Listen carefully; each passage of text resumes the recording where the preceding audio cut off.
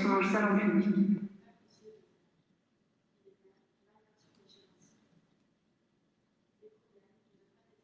Ils doivent rester ainsi.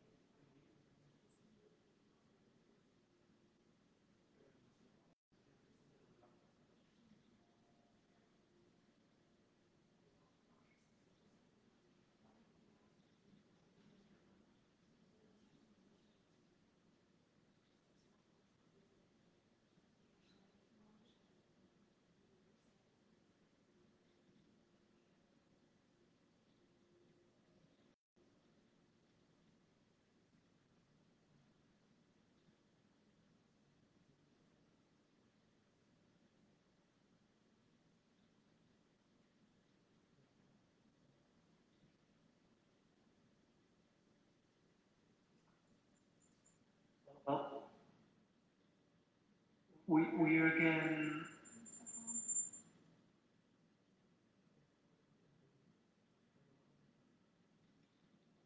Okay, we're again live on Facebook. So it's already 3 a.m. In Paris, and we're gonna start then with the section of Pacific Asia and Southeast Asia. So we welcome first Alana Torralba, who's gonna be our moderator for this segment. I pass the word to you, Alana, and I thank you very much for being here on this night of social rights. Thank you, Esteban and Joya. So I'd like to introduce myself first.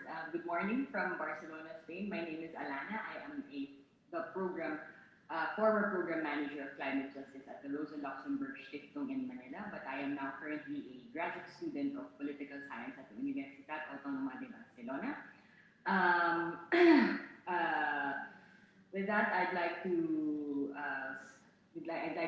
keep the ball rolling by introducing our next speaker, who is a former colleague of mine at the Rosa Luxemburg Stiftung in Manila. She is a climate advisor there. She has more than 10 years of experience in climate negotiations and development sector work. And I'd like to hand over to her the discussions on the intersection of the struggle for social rights, as well, and climate justice. So I'd like to introduce Ms. Tete Nera Lauro. Hi, Tete. Good morning, Alana, and everyone. Hope you're all doing okay.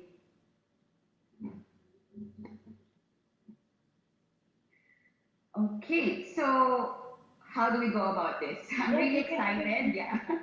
Sorry. You can start. Maybe if you'd like to introduce yourself and your work, And of course, the whole theme of tonight is, or today, is on social rights and how, of course, how the interconnect.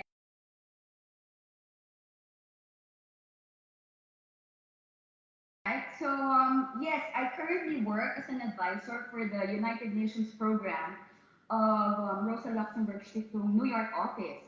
And there, my work is still focusing on the Sustainable Development Goals, financing for development, and climate politics. So, these are all crucial conversations, and they are all supposedly anchored on achieving social, economic, and environmental, ecological development. And it's framed along the realization or achievement of these development goals. So, why is it important to engage at the global level? Because I think what we need right now is for these multilateral institutions, the multilateral system as a whole, to set the norms that will supposedly set the world into a sustainable path. Especially now that we're all affected by the pandemic, it's really important that these global institutions of governance sends the right signal, because whatever it is that is agreed at the global level would definitely have an impact at country level. So what I'm saying is we need for the UN to be effective in, setting the bar high along the needed macro solutions to the world's multi-layered problems of inequality and injustice.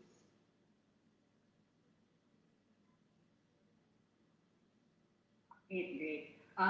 So in your experience, how has the concept of social rights, how have you used the concept of social rights in your work for emancipatory political action? I think it's important for us to have that as a frame in that will guide all our work. So for instance, my work now is mostly at the global level, and here we recognize, as I've mentioned earlier, the importance of multilateralism, or the concept of international cooperation and solidarity of all countries and all governments in setting the standards. I think it's important now, especially because the UN celebrates its 75th year, And if you recall, in the UN Charter, it starts with we, the people. So supposedly, the United Nations is not just about governments, but it is about the people making up the whole United Nations system. So for me, it's the most powerful tool to achieve and realize human rights, allowing everyone, regardless of age, gender, sex, race, etc., an opportunity for a life in dignity.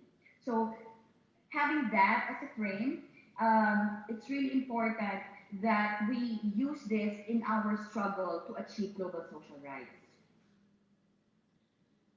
Yes, I agree. So could you also elaborate on the current pressing matters in the Philippines in the struggle for social rights, especially in the context of the global pandemic? What are the most things? I mean, obviously there are a lot. There are a lot of struggles right now in the Philippines, and we'd like to hear about these things as well, so that we can connect them to the international struggles elsewhere, especially in the context of the pandemic, the looming, not looming, but the economic crisis, and of course, climate breakdown. Yeah, I think in the Philippines, we're a textbook example of pandemic response gone wrong, gone totally wrong. We all know that this pandemic has really magnified and exacerbated the inequalities that were already existing beforehand. And here we see, everything that could go wrong in terms of addressing inequalities, in terms of really caring for the people and government institutions being accountable. That is really a classic example of how not to do things. What we're having right now. For instance, in a situation where governments have started rolling out vaccines. You see here that the concept of prioritization of frontline healthcare workers, senior citizens, those with comorbidities, they're not really being observed. And vaccination is only for those who are, privilege in our society. And by privilege, I mean it's the military, it's government officials, it's celebrities, it's rich people. You see them getting ahead of the line. And even in the access of really scarce medical care, we see that hospitals are running short on capacity. People have to really struggle for home care now because there are not enough facilities in the emergency rooms, not enough medical supplies. Our nurses and frontline workers are getting infected themselves. But you see high ranking government officials with very, very little symptoms, sometimes asymptomatic, they're still afforded, VIP care in this government hospital. And I think that is really an issue of accountability to the people and the government officials running smack with privileges that they feel they are entitled to. People who are also lining up for government cash transfers at this time. It's very minuscule. It's only about 100 US dollars compared to other countries where cash transfers are more significant in terms of really supporting them provide for immediate food, medicine. Here it's very little amount, and the government really makes people practically beg for the assistance coming from government with no concept of delivering the assistance house to house in order to avoid further infectations, further infections.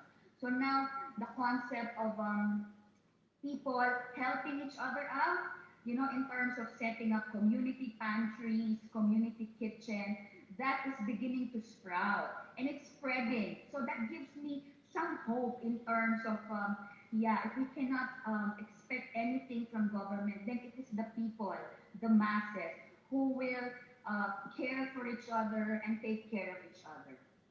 Yeah.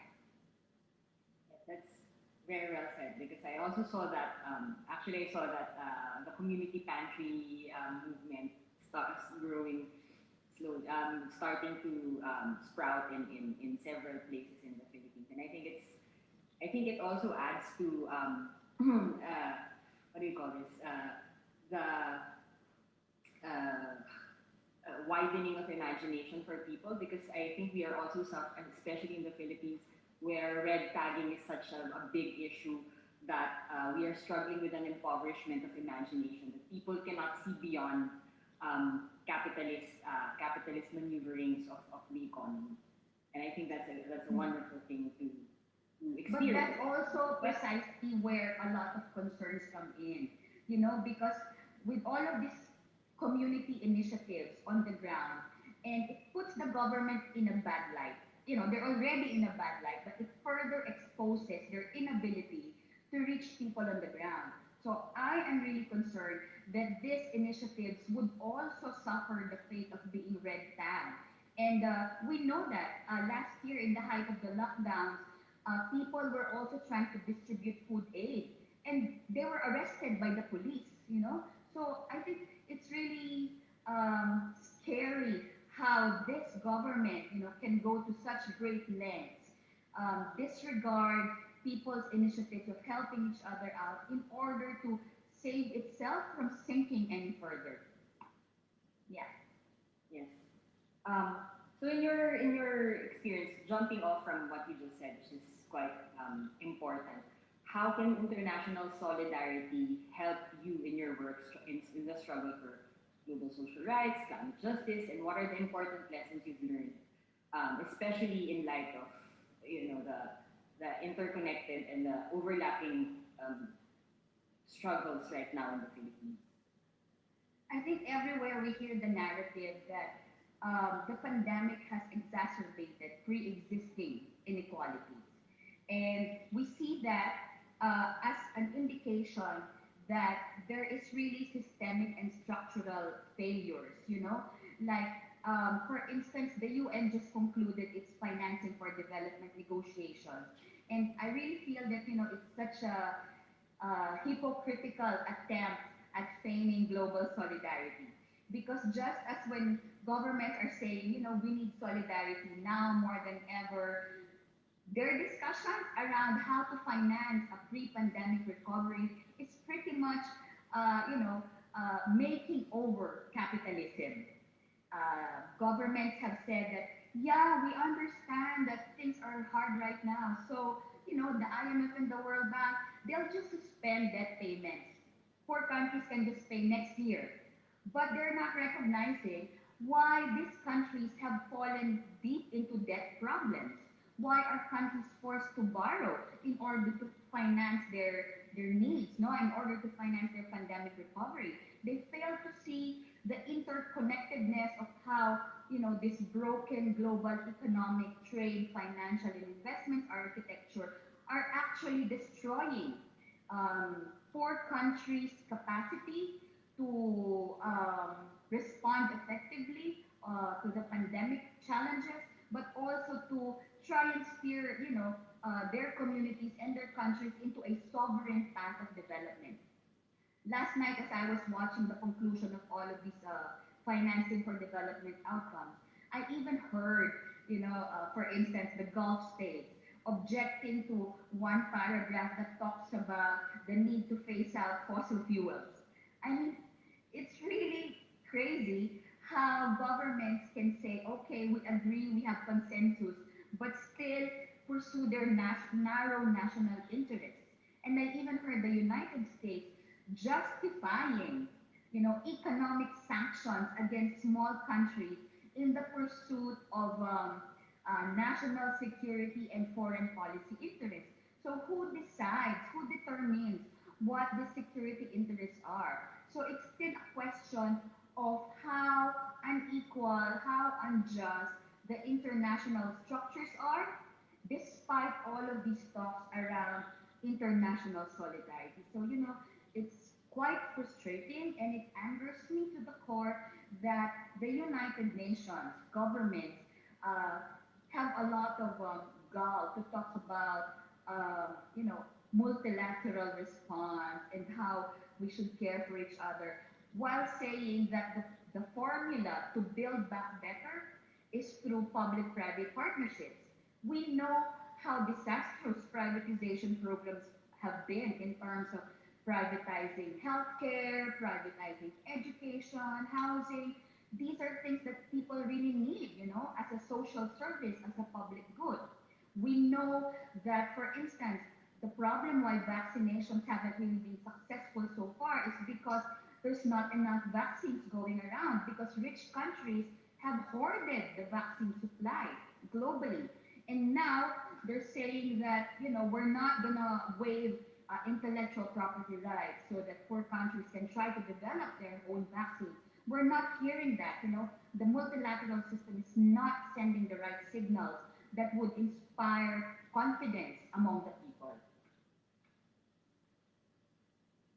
Thank you. Thank you for that. That was a lot. That was a lot of things that we need to think about. Would you have any more things to say? I have a lot of things to say, But but I I still think, have a few more minutes.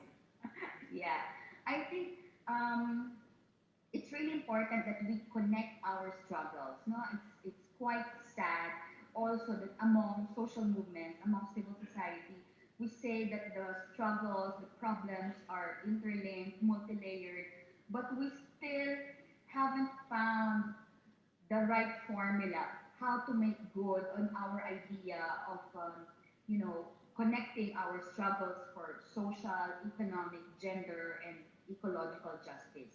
We say that, we know that as a concept, but we're still not quite there yet. We're getting there, and I appreciate all of these conversations now because it's part of our journey to try and understand how we may be able to do it. Because if the multilateral system is failing, then social movements cannot afford to fail together with all of these institutions. Because I think solidarity is the only antidote. Justice is the only antidote to all our problems. No? When we talk about the need to redistribute power, opportunities, wealth, not just between countries, but also within societies. So true, there's a lot of injustices at the global level between countries, but there's also a lot of injustices within our societies, between men and women, you know? So we need to figure out how we can actually get there in order to um, pursue, our vision of really claiming, people claiming their rights. So rights are not given, but we claim our rights. That's a really nice way to wrap up your talk. That we need to claim our rights, of course, because as we all know, nothing is ever handed over to us without struggling for it. Thank you very much for your time, Tetet. I hope you have a nice day ahead of you. All right. Thank you too. Okay. So then now we move over to our next speaker, who is also from Manila. He is the Secretary General of the Cooperative and Progressive Workers Center, or Centro. It is a trade union in the Philippines, and he is also a noted labor rights activist. I'd like to welcome our next speaker, Mr. Joshua Mata. Hi, Joshua. Are you there? Hi, Alana. Hi. Sorry, Hi. I was muted. I was speaking. How are you? Hello. Good morning. Good. Well, good considering that we're experiencing, one of the worst multiple crises we've ever had in this country. Hello, Tete. I'd like to hand over the floor to you. Maybe you could first introduce yourself, the work that you do, and for the first question, how have you used the concept of social rights in your work for emancipatory political action? And of course, to connect it with our, to probably connect, the struggle for labor rights with the pandemic, with the economic crisis, and social rights in general. Okay. Hello, everyone. Good morning, good evening, and good afternoon, wherever you are in the world. My name is Joshua Mata. I'm the Secretary General of Central. I just want to follow up on and build up on what Deb has already mentioned earlier. In the Philippines, we have been experiencing actually multiple crises. It's not just the pandemic, that we are suffering from, which the government has been absolutely failed in addressing. The ineptitude, it's unbelievable, the ineptitude of this government in dealing with the crisis. But I'll get back to that later. So we're experiencing multiple crises. One, the health crisis. Two, the jobs crisis born out of one of the world's longest and harshest lockdowns, if you like. And three, I think there's the more that the pandemic is spreading, there's also an proportionally equal spread of trade union and human rights violation in the Philippines. It's almost like a pandemic in itself. So those are the three multiple crises that at least that we are dealing with. But let me start first with the health crisis, and I think Ted and I've already mentioned a lot of things about this. But what's so galling is the fact that about our situation is the fact that, first of all, the government has no clear strategy, has never presented a clear strategy on how to actually address the pandemic. As early, even last year, we've been bugging them about coming up with a clear strategy on how to defeat the pandemic, and they never came forward.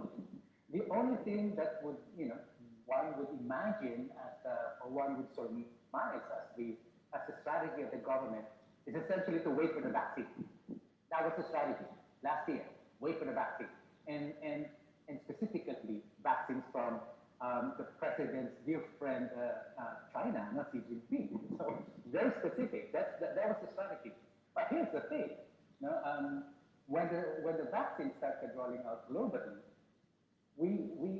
our government has once again failed to one, make sure that we actually access these vaccines, and they even quarreled among themselves, blaming each other for dropping the ball on negotiating for vaccines, and two, when it finally came in terms of a donation, the government was absolutely unprepared to distribute this properly, to the point that after more than a month, well, we started the vaccination actually rolled out last March 1, but as of yesterday, about only 1.2 million or less than 1% of the Philippine population have been vaccinated after 1.5 months.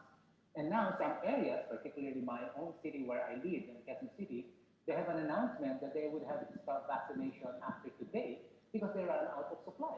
So it's just incredible ineptitude, that I think more than the pandemic itself, more than SARS-CoV-2, it's the ineptitude of this government that would actually kill people in this country.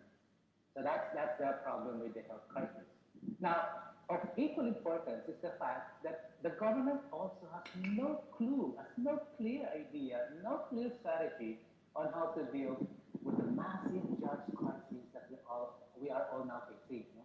I'm sorry I forgot to mention, Lana, that I'm actually with the trade unions, and I work for, and Centris with the trade union, is a trade union movement. We're working with people working in the formal and informal, public and private, and even migrant workers. One of the things that we immediately notice is that in all the wrong decisions made by the government last year until today, about dealing with the workers and their jobs, we actually suffer. First of all, a third of our membership are from the jeepney drivers. Well, a third or so, a fourth of our membership are with the jeepney drivers. Oh, yeah, from the Philippines, so you know this. So for those who haven't been to the Philippines, jeepneys are the most convenient means of conveyance for many working class people here in the country. But the government wanted to phase this out for many, many years. And you know what? They failed to do so because the workers were fighting for a just transition. They're saying that, hey, before you phase us out, you better start paying for our transition to have a modernized and cleaner energy vehicles. But the government doesn't want to do that, and so what they did is that they tried to use the pandemic as a pretext to actually phase out the jeepney drivers. That's right, that's 500,000 people, 500,000 transport workers who were phased out, not allowed to travel, simply because the government initially wanted to use the pandemic to phase out the jeepneys, that they haven't actually succeeded in doing before the pandemic. Now, obviously, they eventually failed to do this because they realized that if they phase out the jeepney drivers, the jeepneys today, that would only exacerbate the huge problem that they created in terms of the lack of public transportation, which in turn becomes a problem in terms of containing the COVID-19.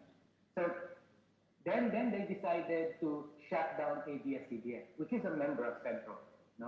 And this company has been employing 11,000 workers or so.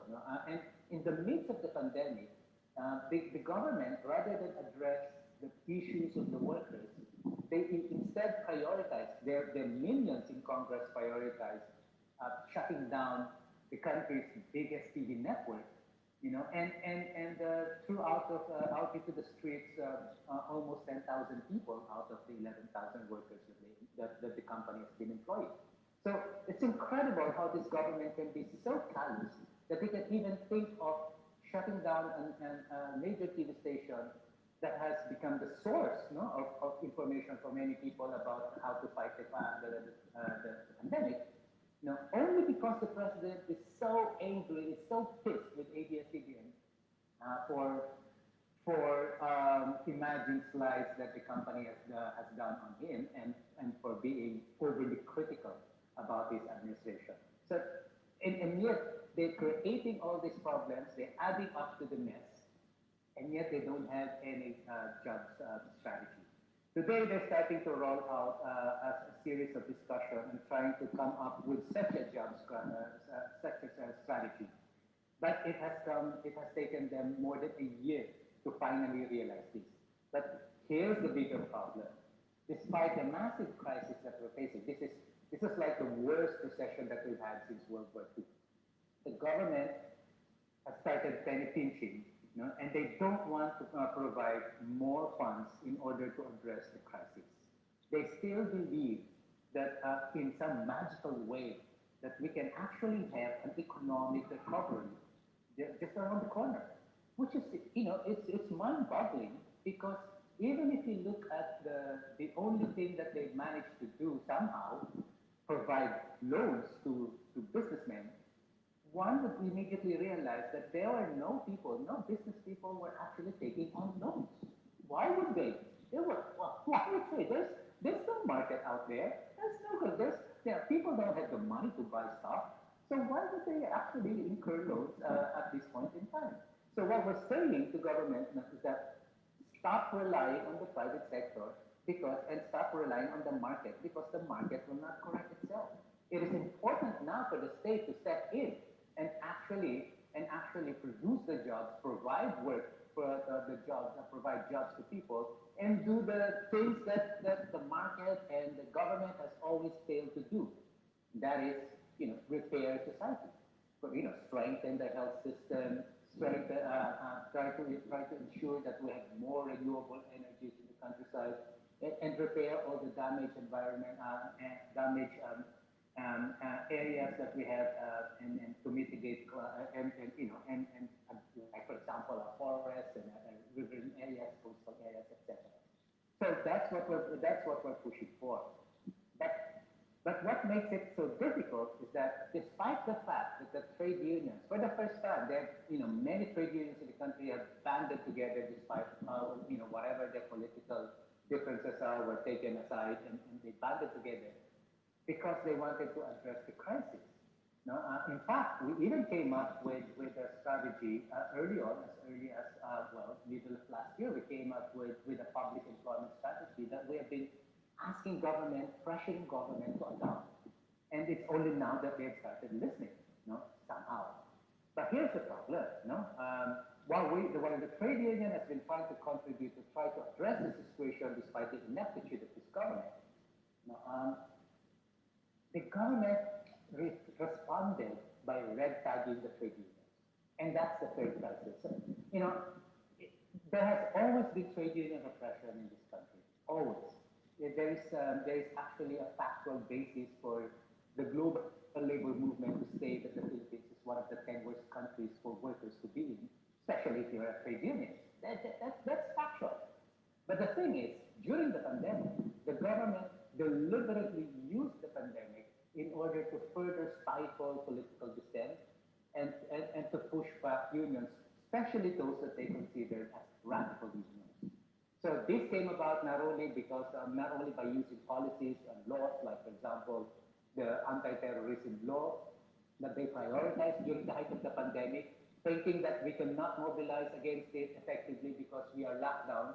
They rushed into law the passage of this draconian anti-terrorism law, and then in the labor sector, they matched this with the policy that's called that's done by the PNP, by the police, together with employers in many export crossing zones, specifically to weed out radical unions. That was the word. Those were the phrases, to weed out radical unions. And they do that by red tagging everyone. All unions, whether you're from the left of the political spectrum or you're from the right of the political spectrum, if you're assertive enough, they would red tag you. And in this country, as you would know, Alan, in this country, the moment you are red tagged, you're actually open season to security forces. Now, you become very, very vulnerable to a lot of harassment, a lot of intimidation that they can think of.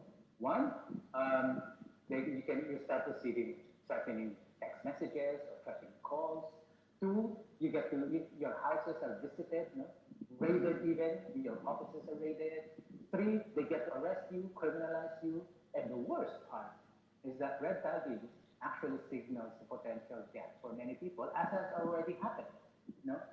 In fact, during the height of the pandemic, killings, not only trade union killings, but also killings due to the so-called war on the poor, which they call war on drugs, actually increased by 50%.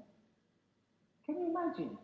Can you imagine that kind of a government? I mean, what kind of a government would be so demented, so evil, that it would even prioritize killing its own citizens at a time we're struggling with the pandemic? So that's the kind of crisis that we're facing, no? Alana. I'm sorry if I took too much time explaining the situation to you. No, of course not. I think it's important also to contextualize where you're coming from, and in a way, it's also it's important work to let people know what's going on in your own backyard. Having said that, why is international solidarity important in your work right now? We know that support is important, but also how do you connect what is going on in the Philippines with what is going on, for instance, in India, which is also experiencing similarly draconian government. So, Let's not and what forget are the about lessons you Myanmar. learned that you can? Yeah, let's not forget about Myanmar and Burma. Let's not forget about Hong Kong. So that's a perfect question. And to be honest, I don't think we in the trade union movement could actually sustain our fight without solidarity. That without the global solidarity that's directed towards us. But also we were very, very conscious that despite the fact that we were under attack, we never failed to remember that, and we never failed to act whenever there's an opportunity to, in order to express our solidarity to the trade union leaders who are being repressed in Hong Kong. Yesterday, Li Chipian of the Hong Kong CPU was incarcerated with more than 1 year.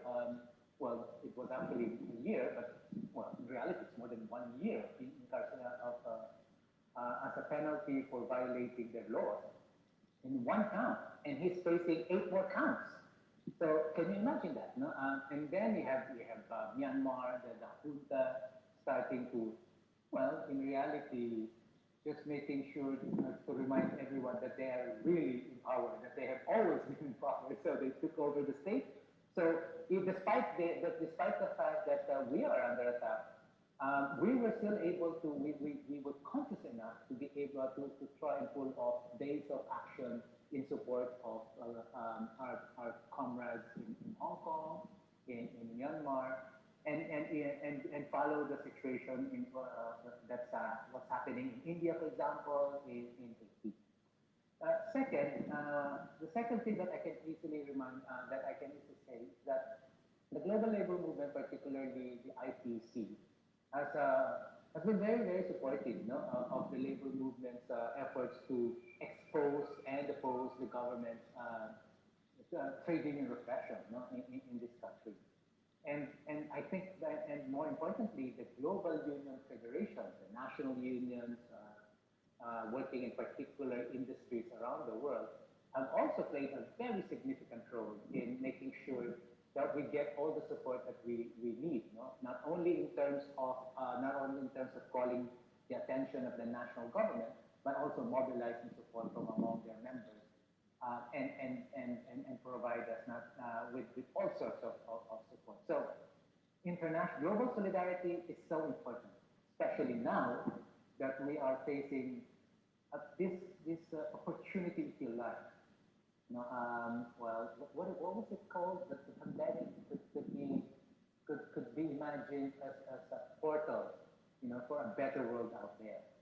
But we all know that that's going to take more than words to do that.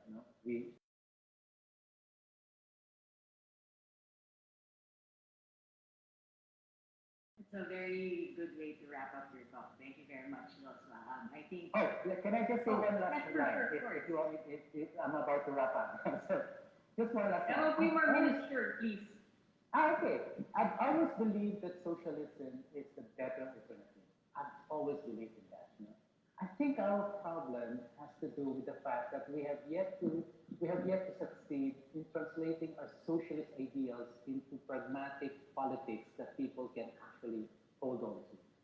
That's the challenge. But here's the thing.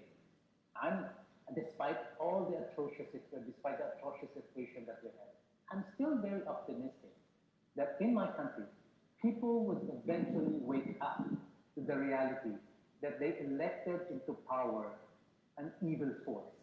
So that's the first point. I'm still very, very optimistic that they will wake up to the fact that they placed in power an evil force who never dared to hide to hide his intentions. Duterte, no, that demon Duterte actually said he will kill people if we make the mistake of voting into power, and he proved it.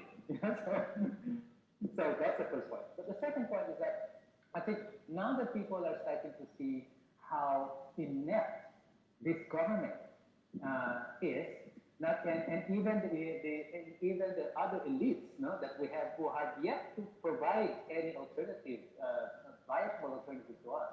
I think people are now open to think of better ideas on how to do things, and this is our chance. This is our moment. We need. I know it's not going to be easy, but and I know it will take a lot of hard work for us to do it. But this is a great opportunity for us to prove once again that socialism is far better as an alternative than what capitalism can offer. That's I mean, you just said that you're very optimistic about ousting the Duterte, and I think there is no, I don't think right now there's no Filipino in the world who decided at least who does not wish for the same thing.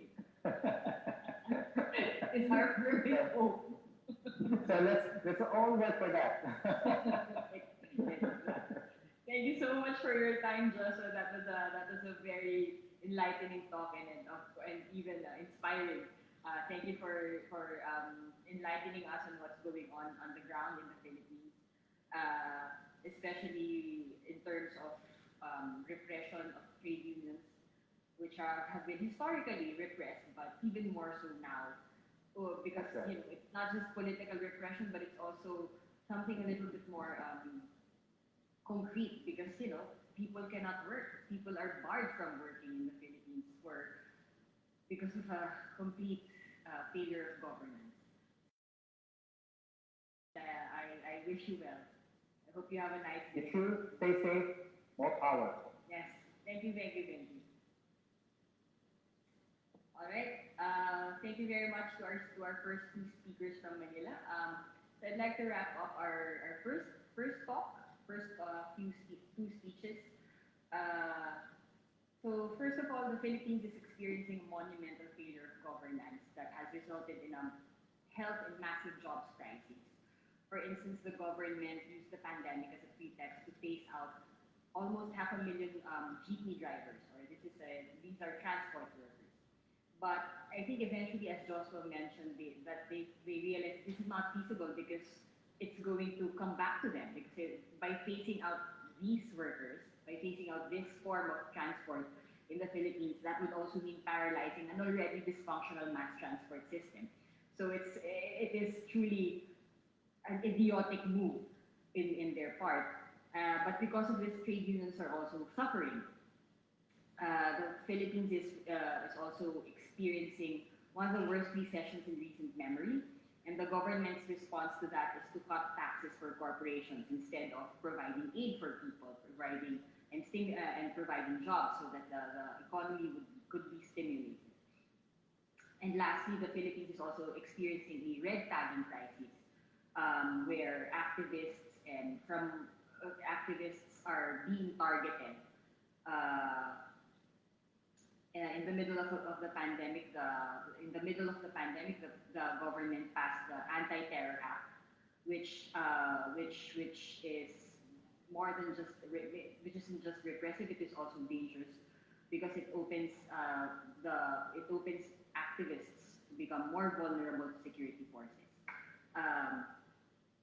But as Tetet mentioned, there is some hope in community-led initiatives that are sprouting all over the country today, such as the community pantries, where people are sharing what they have to their communities.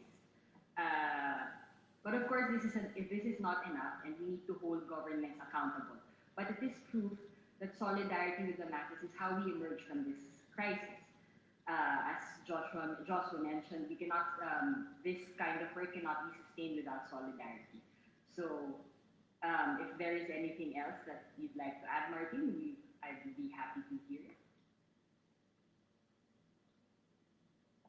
Yes, from my part, it's more a comment because I think that you make a great brief about what David and Joshua said.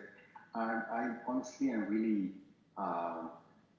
just really happy and with a really happy surprise that the about the similarities of the resistance of the problems that we have also here in Latin America, in the Americas, and how organizations are awakening and also creating solidarity, and all the things that we saw during the day show us send us a very powerful message of how this path is each time more clear in order to build this new and fight for a new world with the rights in the center and with the people in the center rather than power rather than the economical powers and interests. And finally, I think this really shows me how important it is to have these kind of spaces to feel struggles and share experience across worldwide. And I think that we must insist to have this kind of experience.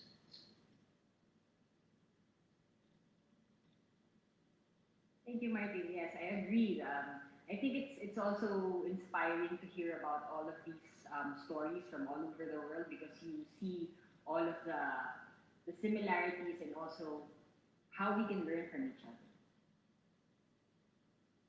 All right, so I think we can have a short break, unless anyone has questions. Anyone in our Facebook page? Yeah. No, maybe we can wrap up with we have still the pleasure of having Joshua and the TED, and maybe you can both say something else.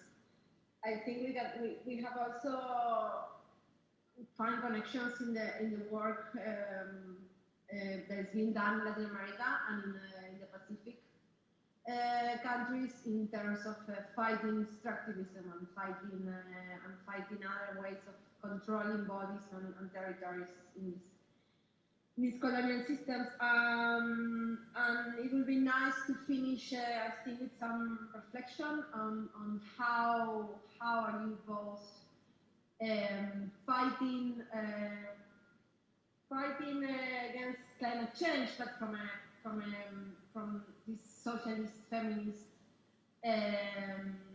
labor center perspective. If you have something to share about that.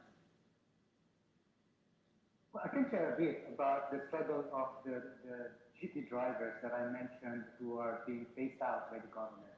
I think what they're doing is a concrete example of how just transition can actually work. You know, and this concept of just transition is something that themselves developed when they were fighting against the government's efforts to phase out their very livelihood. Can you imagine? You know, the government wants to phase out their livelihood without providing any alternative. And you know what they did? They said, listen, we believe that it's important for us to modernize the transportation in the Philippines, public transportation, because we want a better air. We want clean air. Who doesn't want that? But please don't ask us to pay for that. You know, so when the government did not listen to them, they went on a massive strike 2 or 3 years ago, And that's how they were able to stop the government from actually doing the phase out. And since then, they were able to get a 3-year grace period for them to actually implement a just transition program, which they are now trying to do at this point in time. So in my reflection, we've always tried to convince our members to fight for climate justice, but the best I realize that the best way to do it is to always connect the struggles in the ground with our ideals for climate justice. That's the only way people would actually mobilize for climate justice, if they know that this is linked to their day-to-day struggles themselves. Yeah, I don't know if the dad wants to say something, but yeah, the dad. Yes, I think taking off from what Joshua mentioned, no, there are a lot of false solutions around there that's being propagated by governments and international institutions. The jeepney phase out in the name, in exchange for clean air is one such example in the Philippines. But also at the global level, they're all talking about net zero emissions, for instance, nature-based solutions, for instance. That they make it sound so positive and green and sustainable, but we really have to be critical and unpack what net zero means, for instance, because net zero is not the same as real zero emissions. Net zero emissions is just another way for promoting carbon capture technologies, nuclear energy, emissions trading, carbon markets, which is still pretty much the same shit. Sorry for being blunt, which is pretty much the same shit that has brought us into this state of climate crisis. And now they're using the very problems and presenting this as solutions. No? So that's how perverse the multilateral system is in terms of making problems part of the solutions and trying to fool everybody. No? And another thing is about nature-based solutions. It sounds nice and green, but what does it really mean? It talks about, extracting more from environment, cloning it maybe, and these are based on nature, but not really ecosystem-based solutions. So they have a really nice way of twisting reality and making it, sound so nice in a package. But what we really need to be working on as social movement is how do we expose, that while COVID and the climate crisis may have different causes, their roots are pretty much the same. One would be the reliance on markets. Number two, the failure of states to address the long-term threats. Three, the absence of social protection. And four, a system that trashes people and planet. And the solutions, we know it already. It's about genuine people-to-people solidarity. It's about redistributing wealth, income, and opportunities. It's about collaboration. It's about equity. It's about social protection. So I think the movement's responsibility is how to connect the dots. Because the dots are there. It's all laid out for us, but we have the problem of connecting those dots and using this moment to confront corporate power, to build more just and sustainable societies. So I think conversations like this are important so that we can try to figure out how best to connect those dots.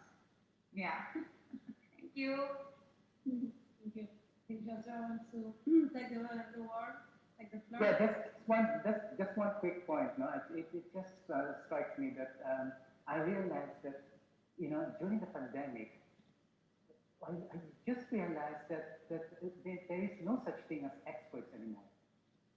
All of us are groping on how to deal with this, and that means that to a large extent we are now experts. I mean, I'm not saying I am, but we are experts because we're trying to discover things. And I think of course it's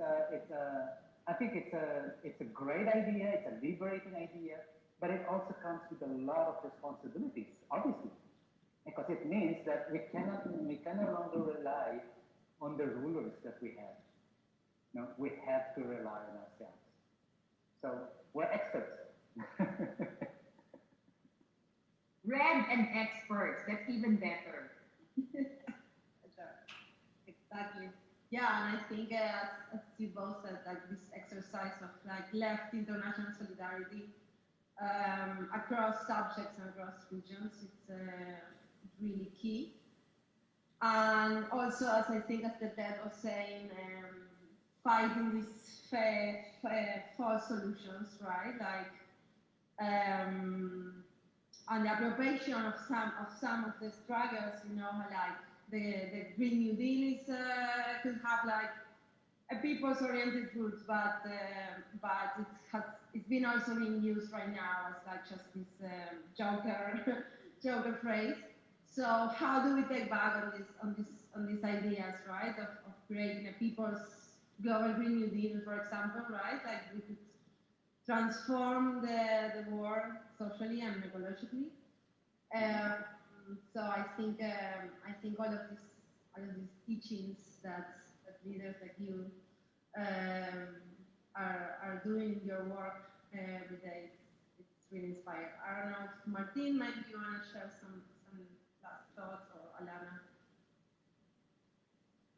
On my side, I totally agree in how power corporations, private sectors, elites are building all these strategies also to capture, as you said, terms and ideas that movements has, and I'm also really worried about that. Definitely, we really need to share all of this knowledge and analysis also, because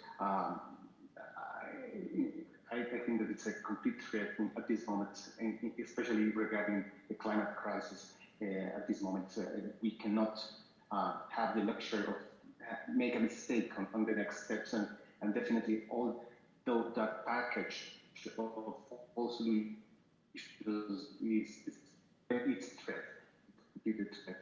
I just want to maybe ask a bit.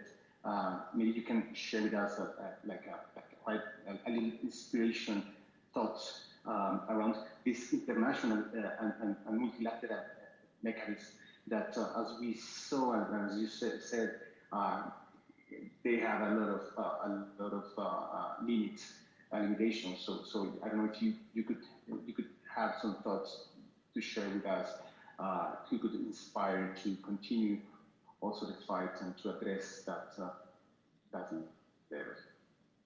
I think what excites me at the moment is that there are huge internal fights within the UN system itself. So they're also fighting among each other about how we can navigate the world to a fairer tomorrow. Now, for instance, it inspires me that the UN, the UNCTAD, the one on trade and development, is really putting forward very progressive ideas along what's wrong with the global trade system. They're talking about the need to fight illicit financial flows. They're talking about taxing, wealthy individuals and corporations. These are things that are unheard of in the mainstream UN circles. So to hear a UN institution talk about things that social movement talks about, and struggles for, that's kind of inspiring for me. And I think in that, we also need to be selective and work with allies within that system. Because we cannot just be talking among ourselves. We need to expand and broaden. So if there are some institutions that somehow carry progressive ideas that we are also fighting for, then by all means, we should tap into those openings, windows of opportunities, so that we can expand also our influence and our reach, but not to fall into the trap of having the illusion that the UN system will fix itself. It can only be fixed because of pressure from social movement. We delegitimize these institutions but we also try to capitalize on those windows of opportunity where we can, make our voices louder, where we can put forth and challenge them with a progressive agenda. So, the inside and the outside strategies that social movements are really working on, I think we need to really reflect on how we could tap into this further. So, yeah, somehow the old times excites me. Very much. Yeah, thank you. Yeah, Martin. No, I think that we have we are on time. I don't know if you have another question or comment, Mariana. No. Just continue with the next guest. Yeah. Thank you. Thank you so much, Takeda and Joshua. I think we are still waiting for our next guest, so maybe we can have like 2 minutes to drink some water while we wait for Tony Lavina. So I see you in 2 minutes. Thank you, Tete.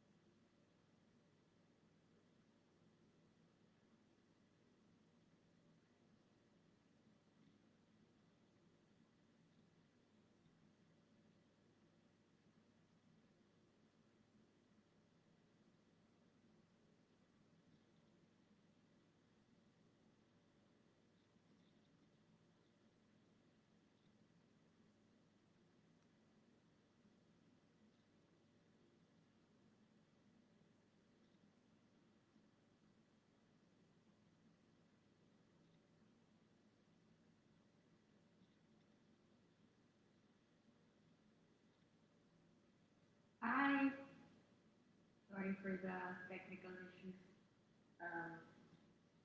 Hi, Alana. Hi, Dean. I'd like to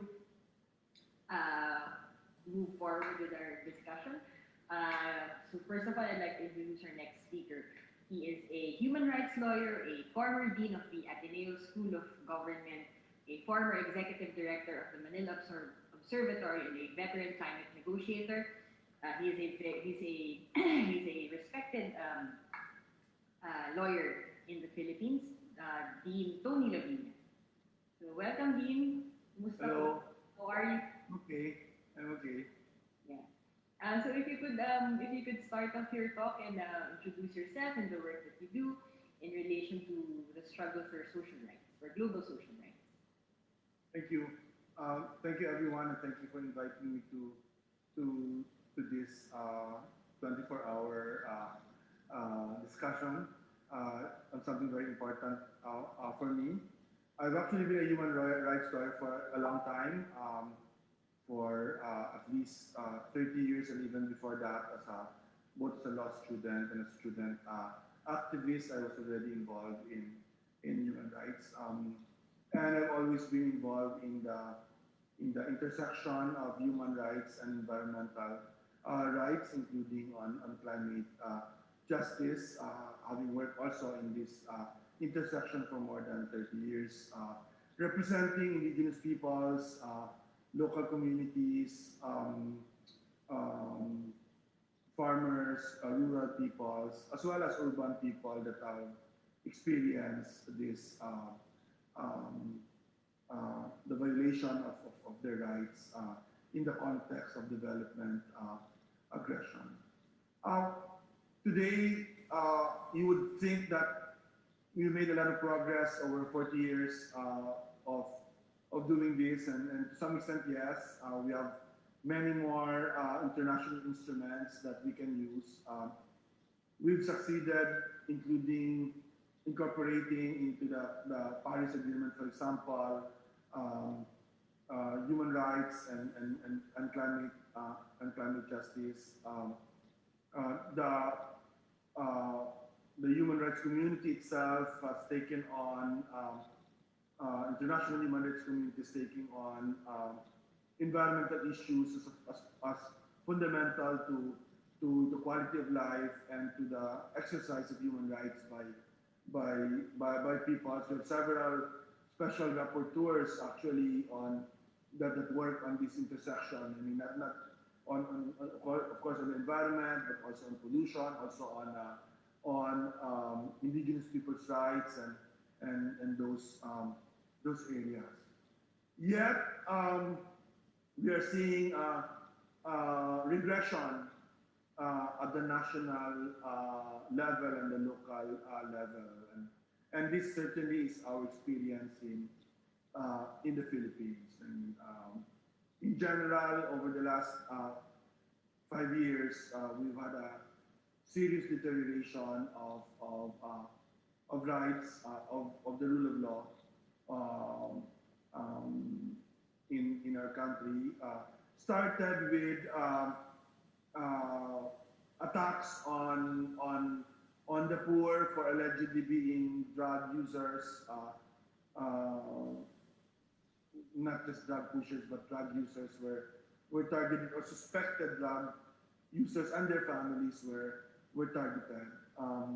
But that has then expanded to environmental rights defenders, indigenous peoples defenders, or indigenous peoples themselves, climate justice workers. That attack has been expanded to that group, and we now have several killings that happens on a regular basis in the Philippines. Arrests are made also of political dissenters.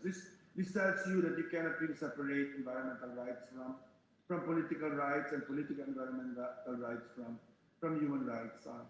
Personally, I'm involved in fighting this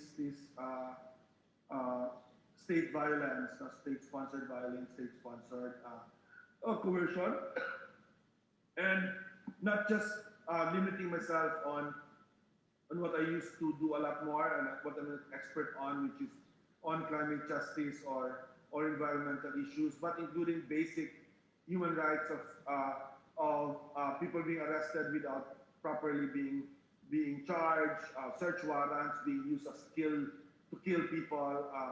So the broader, there's a point when if you're an environmental activist, the human rights aspect of your work is more important than the environmental aspects of your work.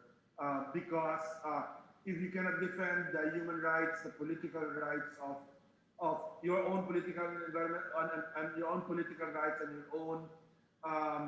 your own right to expression and right to protest and right to dissent, then you will not be effective in your environmental and climate advocacy. So that's where we are now.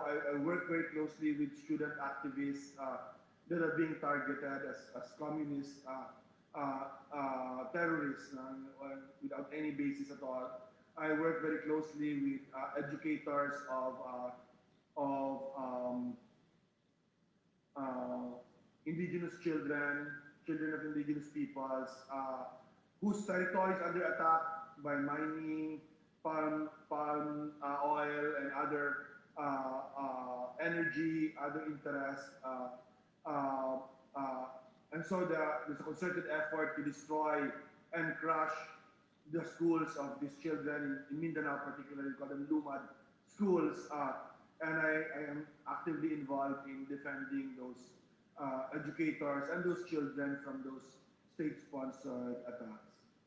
So we are in a dark moment in the Philippines, but because I'm old enough, I'm 61 years old now, 40 years engaged in this. I know it will turn. I don't know when exactly, but when it will turn, we will push back, and we should push back very hard. And the idea is that we have to push back hard enough so it never happens again. And I'm looking forward to that. So yes, it's dark, but I'm hopeful. There's always dawn after dark. Thank you for that, Dean. Thank you for that wonderful introduction. Could you also elaborate on, you've already mentioned that you're working with Lumad communities. For everyone outside of the Philippines, of course, they might not be familiar with what the Lumad are. They are a cluster of indigenous peoples in the southern part of the Philippines who are especially marginalized because of the incursion of corporations and government into ancestral lands. But could you also elaborate how the pandemic has exacerbated the targeting of these schools in the Philippines? And how do you think international solidarity can help in your work in defending these communities? Yes, thank you. I was going to go to that next, which is that not just the Lumad community, but I will talk about them more in depth because I work with them closely, but also the other human rights activists, environmental activists have been affected by the way the government has responded to the COVID pandemic, which is to use an iron hand, what they call a hammer. Until lately, now they don't arrest people finally as a policy, but earlier they would arrest people, they would detain them, they would punish them, they would charge them, exposing them even more to more COVID infections, as well as exposing the government. I mean, so the Lumad schools, the schools of indigenous children from Mindanao, even before the pandemic, they had closed down the schools. But after they closed down the schools, we were able to put together what's called evacuation schools. So these children were able to go to schools in major cities. But because of the pandemic, obviously they could not move around. They have to be also taught remotely through Zoom or other means, and then exposing them to be more vulnerable again. So lately, one of our schools was attacked and closed down in Cebu City, which is a city in the middle of the Philippines, in central Philippines, and the children were forced to be taken away from the school The teachers were arrested, up to now were arrested, are still under arrest, are still detained without charges yet. We are waiting for charges to be filed. One child was freed because we filed a corpus petition, which is a petition to free a child based on a parent's demand, and obviously the child was given. Some of the children were flown back to Mindanao, the island where they are from, without the consent of their parents. So what we need solidarity for these cases is actually to help in objecting to this type of attacks, closures, because there are two other schools that are in danger of being attacked anytime, and also to demand the release of those children, and especially demand the release of those teachers that have been arrested. I mean, well, we need that. On a broader front, we need the help and the condemnation of the international community for attacks that were happened over the last few weeks. One of them we call it the Bloody Sunday attacks, when social activists were hunted and killed by state forces on the ground that they fought back, which is something we reject and push back on. Thank you very much, Dean. I think that's very important that we shed light on what's going on in the Philippines, especially in the realm of human rights, because there is a further exacerbation of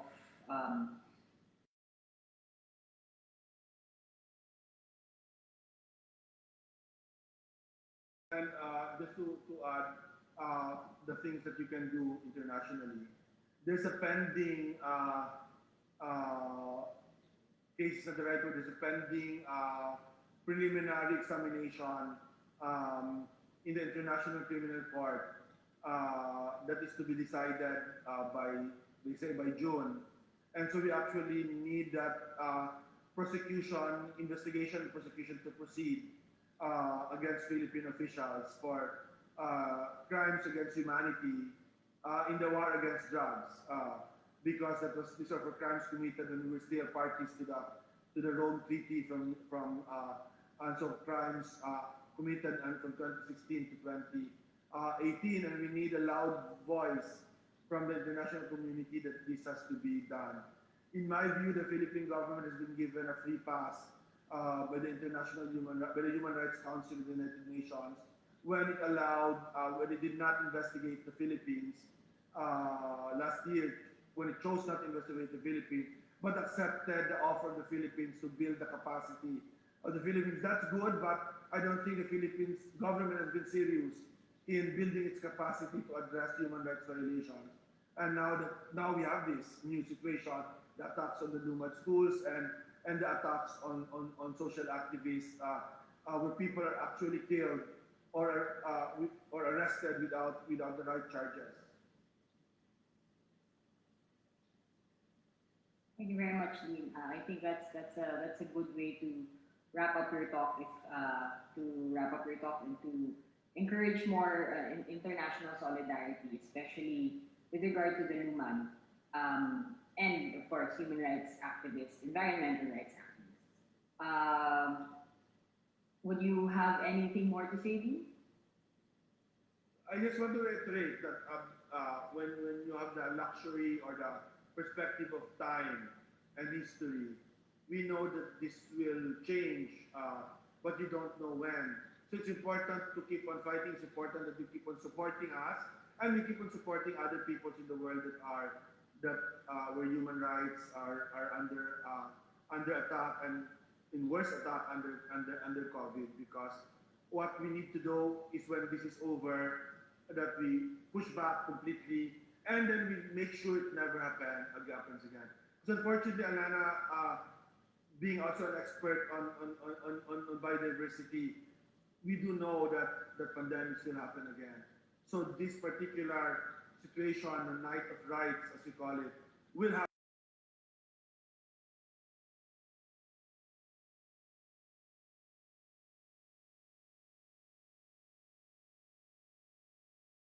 Thank you very much, Dean. I think it is very difficult, I would say, for a lot of people to be optimistic at this point because we're all experiencing some level of trauma, whether it's losing people to the virus or experiencing some form of repression in our work. But I think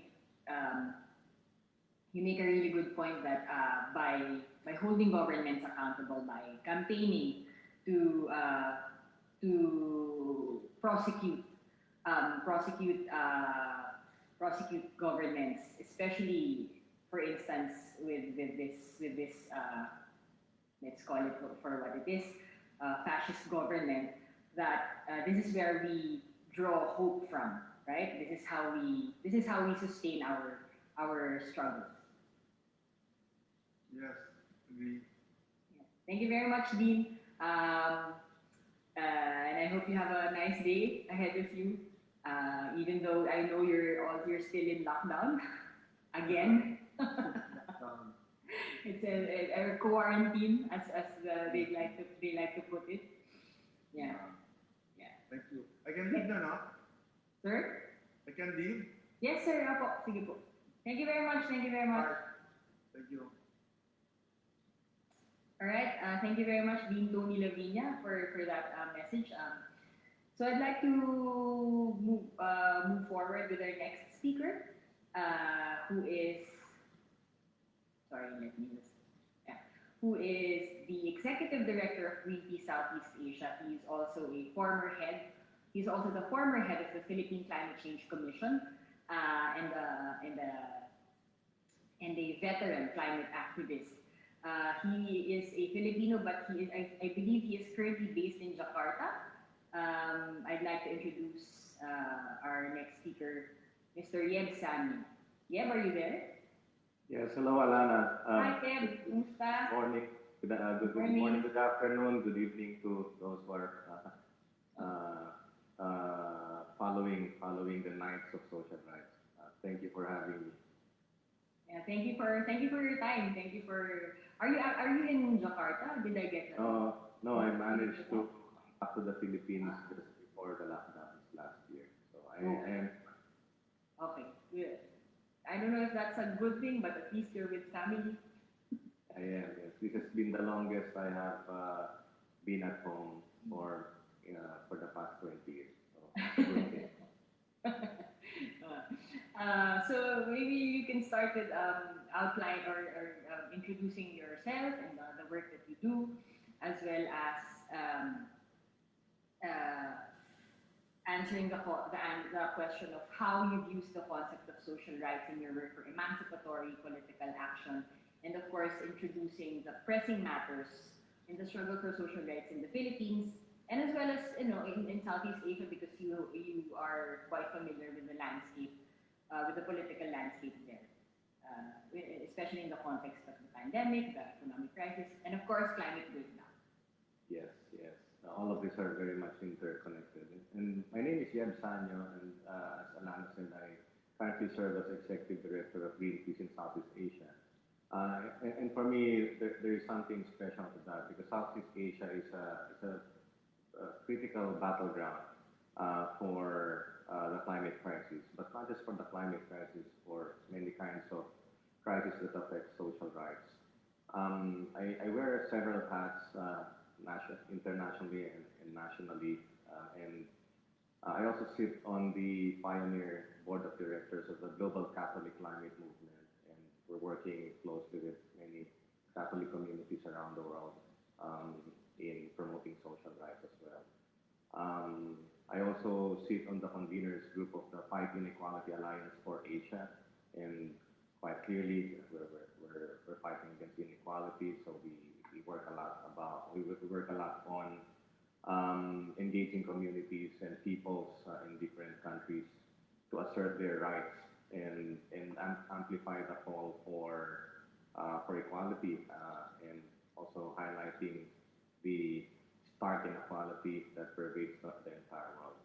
And in recent times, during the pandemic, I have been very active as well in serving communities who have struggled with access to food, transportation, and mobility in the midst of the pandemic.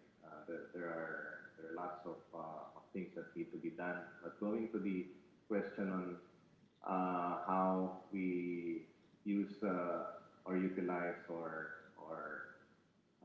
social rights as instruments for emancipatory political action.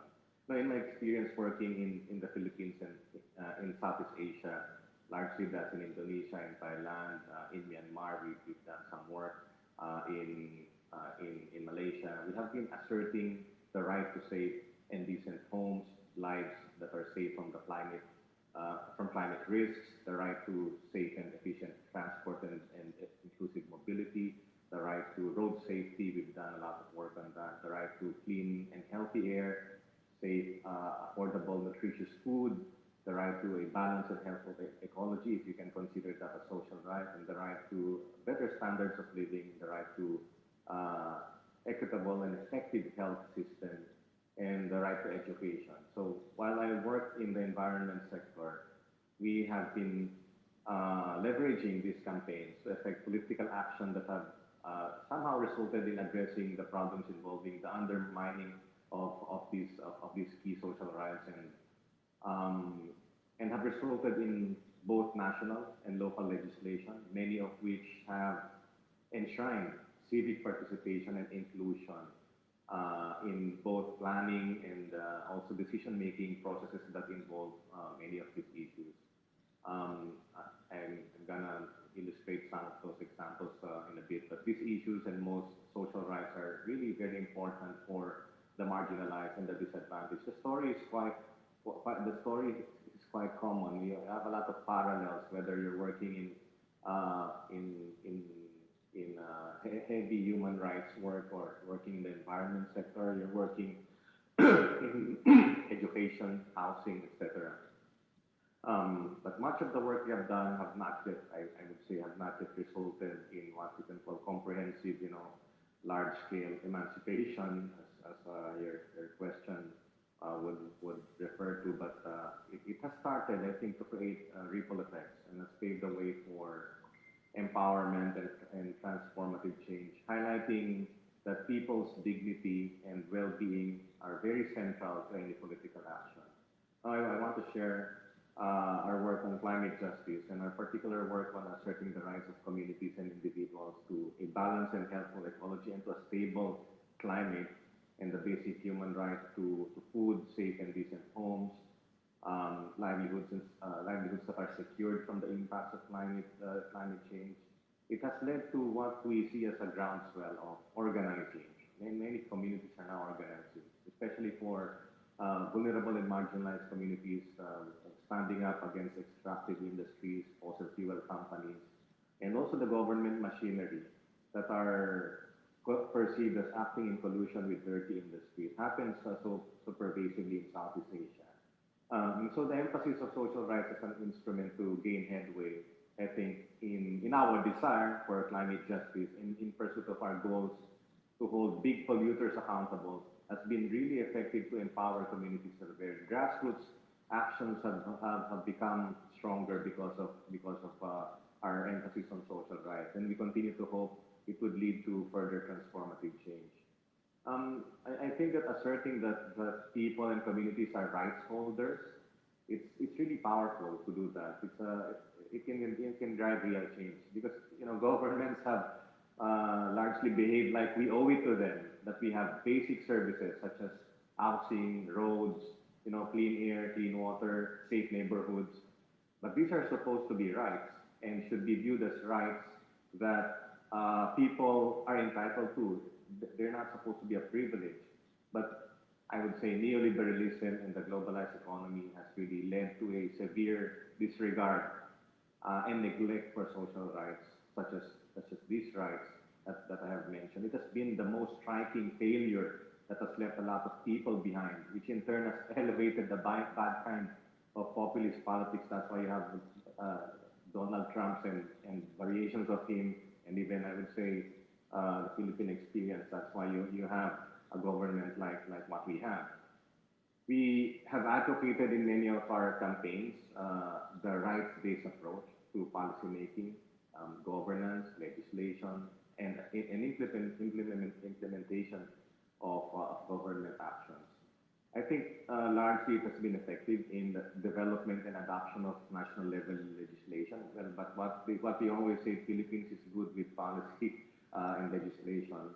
But that highlighted the importance of development-oriented and community-based participatory risk management or disaster risk management as an example, or risk reduction, putting people at the center of planning and viewing disaster risk or even climate risk as a function of people's vulnerability.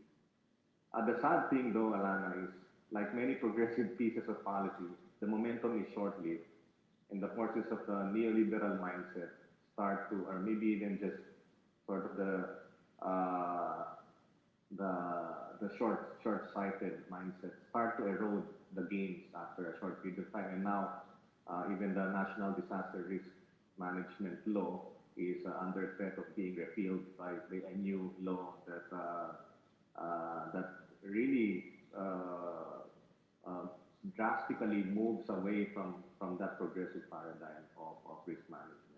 I also want to share, we have also done a lot of work during the pandemic to highlight mainly social rights that have been undermined because of government measures to address the pandemic.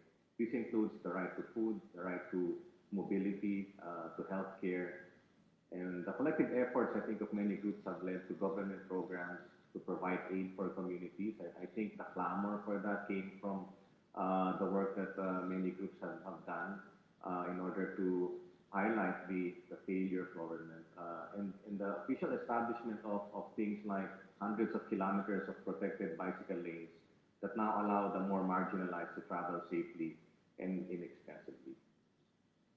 I'll stop there for now. Thank you for that, Liam.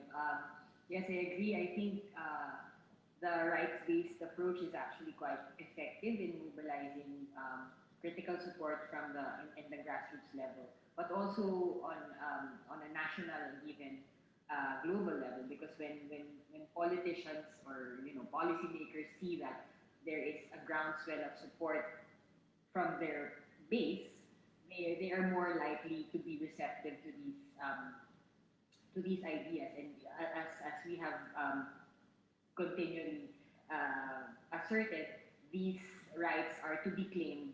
These rights are to be fought for, and not just because no one is going to give them to them and give it to us, unfortunately.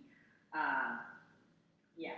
So in this regard, how do you, especially in the context of the climate crisis, how do you think international solidarity? How is international solidarity important for your work?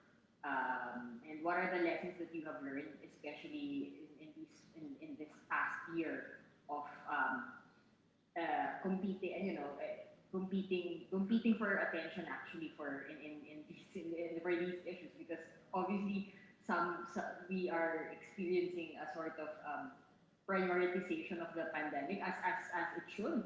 But how do you, because sometimes people tend to separate the climate crisis with the pandemic, when in fact they are basically connected, and the connection is quite obvious. But how do you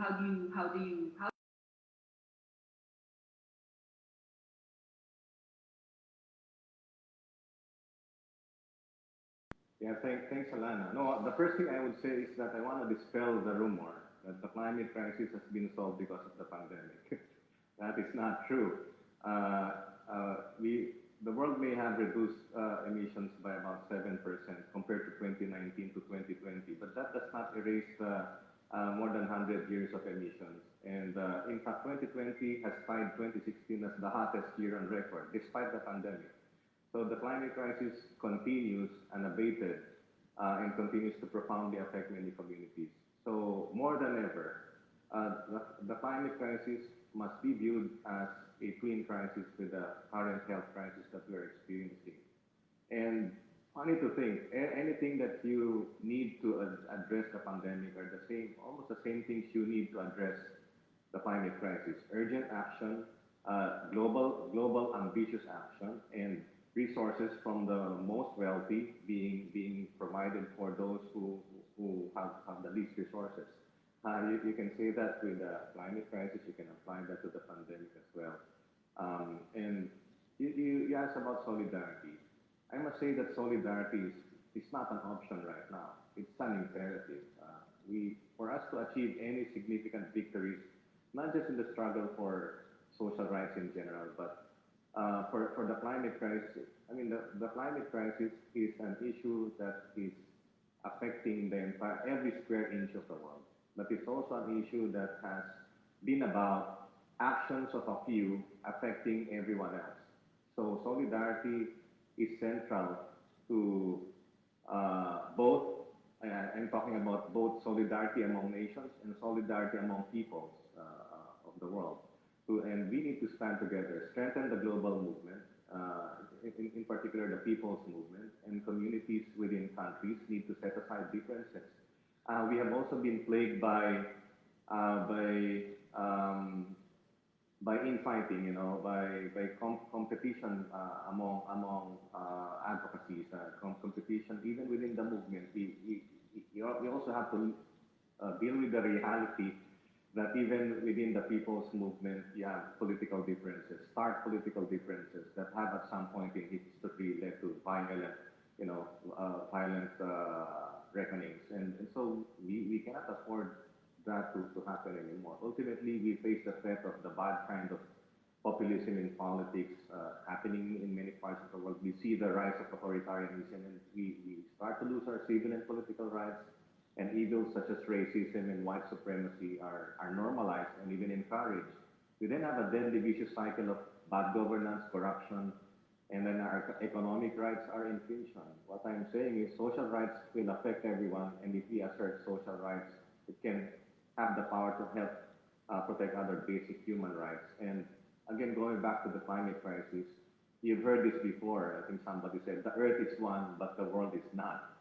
And that just continues to be pervasive. I am also reminded of Isaac Asimov when he wrote, science gains fast, knowledge. Science gains faster knowledge than society gains wisdom. Right. So we all depend on one Earth for sustaining our lives. That's something we need to recognize. Yet each community, each sovereign country, it strives for prosperity and survival, but with very, very little regard for the impact that it will have on others. And now I contextualize that with what's happening between the global north and the global south. So we do know that many countries have consumed more resources at a rate that has left little for other countries and has left little for future generations. So this is an injustice. Probably the climate crisis is probably one of the biggest injustices in human history, and therefore we need to see it from the point of view of rights of people, from the point of view of achieving and working for and achieving justice, because international solidarity definitely underlies that right to development and that right to an equitable access to the global commons. It's more than ever, the fact that the climate crisis is due to the prevailing international economic system and the powerful forces and those who wield influence and wealth that drive the process of this globalization that's been happening for many decades. These sit at the root of this crisis. Greed and arrogance and corporate capture. All of these things combine to create this problem. So climate change is really just a symptom. So for us to address, talking about the pandemic, right? Climate change is really just a symptom. So for us to be able to actually solve it, we have to look.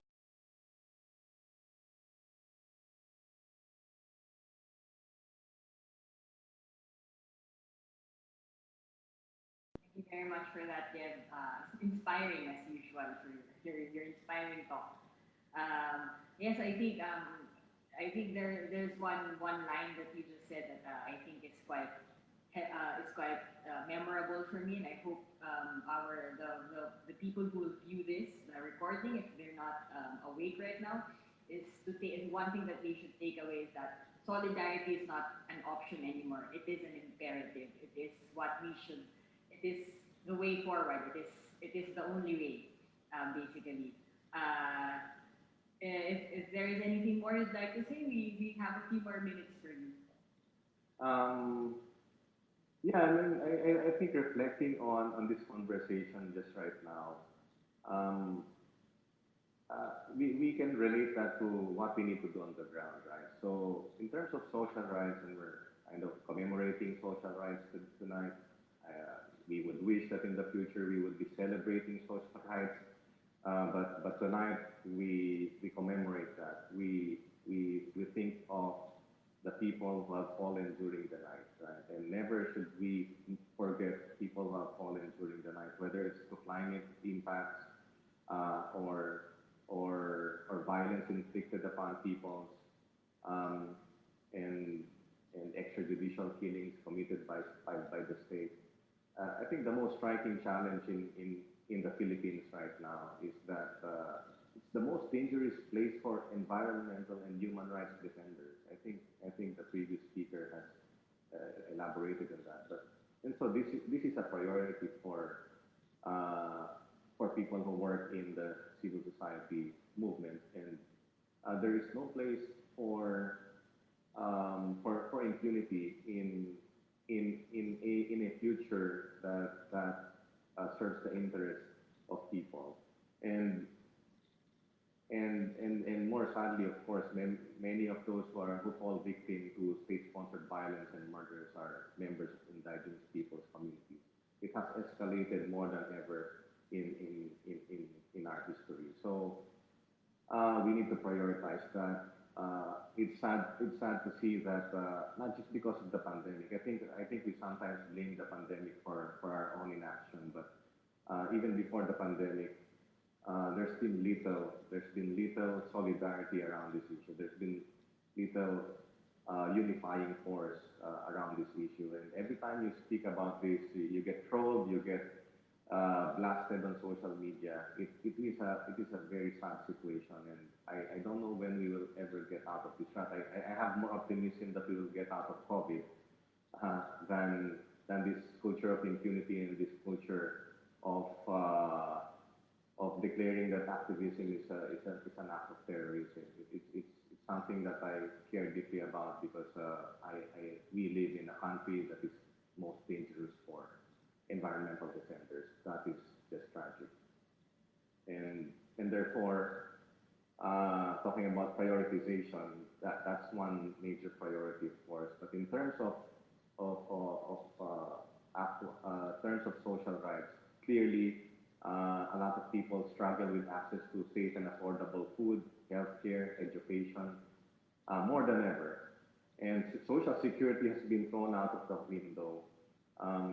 And we live in the most uncertain of times, not only because of the actual threats of COVID on our health, but also because of the ineffective and incompetent measures devised and implemented by those in power and further aggravated by the wealth and influence of those who control the economic order in the world. So those who are powerful and influential have become more powerful and influential. COVID-19 is not the great leveler as some might think it is. It's not.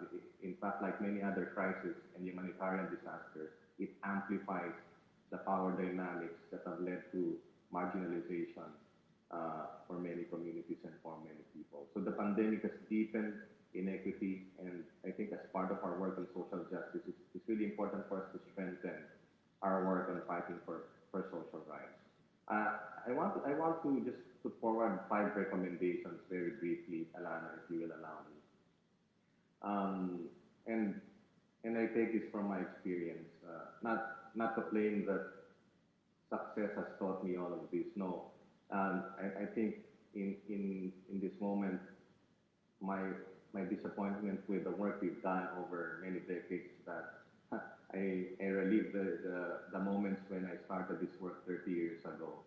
And I never imagined 30 years hence the problems are so much bigger.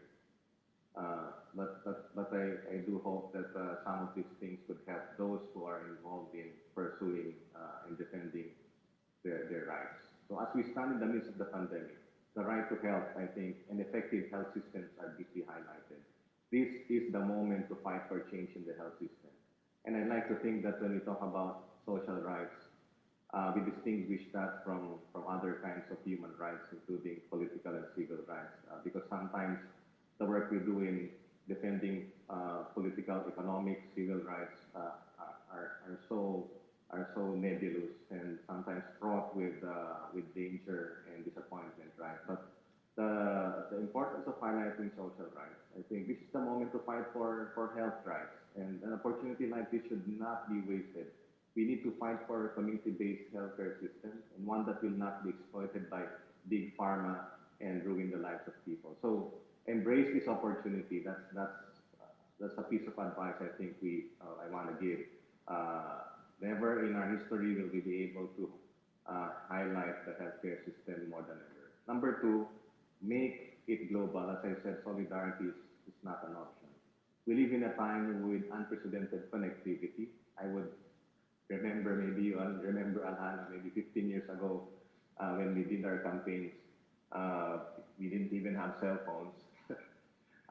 You need to dial a landline phone with a rotary dial to get in touch with people. You have to send actual mail to people and political decision makers. You have to be there face to face. Now, we do live in a time with unprecedented connectivity, but I would actually add internet access as an important social right. So fight for that as well and use that connectivity and do use social media for good. Number three, talk about indicators of social rights. We cannot talk about social rights up in the air. We should not be content on aspirational promises from political leaders. Make sure government is accountable for progressively achieving milestones and indicators that social rights are being justly served. And we need to establish benchmarks. We assert our power to monitor those the delivery of measures and actions that protect social rights and toward ultimately realizing those rights. Number four, we need to make social rights loud and visible everywhere in our community. Make sure that people understand those rights. And in our work, for example, in the fossil fuel industry, work on fossil fuels in the industry, we highlight people's right to a healthy and safe environment, the right to healthy food and clean air. Because after all, social rights begin really basic, very basic. It begins at home. I would even think that social rights begin at the very heart of each person, literally, maybe even in your lungs now. So, and number five, organize, organize, organize. If you're looking for a magic wand or a silver bullet, it does not exist. You have to go out there, do the daily chore of organizing. So that's my 5 cents worth. Thank you for those recommendations. Yes, I think we can all agree that these are pretty much actionable. That they're not just they're not just vague concepts that we say solidarity, but concrete steps that we can all take, especially in our work, especially now that even on the global level, I would say that climate negotiations are starting to start again. They're beginning again. I'm not sure if it's a good thing, but there's a whole debate surrounding inclusivity right now there. But yes, mentioned negotiations. They're talking about the same thing they were talking about 20 years ago. So negotiations have started a long time ago. But I know what you mean. We got bogged down by the pandemic, and the process is now continuing. So yeah, I know. I mean, I'm not sure if it's a good thing, but I mean, it's still a good thing that it's starting again. But of course, there are a lot of questions of inclusivity. There are a lot of questions of access right now, especially with vaccines not being available to everybody, and but also the problem of climate action being derailed because of these problems. So yeah, thank you very much for your time, Liam. That has been a very comprehensive and inspiring talk. I hope to see you soon. Yeah, it's a pleasure and honor for me to be part of this event. Maraming salamat, Alana. Happy New Year. Salamat, salamat. Ingat po. Thank you. All right. So just to wrap up our segment with Manila, with Manila, the Philippines contingent. So we talked about several things. First of all, Dean Tony Lavinia talked about how, despite the progress globally on human rights, we are seeing a serious deterioration of rights and of human rights and the rule of law on the national and local levels, particularly in the Philippines. The war on drugs of the fascist Duterte in 2016 has taxed the poor and has killed thousands of drug users and even just suspected drug users. It is now being expanded to legitimate activists and specifically indigenous peoples of the Lumad community in the southern part of the Philippines. In the fight for environmental rights, Tony Lavinia mentioned that there is a point where human rights becomes more important than environmental rights, because, as we know, you cannot protest or dissent and be effective in your advocacies for the environment if your basic rights are being trampled on. Which brings us to how this is connected to the struggles for climate justice and how it is actually interconnected, as Yeb Sanyo of Greenpeace Southeast Asia mentioned several times. In their work in Greenpeace, they have been using social rights to connect how the struggle for climate justice and for climate action is connected to the everyday lives of people. So the concepts of the right to a safe home, the right to road safety, healthy air, food sovereignty, etc., and better standards of living, all under the broad umbrella of social rights, is a type of leveraging point for campaigns in the climate justice sector. So we see the interconnectedness of social rights and climate, especially in Southeast Asia, which is a critical battleground for the climate crisis. In this regard, I think it is important, as Yeb and Tony mentioned, that to highlight the need that for a dignified life, it includes safety from the impacts of climate change, as well as protection of the protection of social rights and advancements of these rights. With this, it is important to note that asserting people and communities as rights holders is a powerful tool, because this is how governments take notice. Because, as we said, we cannot expect governments to just hand these rights to us, but it is something that we must struggle for, and that is where our role as civil society leaders lies. And I think one of the most important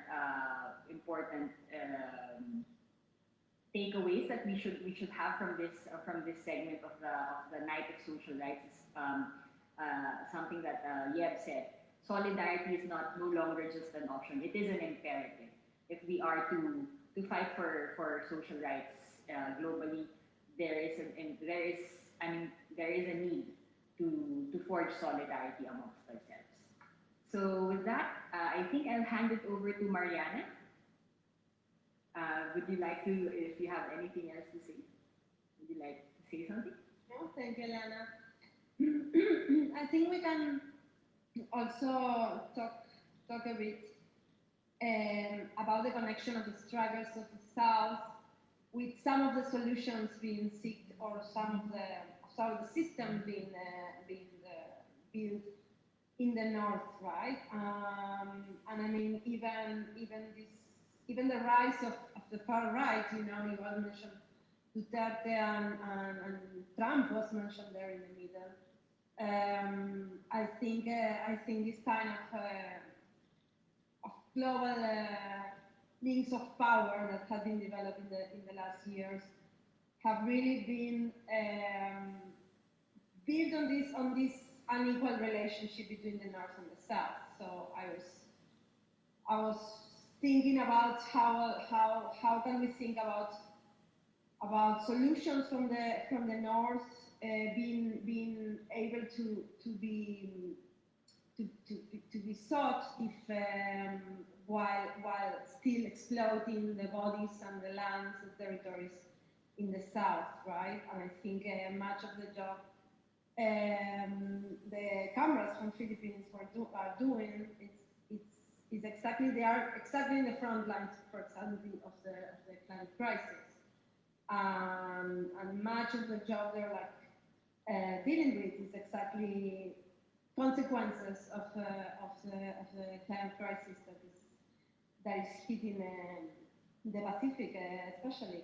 And so I think in this dialogue we have here, it's really interesting to also think from the other side, and the North is the global North is offering solidarity, really what is really needed, right? Because the domestic fights in the North are really needed in order to push governments into making something, building new systems that will not continue being on the backs of the bodies and the territories from the South. So I think I was thinking about. Yeah, I think you make a good point because, for instance, in the global North, one of the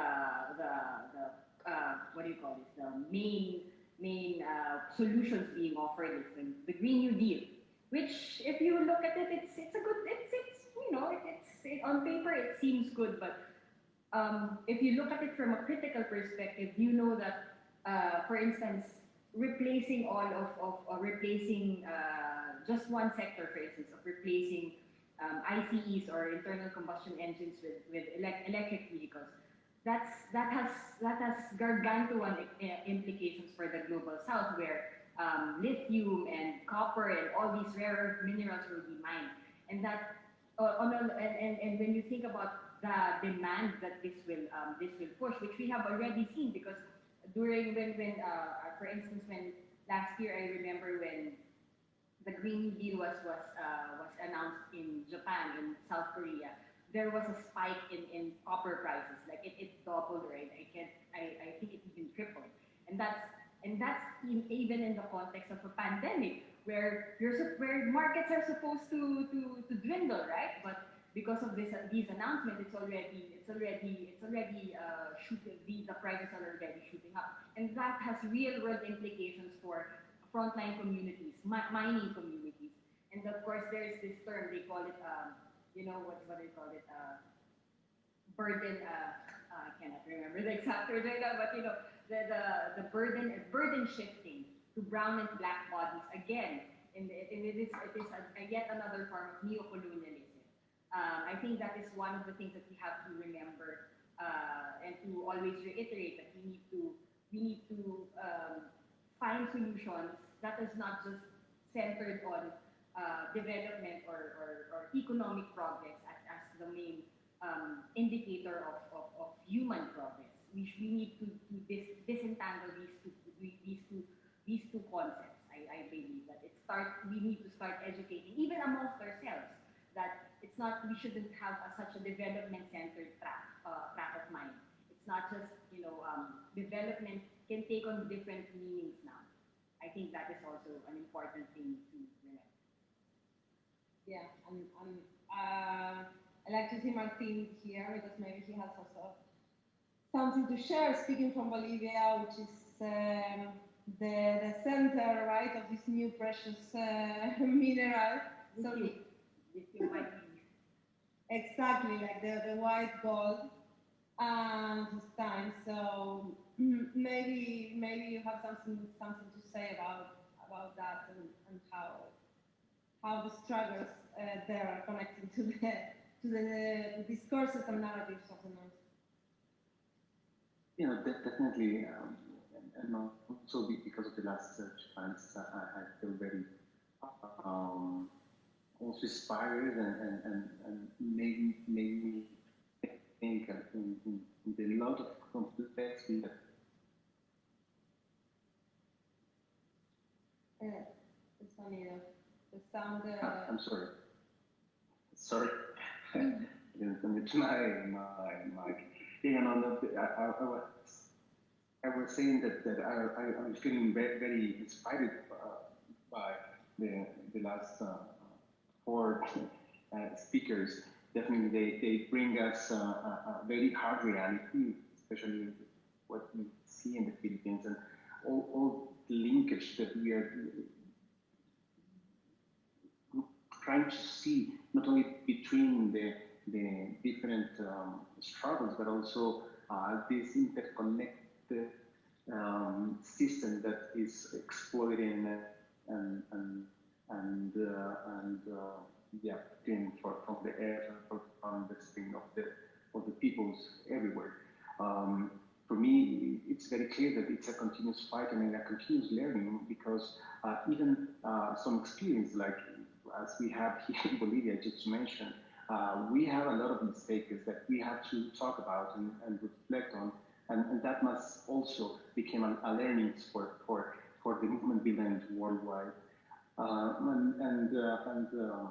Yeah, because all the alternatives doesn't have to mean the continuous, the continuing system that we are living on. Because, for example, and I think that in Asia is the same. All the recovery plans that we are having now here in Latin America are based in deepening the extractivism, and that will deepening inequalities, and of course, it's in between of this colonial or neo-colonialism that we are talking about, but there are also there's a system who make the way in order to not only capture the state but also transform the state into a complicity state. So it is very important also to highlight what it said, that it's not only to overcome the inequalities between the countries, but also within the countries and between sectors and so on. So I think that this brings us a lot of lessons that we must think, especially when we think about the climate crisis, because as Jeb told us, we are in the worst part of the moment regarding the climate crisis, and if we want to address climate crisis, we also need to address inequalities. So I think that's it from my part. Great, thank you. So now we're gonna move to Bangladesh. I think we have Mr. Moni Rusaman. Gonna ask him to unmute and when he starts the video. Mr. Moni Rusaman is the Director of Program and Advisor of SOHAY, a non-profit NGO working for people's rights in Bangladesh. I think you're joining us from Dhaka. Welcome. Good morning for you and good night from here from New York. We cannot hear you. Let me see. Thank you for inviting us to join the program. We appreciate the effort, and this is really, really good that you work so hard to share this experience. And being a director program and advisor of the organization, I am really very curious to share our experience with you and the globally. Yeah. But we are very curious. So please, if you can introduce yourself, introduce the work the organization is doing, and related to this, like the topic of the night, which is the struggle for social rights. Actually, thank you for this and giving the opportunity to introduce Shohai. Shohai is a national organization in Bangladesh. We call it NGOs in Bangladesh. And Shohai works for the people's rights. And you know that in the development world, there are many words called the demand side, supply side, and others. Shohai actually work on the demand side, through which Shohai create a space for people so that their knowledge and understanding goes up, so that they can demand their rights. And many of their rights, Shohai is talking about, mainly focus on women and children rights. Shohai ensures that the people have their voice are being raised, and they demand the services from the organizations like government, and ensure that these services are available to them so that their life can be easy. In Bangladesh, the places Shohai works with is basically Dhaka urban slum, where people live in very difficult conditions. I'm not sure whether you are aware about Dhaka urban slum. It's a very cramped area. Also, Shohai works in the southwest of Bangladesh, which is also climate vulnerable places in the country. So that in both places, Shohai works with its community to ensure that they have education, they have food, they have other basic requirements of human being, shelter, this kind of things Shohai actually working on. And the major focus of the Shohai in terms of social rights is basically to ensure that the people are living in a better situation and conditions. Today in the discussion actually, I will talk more to some extent about the theory and practice. That's what the organization has experienced working in the ground level. And the focus on that, when we talk about, if I move on to the issues of social rights, is basically people's basic human needs, and people's rights on healthcare, people's rights on housing, people's rights on food, people's rights on education, rights on social security, political rights, right to expression. These kind of things are basically, we talk about social rights. But the experience we gather on the ground is basically that we are not thinking about the two important things, that is power and the pressure. So that unless people have the power and people have the pressure, there is none in the world is going to listen to them. Second thing is this, Bangladesh is a poor country, economically poor country, but fortunate there are 170 million people living in this place. And there is ample opportunity for these people to do very good and better, not for the country, for the world as well. But that is not happening. Because why these are not happening? Because people don't have the pressure and power. And people don't have the pressure and power because they are economically poor. The other issues which we observe on the ground, quite reality is basically that when we talk about social safety nets, we talk about cash for work, we talk about a stipend for the elderly, we give them cash money, which they consume and ends. Unfortunately, we are not talking about long term, how the country can move out of poverty with such a large number of people. If you think about 170 million people, at least 50% people are within the working age. So these 60% people are basically your assets. And these assets are completely, I'm sorry for the word completely, these assets are not properly used because they are not literate or skilled. So what Shohai today is planning, which the executive director quite rightly said all the time, that social rights will be ensured if people's skills are being developed, engage them in economic activities, and they can put pressure for their health, education, and other services from the government. Unless you have the money, unless you have the skills, these things will not be completely fulfilled. Currently, what we are talking about, we are completely relying on what government actually will be providing to the people. So what Shohai all the time is thinking that Shohai will be arguing all the time is basically, if we want to ensure social rights, try to provide people the right kind of skills so that they can join in the economic activity. That's the key thing, what we have seen in our work, at least in the ground level. There are many ways that we can ensure safety nets by giving them food in Bangladesh, which is, there are a lot of safety net programs were given to the poor people food as a food. And there are the elderly people get some stipend. But what Shohar closely observed are basically that these things are being consumed. And these things are not helping the family to move out of poverty. They are still in the poverty.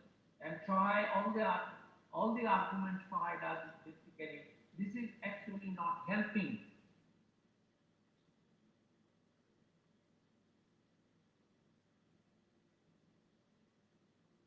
Can we got him for 4 minutes?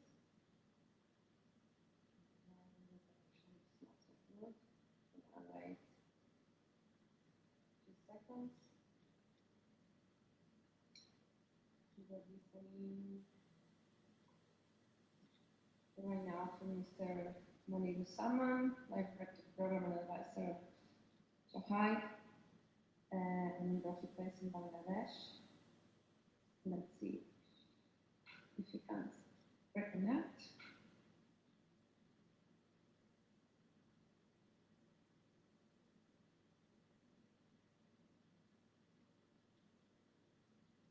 Apologize for this. This is what happens depending on internal connections all around the world.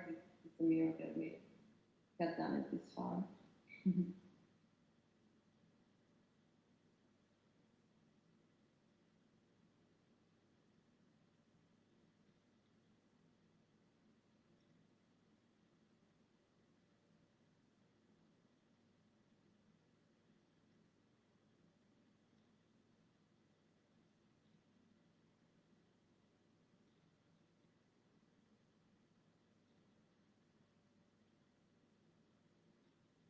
So we're sorry, we're waiting to see if we can get back the director program of Shohai from Bangladesh. Good morning. We are here in New York. It's 11:10 already. And the night is getting really, really interesting with this segment on Pacific and Southeast Asia.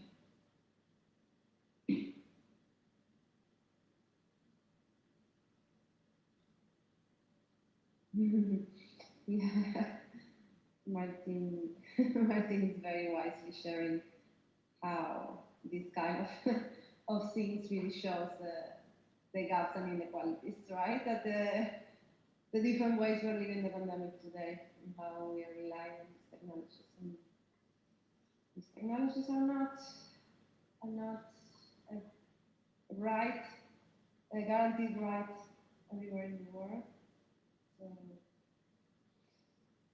So he's not coming back. We also don't have the next guest. I don't know if we should maybe take a short break to see if I can.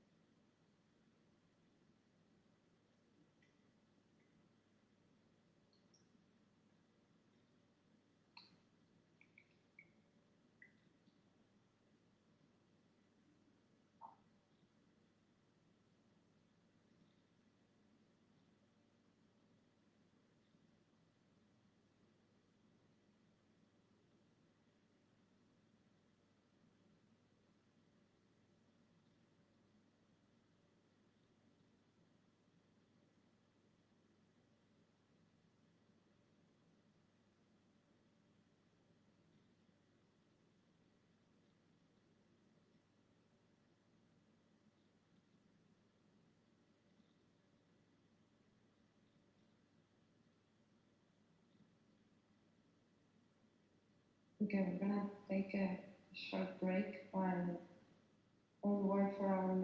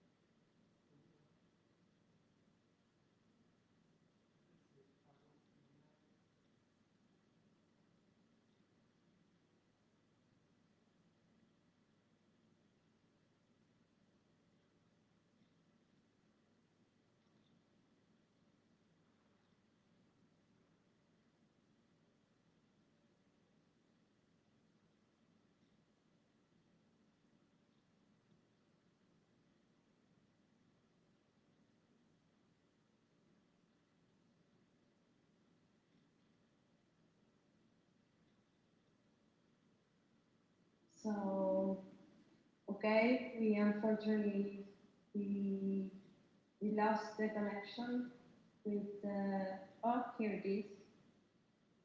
There it is.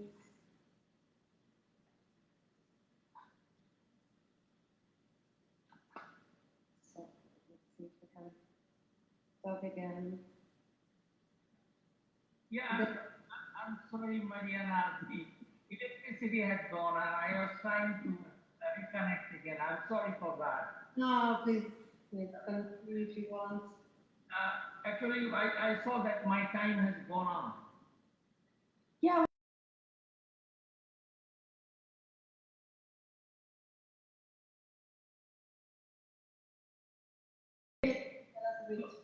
Okay, in 2 minutes, I actually would like to highlight here that yes, in social rights, we are talking about different kinds of rights.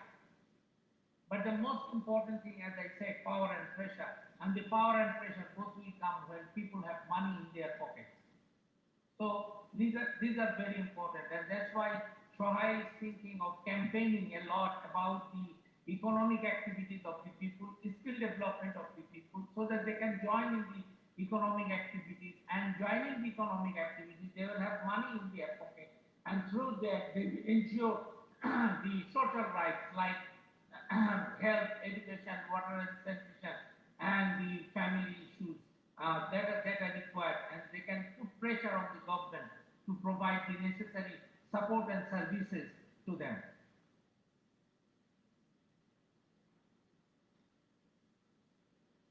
So great. Thank you so much. Mr. Monir, someone was talking to us from Bangladesh. We are really for your time, for like presenting the important work you're doing, and especially in this in these days. I know there's a strong lockdown, so I hope you all stay safe. Yeah. And take care. Thank you. Thank you for giving Shohai the time to speak to you, and I'm sorry for the disruptions happened. This actually happens when you live in a third world country like Bangladesh, where the infrastructure is not quite as strong to provide you all kinds of services so that your life is easy. So that this is one of the examples we experience sometimes, that when we are talking with the globally, because of the infrastructure, we disconnected us, and then we cannot tell what we thought. Yeah, that's very true. It really shows the inequality once again. So Yeah. we hope we can meet again and hear more about yourself. And now I'm gonna pass the floor to my colleague Martin and to Tao from Vietnam. Are you both connected? Yes, thank you, Mariana. Yes, I'm sorry. I would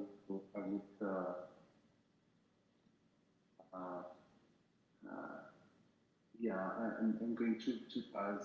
I'm going to pass the floor to Juan Tao. I don't know if I'm spelling right your name. I'm so sorry. Welcome to this marathonic session on sharing our experience across the world from the movement for the city social rights. So I will let you present yourself and please tell us more about your context and your fight. Thanks, Martin. My name is Thao. Han is my family name. In Vietnam, we arrange our name a little bit different. No, sorry. Okay, my name is Thao, and I work as a country director of ActionNet in Vietnam, and I'm very happy to be invited today through the connection with Rosa Luxemburg in the Southeast Asia office. Yes. Thank you very much, Tao. Can you tell us, please, how you in your organization are using the social rights as a tool for your fight and for the political action in your country? Thank you. Yes, we know about the global social framework through our engagement with Rosa Luxemburg in Europe, maybe 10 years ago. And when we had chance to work with Rosa here in Vietnam and in other Southeast Asia countries, we do see that it is a good framework where we can engage more with the stakeholders, especially the government and the corporate. So maybe in other countries, land rights, climate change are a little bit more prominent. But in our country, social protection is one of the areas where women, especially the migrant women workers, are very much suffering from having lack of access to that. The context of Vietnam is a little bit different with other countries, where labor rights are quite protected in the paper. However, the state has a very strong pressure to join the race to the bottom, especially with other countries in Southeast Asia, to attract more and more direct investment from other countries. And because you know that we are not having a lot of resources, and breaking the rights of the law, breaking the rights of the labor are maybe the only possible options. Therefore, social protection and social rights are something. It's a very good point of engagement for us as an organization working working on social justice and advancing human rights. In our work with women migrant workers in the countries, we tried not only to engage with them to ensure that the workers know about their rights and demand their rights, but also we try to arrange the dialogues between the workers and the employers, the corporates, to ensure better working conditions for the workers. So in some of the research we've done, it showed clearly that about 80 and more percent of the women workers have been sexually harassed in their factories, in their working conditions, and therefore engagement in advancing the social rights for them is more even more crucial and important for us.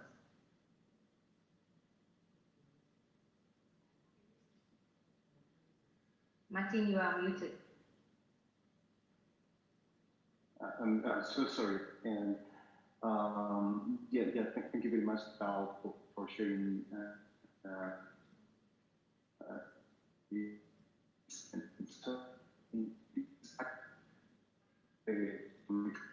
but also with the pandemic crisis, Vietnam has a different approach.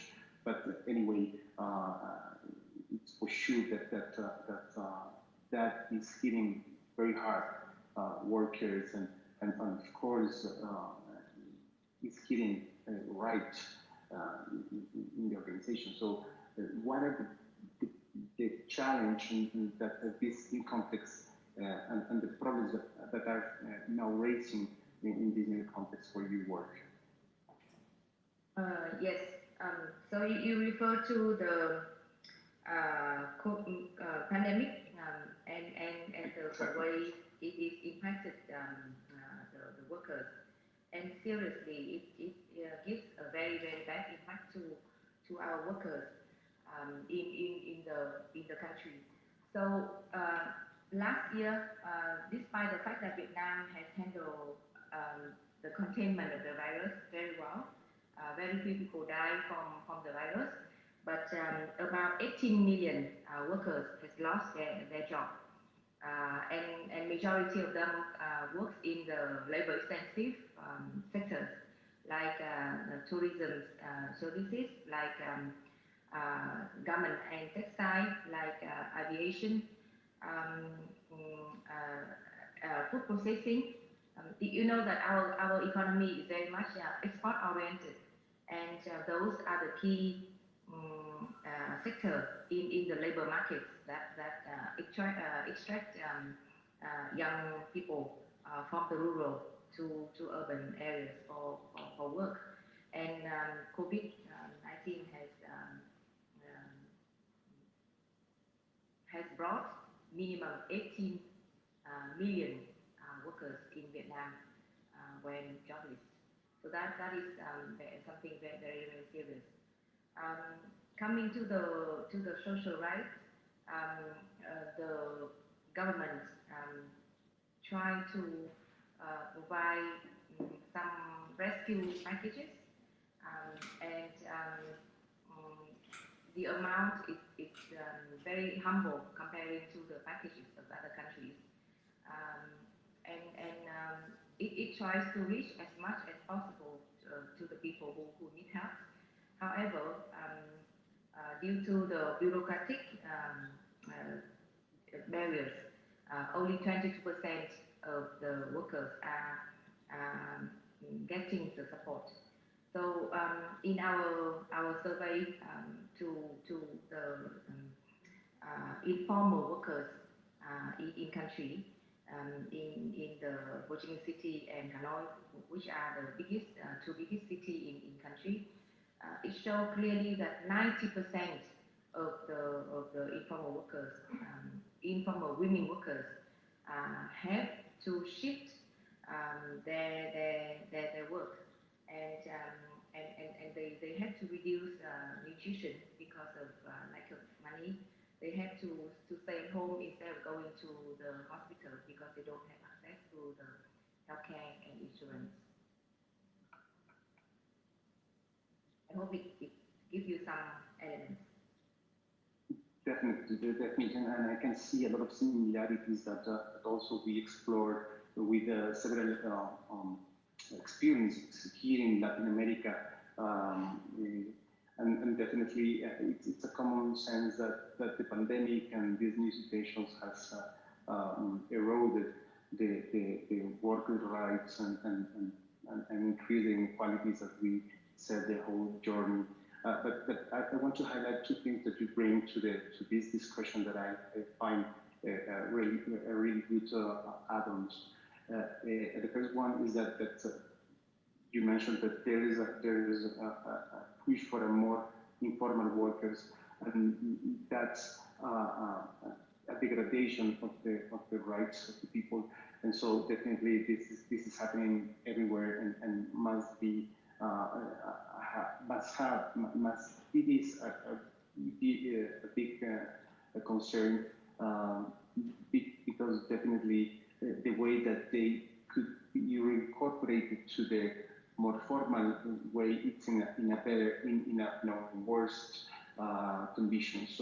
So that's something that definitely is a huge part of the discussion. But the other thing that you also talking about the reality of Vietnam is that as the economy is export oriented, and you talk about the aim of the government to find that direct investment, and that's linked with the juridical security for foreign investments. That it's always linked with a package of degradation of rights, and also, of course, with the impacts with the nature. So yeah, thank you for sharing that from your work. And just because two last questions from your point of view. What is the importance of the solidarity among the people, among the countries, among the movements for the fight for the social rights? I certainly want to highlight that in Vietnam, the workers are quite young, and many of them are women. And they are not only facing with the issues of violation of labor rights, but they have to carry the burden of unpaid care work at home. So it is important to highlight that during the lockdown and even after the lockdown, the burden of unpaid care work, unless it is addressed by gender-responsive public services by the government, it is not it's not going to be reduced, and it will continue as more burden for the women. I also want to highlight that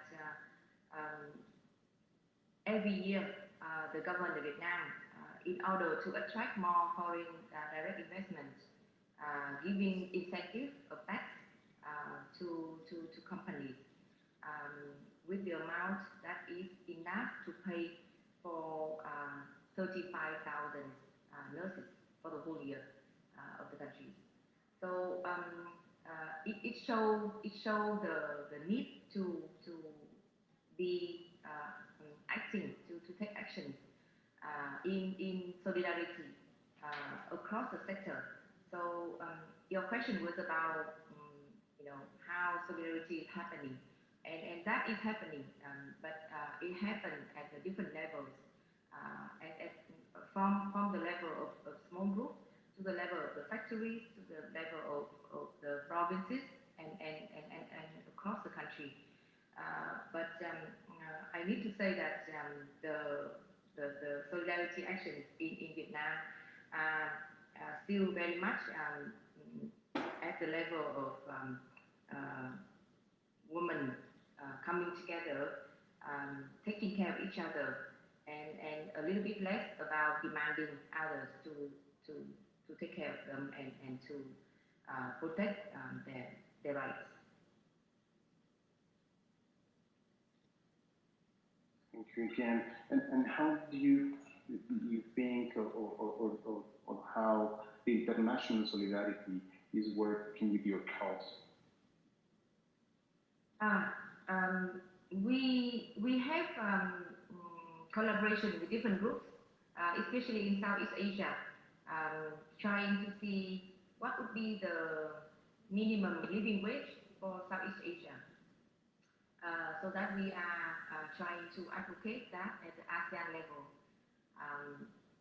to aim that ASEAN countries will stop racing to the bottom in terms of breaking more labor rights. So such kind of research and advocacy are happening at the ASEAN level regions. We also work with other colleagues and movements to demand the tax justice, so that companies and corporates should pay the tax that they are supposed to pay in Vietnam, so that the government will have such resources to pay for the healthcare and education of the people here. Thank you very much for sharing this experience, and of course it brings a lot of inspiration also to learn and for other movements around the world. Just to finish, because we are approaching for the final of this moment, could you share some inspirational thoughts that you have from your work to other movements in the world, in order to also strengthen their fights?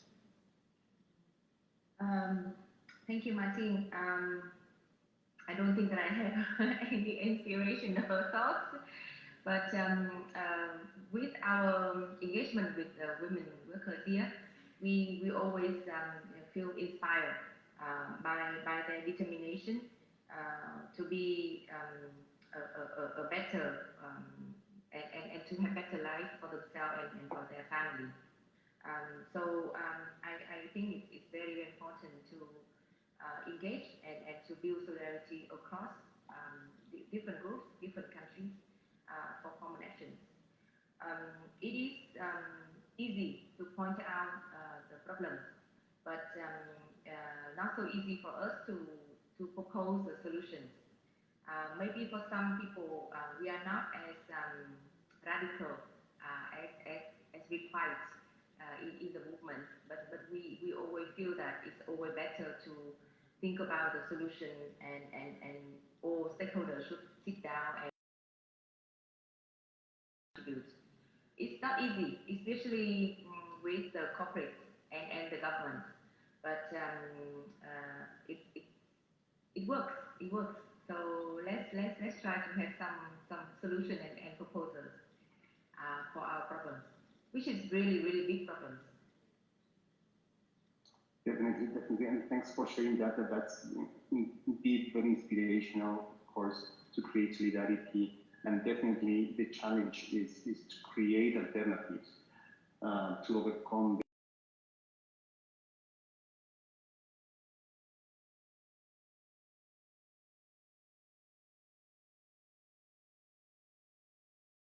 Thank you very much, Sal, for this time. And now I'm going to pass to Mariana for our next guest. Thank you, Martin. Thank you for the opportunity. Bye. Hi. Thank you, Sal. Thank you, Martin. So actually, I think it's the end for us in this part of the world. We're gonna do the transition now back to Europe.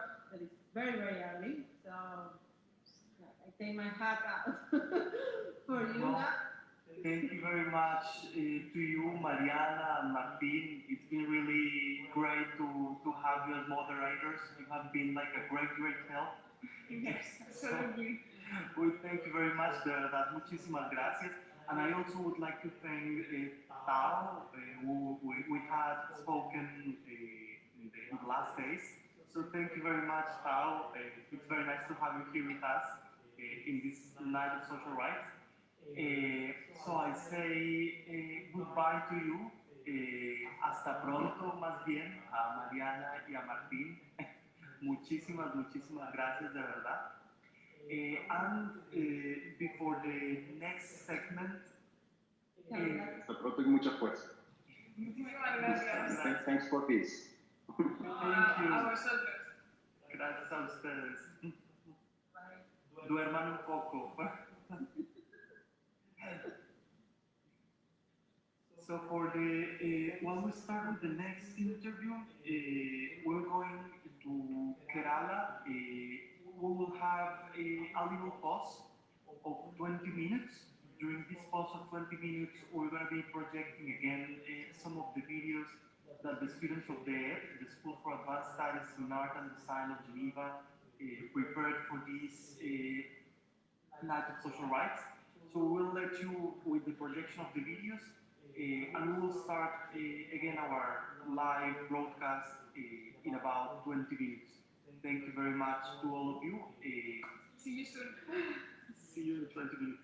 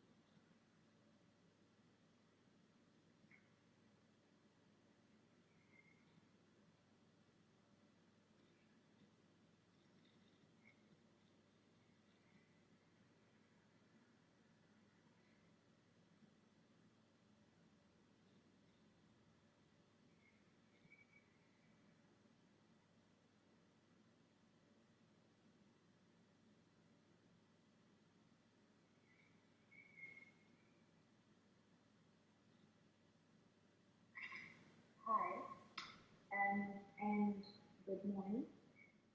So it's lovely to be part of this global conversation around social rights and what does it mean to us in our personal and political actions.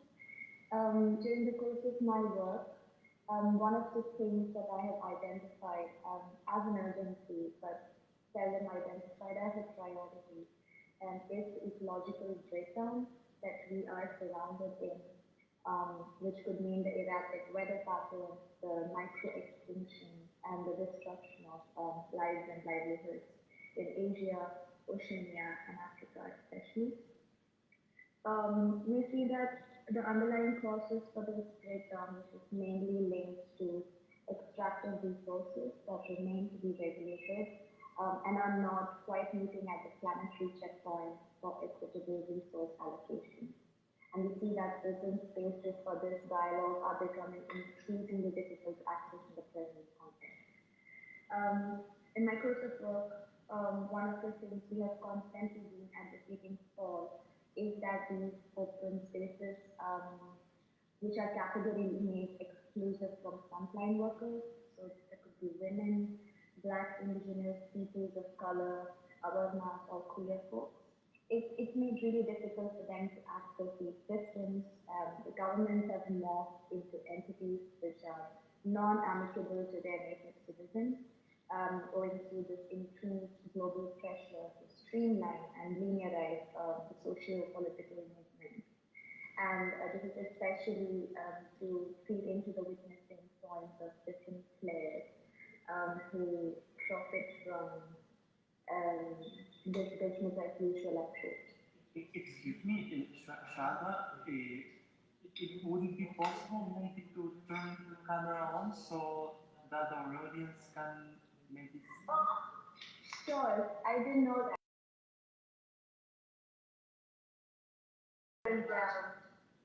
Okay. And it's a pleasure having you with us. I'm sorry that we haven't introduced you. We took a little bit too long with the videos, maybe, so yeah, sorry for that. But thank you very much for being here with us.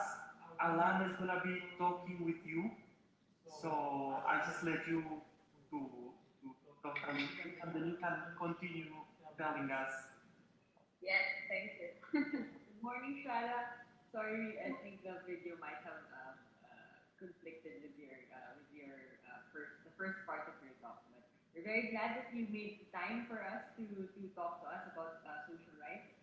Maybe I'd give a short introduction about yourself, you as a speaker. So Shada Srijaya, sorry, did I pronounce your name right? I hope I did. Yeah, is the Climate Justice Program Officer of the Asia Pacific Forum on Women, Land, and Development. She is. I used to be the Climate Justice Program Officer. Yeah. Well, could you introduce yourself now? She is speaking from Canada. Is that right? Yes. Nice. Could you? Sorry, Shada. I think your video was turned off. Yes. Is this better? Maybe you could start. If you could start a little bit with what you do now and your work and how it connects to you. Yes. And hi. And as you may have figured, I'm slightly still awkward around technology systems. But yes, so I said I used to work as the Climate Justice Program Officer for Asia Pacific Forum of Women, Law and Development. I currently am back in Kerala. I work with small collectives of youth activists, women and girls around menstrual equity and justice, and also a consultant for foundations like Mama Cash, which is one of the oldest feminist funders in the world, and it's based in Netherlands. So yeah, I'm sort of like trying to connect my global and local work and just make sense of all of this on the go. Right. Maybe you could start off by telling us what is the most pressing issue right now concerning the sector that you are working in, as well as, of course, India. Yes. And so like I was saying before, the concern that we have is this unchecked use of extractives that just keeps feeding onto this narrative that linear growth is possible. And then you see that any sort of conversation or dialogue around this, especially the ones that are led by women, by frontline workers, which includes women, queer folks, Black, Indigenous persons of color, or Avarnas, if you look at the caste system in India. So you see that the ones who are almost always at risk or discriminated by the system are the ones who are also not accessing these open spaces for dialogue. And that has been one of the biggest challenges, and it doesn't seem to be getting better in the current context. We see that there is almost no trust or respect towards what is considered as the wisdom or knowledge that comes from these frontline workers. Without having a system that actively listens and actively translates this into political action, it definitely becomes a struggle for us to realize solutions that are built towards, slowing down the ecological breakdown, slowing down how our planetary checkpoints are being crossed day after day. So yeah, I think that has been one of the biggest challenges and struggles faced by us in the context that we work in. Right. And can you tell us about how the concept of social rights has been used in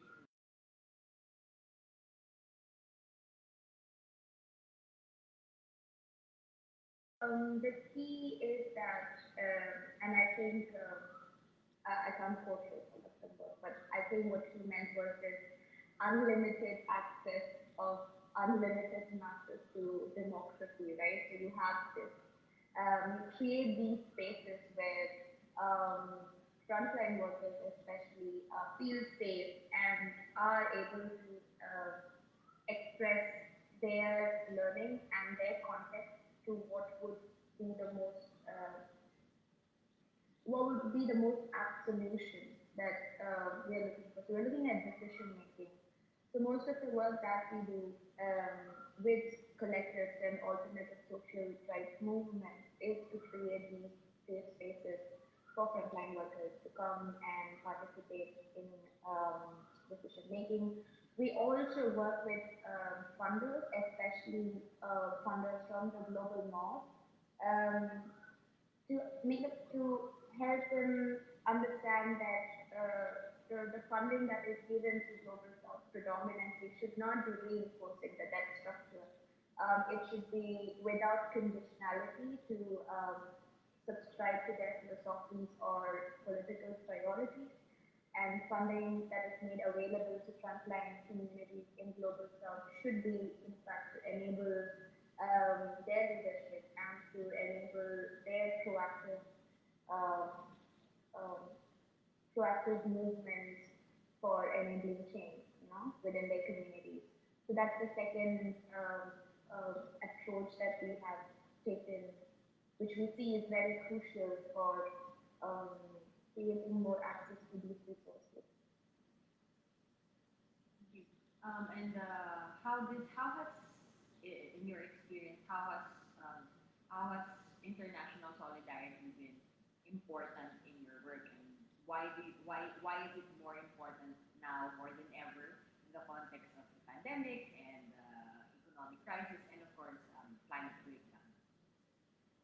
Yeah, I mean over the decades, even before the decades I was born, we see that there's always been a lack of conscientious efforts towards building peace, towards having a just and fair world.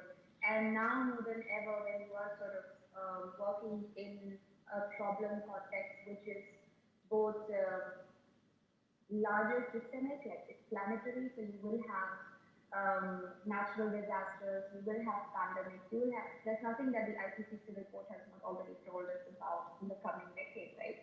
So you're going to grapple with those existential problems, and then you have these problems of business as usual, economic models, political models that are not working for us, it's working for a few.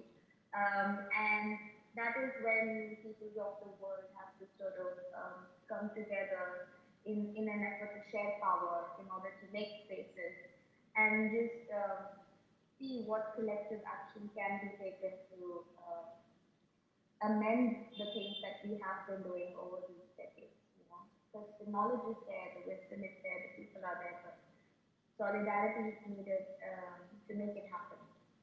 And that has to happen beyond borders and beyond the concept of nation.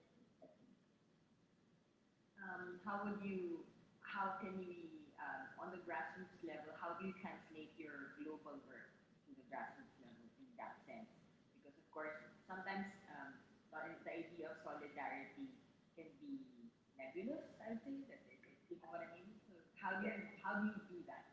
In your work, how do you? Yeah.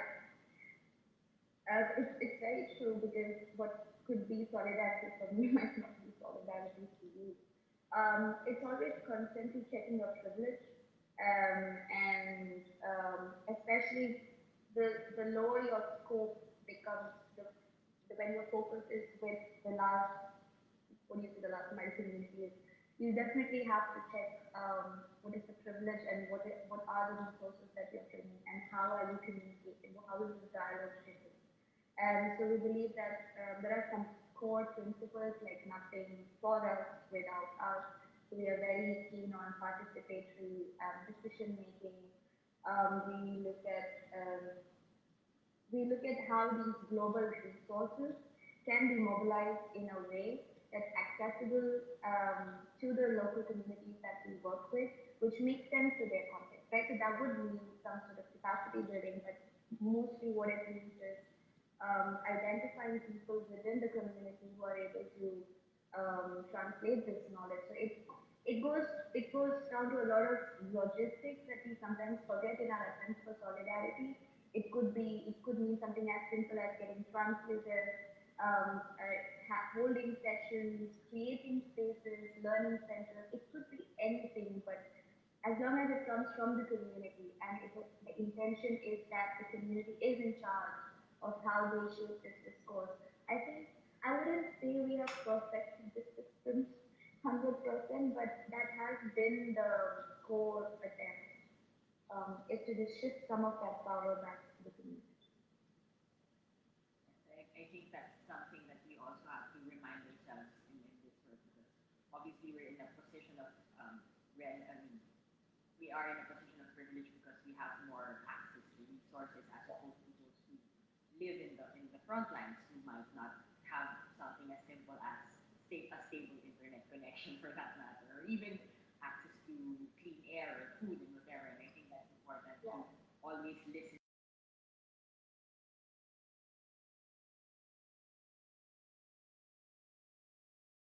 That approach doesn't work. It just doesn't work.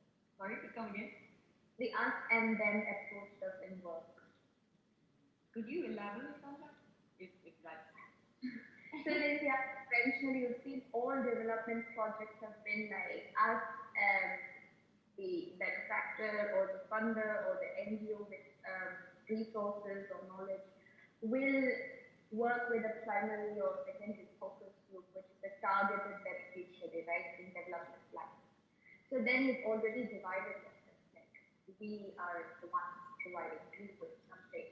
And it was huge back in the time of 50s and 60s when we were on our development front, so to speak.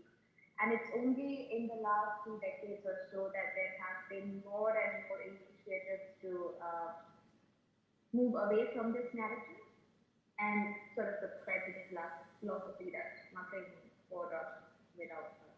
So you don't go to a community and assume that, oh, these are your problems. You don't have toilets and you don't have access to clean menstrual pads.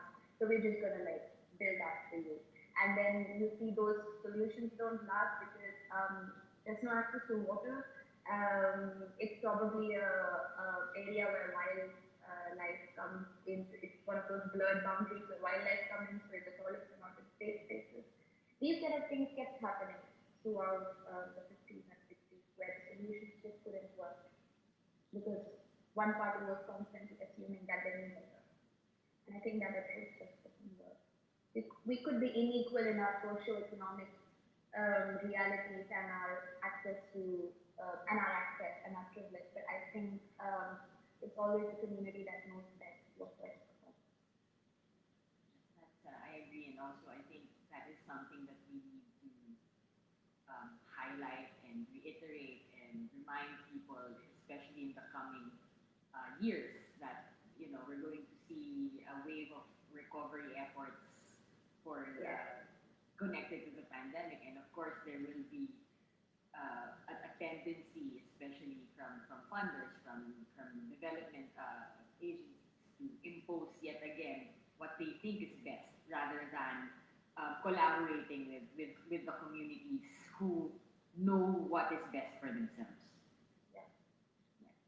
All right. Thank you very much for your time, Shada. Would you like to say anything more? We have a few more minutes for you.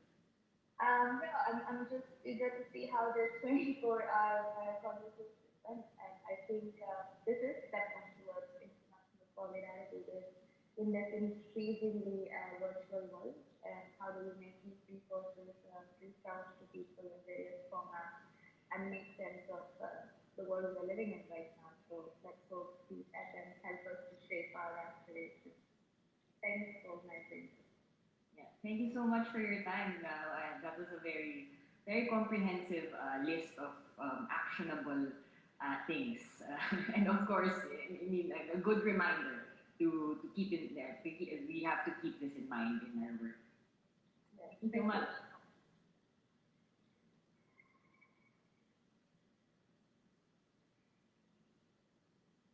All right, that was Shada from Kerala, and I think we can move on to our.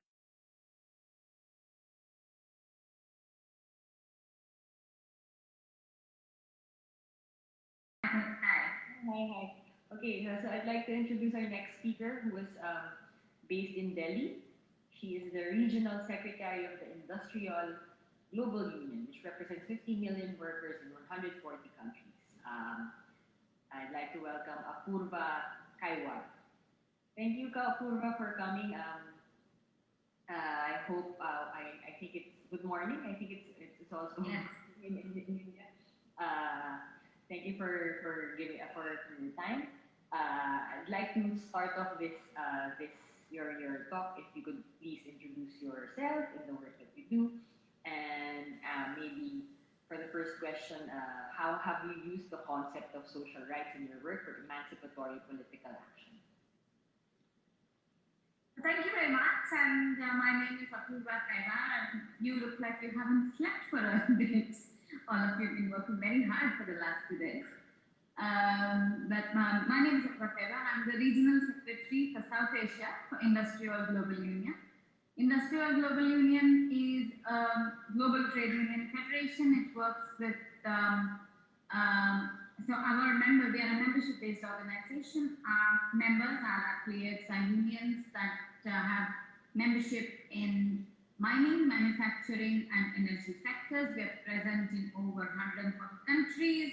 We have more than 600 affiliates, 110, if I'm not mistaken. And we work through. So this whole work, I mean, this is it's a membership-run organization, but we need something to coordinate it. So we have a secretariat, a central secretariat, the head office, which is in Geneva, and then we have regional offices across the world. We have one in Monte Carlo, we have one in Moscow, in Malaysia, in the sub-Saharan Africa in Johannesburg, and we have in India.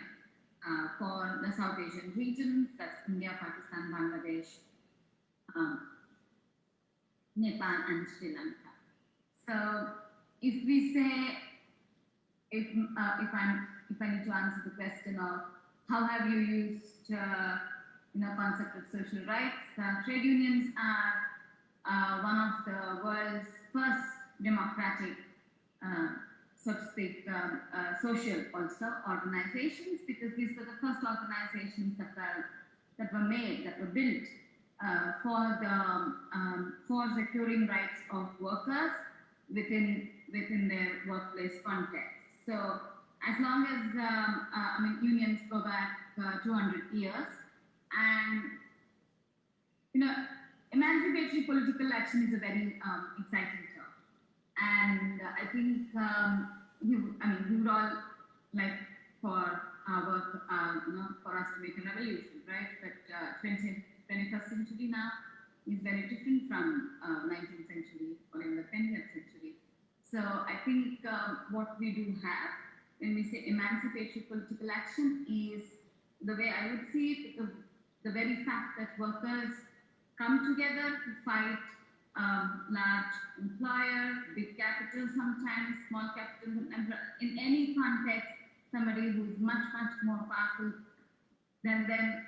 The very fact that they come together and they fight for every struggle that they need, whether it be fair wages, whether it be fair working conditions, whether it be the right to actually speak, organize, the right to make a union, the right to actually voice their thing. I think all of that is extremely emancipatory in nature, because it recognizes that as human beings, as members of a social group, workers have the right to be together and exercise their rights as a collective. So I think the very existence, I know it sounds a thing, but the very existence of trade unions, the very existence that members of trade unions continue to struggle in their everyday lives, I think that's an example of emancipatory political action. It's everyday thing, literally. Of course, there are strikes, there are big strikes that thing. There is an organizing campaigns at work, there are organizing campaigns that don't work, there are big strikes that give workers something, there are big strikes that sometimes end up not giving the workers anything, they end up losing much more. But these are all struggles, and ultimately we are fighting towards exercising rights as a social group. So I think that would be my answer. I'm sorry if that was not good. No, it was very good. It was. I think it's important to remember that sometimes the term emancipatory political action might have connotations of grand, grand outcomes, but actually it is true that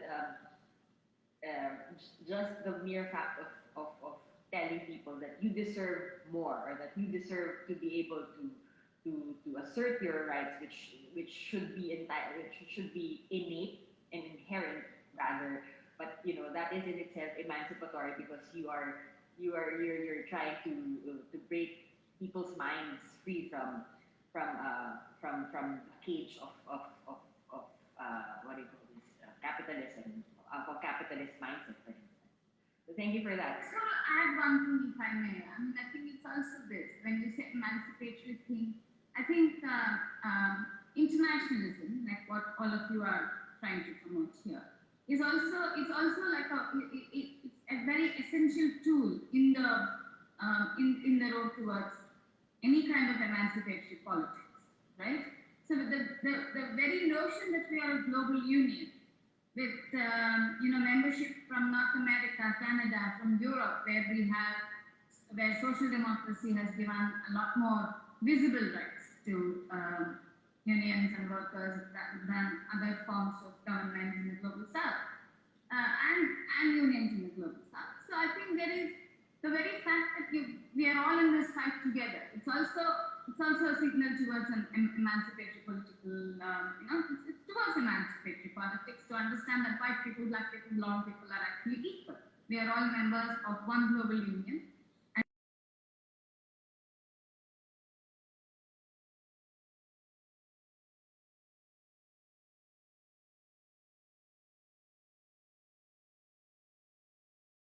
Thank you. Thanks for that, Apurva. And may you also elaborate or tell us a bit more on what are the most pressing issues concerning your community or the sector that you are representing right now, especially in light of the pandemic and the economic crisis? I think one of the things that all unions face, irrespective of where they were located, is a realization that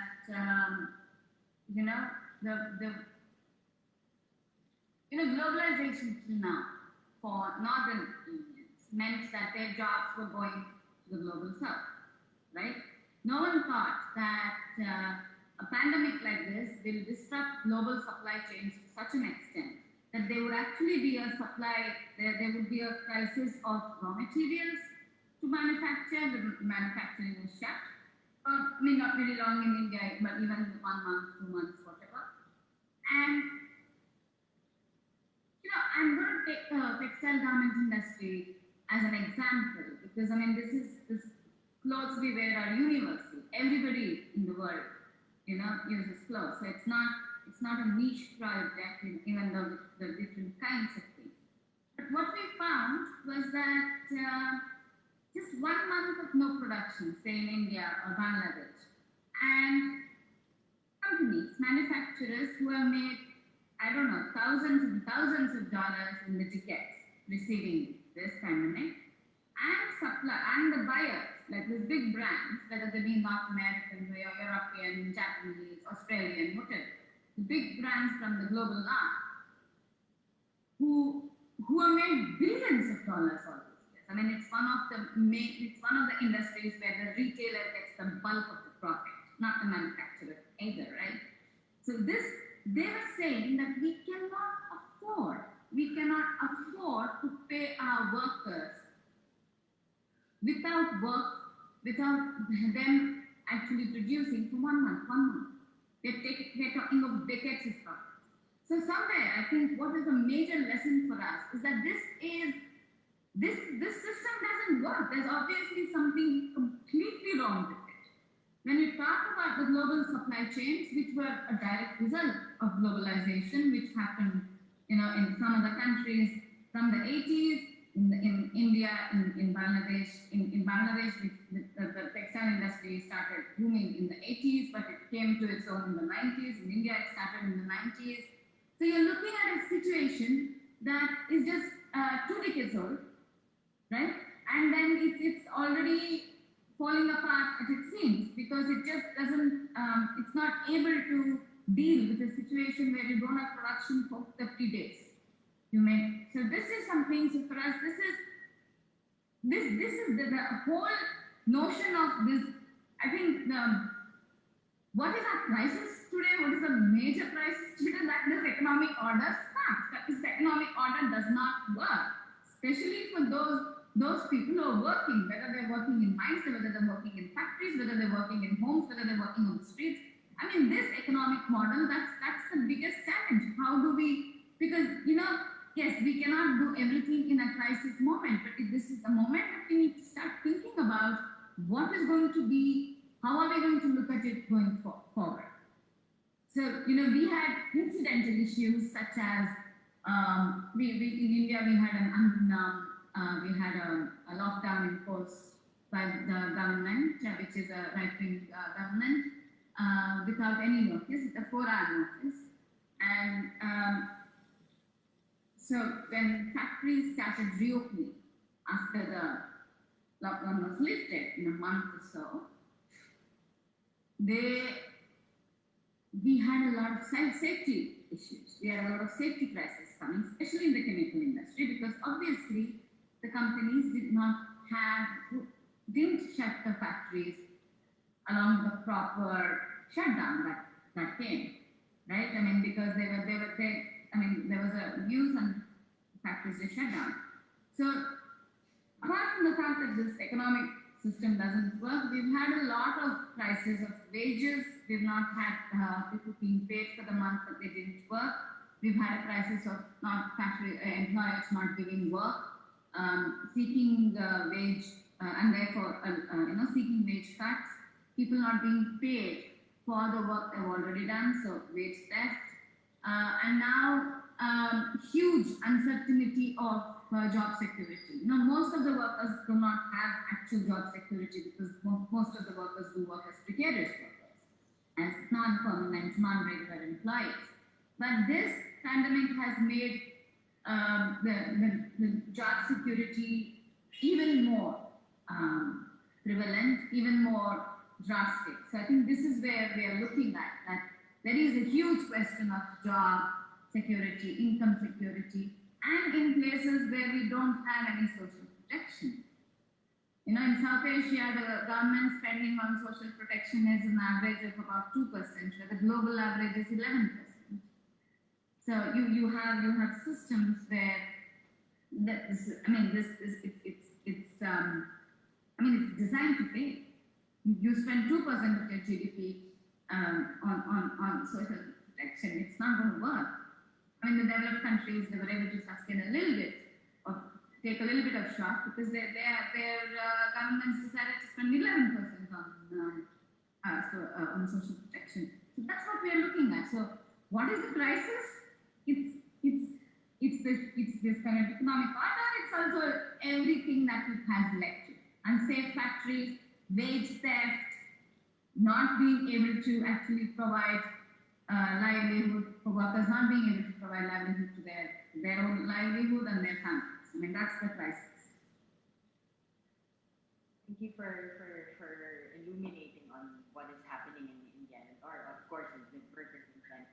I think it's also interesting or important to note that when the pandemic hit, there was a wave of realization that what we deem the most poorly paid jobs, those working in supermarkets, those working in the service industry, they were now called essential workers, which is some kind of flashy way to say that now that they're essential. Now it's kind of funny because now it's the only time that people at the top realize that they are actually essential. So if they are essential, why aren't they getting the bulk of, or they're not even getting living wages, right? So I think that's also something that this pandemic has caused for a lot of people, especially those who are not necessarily politically interested or not necessarily involved in politics. So I'd like to ask one more question. Why is international solidarity important for your work in struggling for social rights?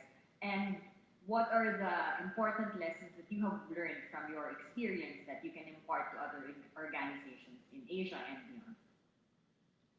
Yeah, I mean, we're a global union, so solidarity is everything. So that's the short answer. I think it's very important also to realize what solidarity would actually mean. It's not, because I think the word solidarity has been used so much in different contexts that most of us sign up emails in solidarity. So I'm not sure what it means. The point is that it is of course extremely essential. What is essential is also that workers and unions from the global north stand in solidarity with workers and unions in the global south and vice versa. The point is that the issue is this, that a lot of our unions in the global south look to unions in the global north as they will come and solve our problems.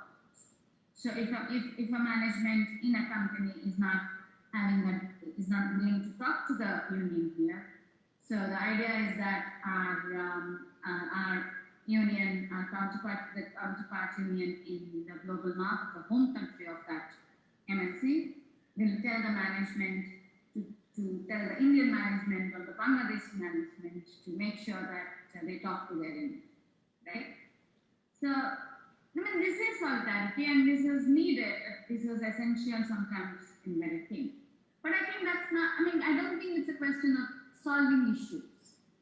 I think solidarity truly, you can see when unions in the global south and unions in the global north are able to work together towards one goal, towards one on an emancipatory path, because it's not just a goal, it's also a path So I think solidarity is very important, but I think we also need to understand what is solidarity. And I think when we say what have we learned, and I think this is what we've learned. It's not you may not be able to solve somebody else's problem. And that there is no expectation in that sense of that. What is needed is to say that we stand together, shoulder to shoulder, and walk together to resist the unfair practices of either a company, whether those unfair practices is being done in Norway or Sweden or India or Bangladesh, and or a policy of most of our governments because of which we don't have for example, we have vaccine inequality in the world. So anything. So the point is that solidarity is actually a very strong word, and I think we have to understand it. Yes, solidarity includes material support, and yes, richer unions, richer countries are able to actually financially help a lot of times. A strike fund in the global south, right? Because but I think it should also be that they should, it doesn't matter how much you pay. So in our we are a membership-based organization, as I earlier said, and our most of our finances comes from our affiliation fees. Our affiliates pay to us globally, and we have a scaling system because obviously unions in Germany and unions in Bangladesh cannot afford to pay the same rate. So we have a scaling system, right? And I think this is the understanding. So it doesn't matter what is the quantum of the money that you pay per member, but what matters is that you pay in. So, and everyone who pays in is treated equally. I think this is what solidarity is. So when we are talking so the idea is also that for any organization, and unions have been around for 200 years, but we are not, the new social movements are very different. The NGOs, they're funded, they're based on funding organizations, they're based on funders, and the idea is to talk about how do you make funding more democratic. I think that's what I heard when I just did my last speaker. And I think it's important, funders need to know that. We should have funding. We should be able to actually sustain all our political actions, because we start political actions through our own money, and it doesn't matter how much you pay, we will have to figure out a way of raising money from people. And I think this is why we need the notion of solidarity, that who can pay more will pay more, who can only pay less will pay less. And it's not just pay, it's also do, it's also think. But the notion is that we stand with each other, we are together, and we walk together on, towards an emancipatory politics. I think that's the idea. That's a very nice way to wrap up your talk. Thank you very much. We have a few more minutes for you. Oh, I thought my time exceeded. I put a time off of 20 minutes, so that just.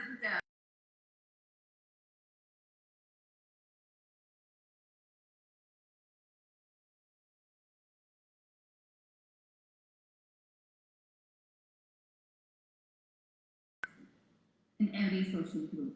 There is no alternative to organizing, there is no alternative to solidarity, there is no alternative to actually taking action. The revolution will not be funded. No one is going to give us money to overthrow it. So the point is that we have to come together. If we believe in emancipatory politics, people will have to come together and fight together, stand together, and understand that this is an emancipatory path that we are working on. We can't do that with things that are not really connected, which don't lead to an action of that sort. So any little thing of self-help groups, this is the most popular way of organizing women anywhere. We'll also have to understand that maybe some things like that may not actually be emancipatory. They may actually lead towards breaking social groups and be the opposite of creating solidarity. So I'm sorry I don't have too much time and I can talk about that in a very different context, but I think we need to understand that. I think we need to understand what is the path that we are going. When you say we want emancipatory political action, what is it that we are working towards? And who needs to be together to walk on? Sorry, suddenly I spoke to it. No, it's okay. Thank you so much, Apurva. Thank you for your time. That's a very inspiring way to, and it makes a lot of people. I think it will make us think about our role in our respective in these struggles. Thank you very much. I really had a good time, and I wish you all the best. And I think some of you need to get some sleep soon. Bye. Thank you very I'm much. afraid I won't be able to stay on because I do have something later, but I'll try and log in at some point. Yeah. Thank you very much. All right. Thank you very much, Apurva. So I think to just wrap up the last segment, so we talked to Shraddha and Apurva from India, Shraddha in Kerala, Apurva in Delhi. India is quite is at a political crossroads at the moment, because I believe if you've read the news, there are a lot of things happening there, especially in terms of the pandemic response with the farmers' struggles as well, and workers and other unions. I think one of the important takeaways from these talks is that, first of all, there is a need to create safe spaces for frontline workers to help them demand accountability and assert their rights. In terms of solidarity, there is now, I believe, it is now the time to reckon even our own, to reckon with our own ideas of solidarity. What does it actually mean? It's not just about expressing these in words, but also taking action. And by that we mean finding ways to collaborate between the Global North and the Global South unions, and basically standing shoulder to shoulder with each other, supporting each other in asserting our rights, in asserting labor rights for that matter. There is also a need to remind ourselves and to remind governments, to remind funders, to remind funding agencies that we need to get rid of the us and them mentality in development work, that we need to listen to communities, because especially in the coming years where pandemic recovery will be at the forefront of I suppose, development goals, there might be again a rehash or a repeat of past mistakes where Global North agencies dictate on communities what they think the communities must undertake to recover from this health and economic crisis. But I think it's important to be reminded that we should take into consideration what the communities say, what the communities need, rather than subscribe to yet another top to bottom approach in development. So thank you very much to our speakers. Thank you to Shraddha and thank you to Apurva. And now I'm going to hand it over to my colleagues Ruedi and Vera, I believe. Yes, we are here. Thank you very much to moderating. Early birds also, but very impressed of the discussions we just heard, and also of the transgenerational action, which is very impressive to see us, these young voices, taking this role to conceive this alternative world, and it's very important to feel empowered. This is maybe a very this is one of the gestures we have to say that it's time to take this role and take action. And we make a short reflection of what we heard and what triggered us, and me is really clear is that we are speaking of informal work, but if it's 60% of work globally, that it's the question if this word is adequate, if it's really informal or if it's a new formality or if it's a new form of working, and that doesn't mean that we accept it, but maybe we have to find a name which is more explicit, which says it's work without rights, it's work without regulations, it's work without social security. So it's not just informal, but it's work without rights. But we can work, we can discuss it in our collective intelligence to find maybe more better descriptions or definitions, but it has to discredit what it is.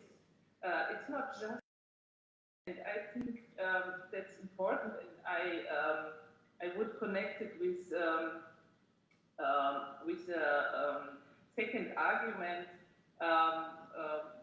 We just heard that this economic model doesn't function.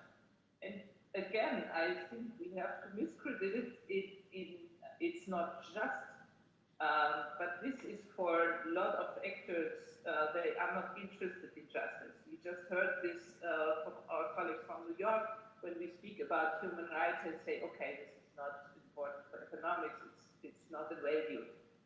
But what is a value? It's professional, innovative, intelligent, productive. These are words which have a value in these other worlds.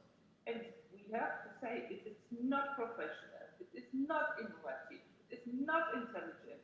This is a system which is anachronic, which is not intelligent and not professional.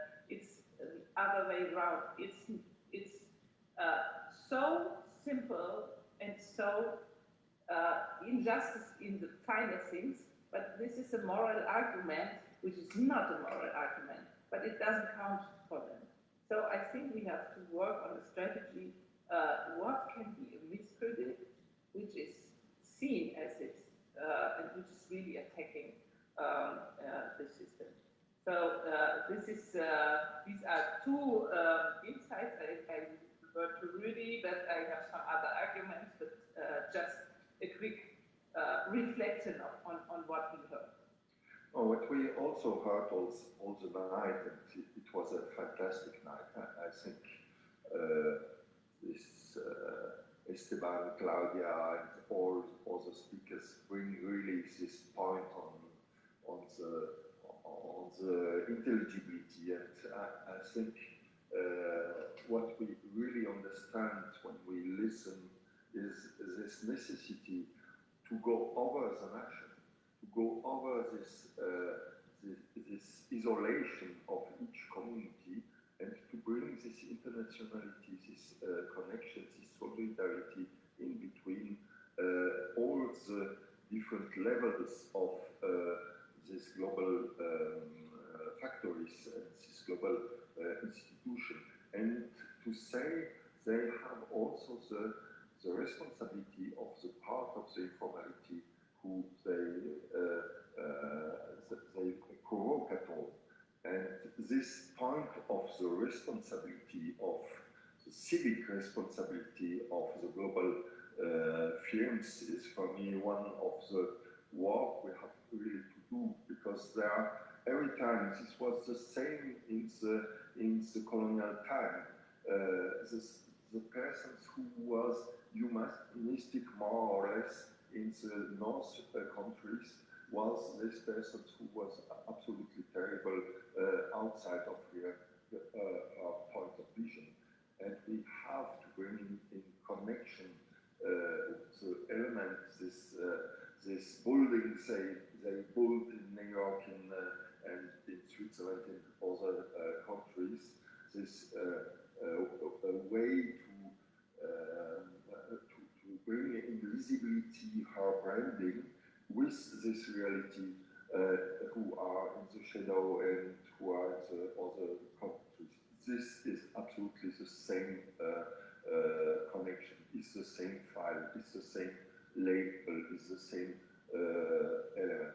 And this needs solidarity, this needs also the possibility that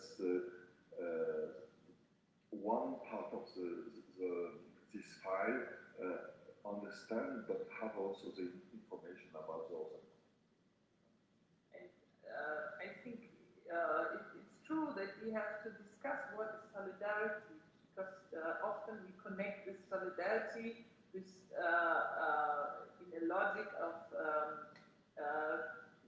bad conditions. We are solidary with those who are in difficulties. And I think it's the word union means we are united,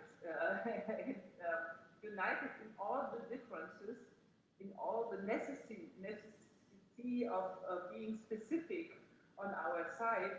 We are united to change this system into a more human and justice system. So, and we need a different type of anthropocene, of a human being who encounters human and more than human questions. And I think this is a very very important aspect, also to change the logic of power. United is a power which says that we are.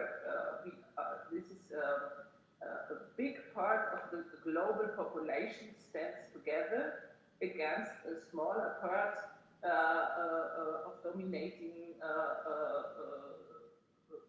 group. And I think, again, I'm very much into this logic of how do we name our action and what does this gives as a sign. And there's another aspect in that sense too. What I really have seen, and this is interesting, I learned this in our discussions, that we are not in all contexts can speak of absence of rights.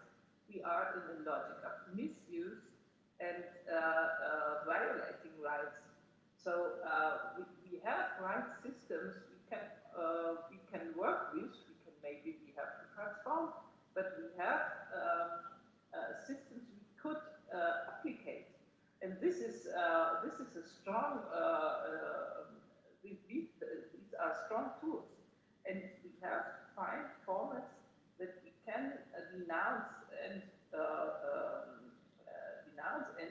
with consequences. Denouncing is one thing, but we have to have institutions who are authorized to give consequence to those who are misusing the existing rights. And I think this is very important to rethink and watch our existing national, local, and international rights system. Really? Oh, I think it's a good way. Perhaps we can also discuss with you. I think your mind is important.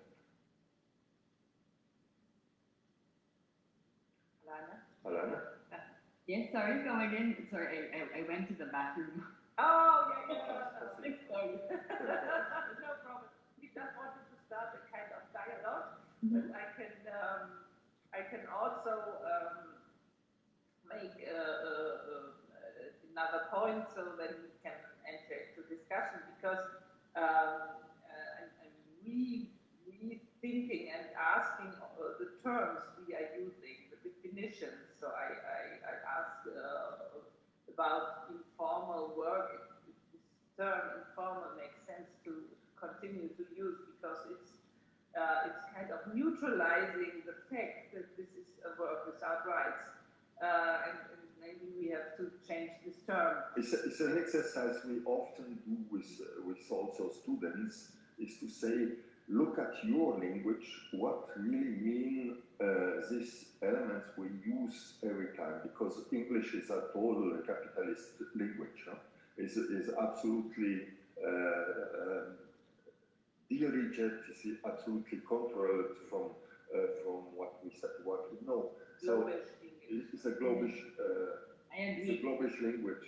So we have really to compare this name like informal, like right, like to look the difference we can have, the difference of connotation we can have in the different language. And I think if we start a new 24 hours, we will do it about these definitions. Because we have to reinvent the understanding of this language, and to say what just Vera said, it's not the negative of social right is don't using the social right, misuse of social right. How can we bring this change of terminology also in the press, also in the different using in the schools, in the everyday language, to really don't speak anymore about solidarity and more about union. How can we speak about solidarity without difference in between the person who make one action and the person who become? So how can we change also our way to speak about all these elements? I agree. I think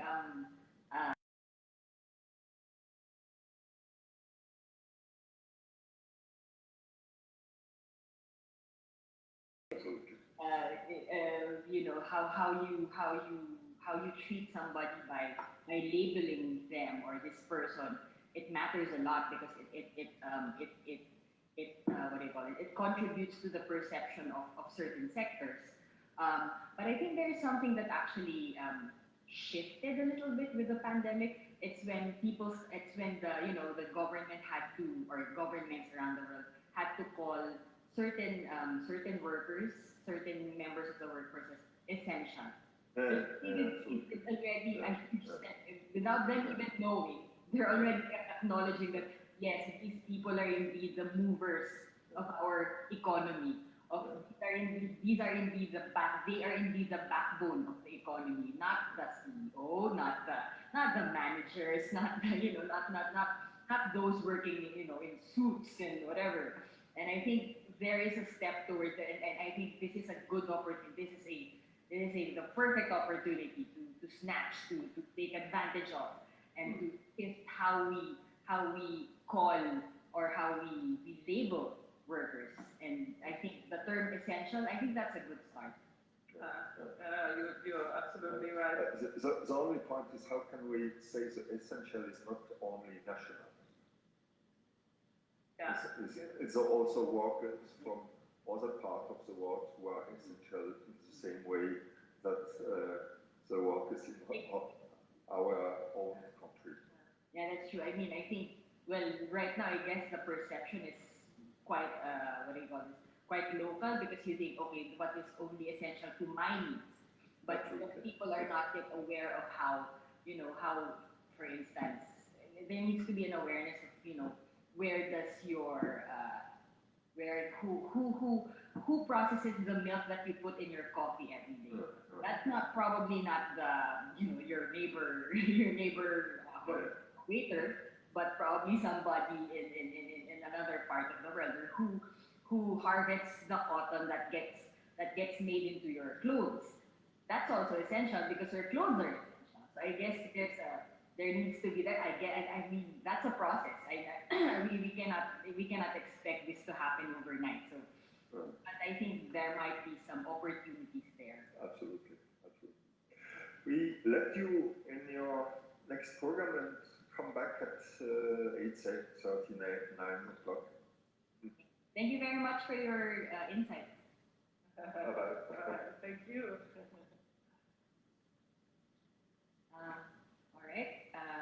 So now we, I'm sorry. So now we move on again to another part of Asia. Well, it's still in Delhi and in India. And so I'd like to introduce our next speaker, who is the director for the Center of Equity Studies. He is based in Delhi. I'd like to introduce Mr. Harsh Mander. Harsh, are you here?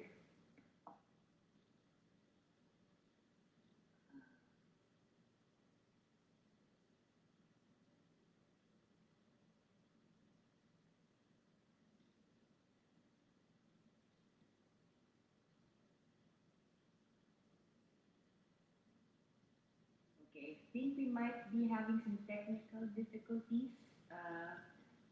Sorry. Oh, I was informed that our next speaker is not yet here. So I think we can just we could continue our discussion. We'd like to continue. Yeah, no problem. Whoops. We also have technical problems, but that's the telephone which is functioning. So,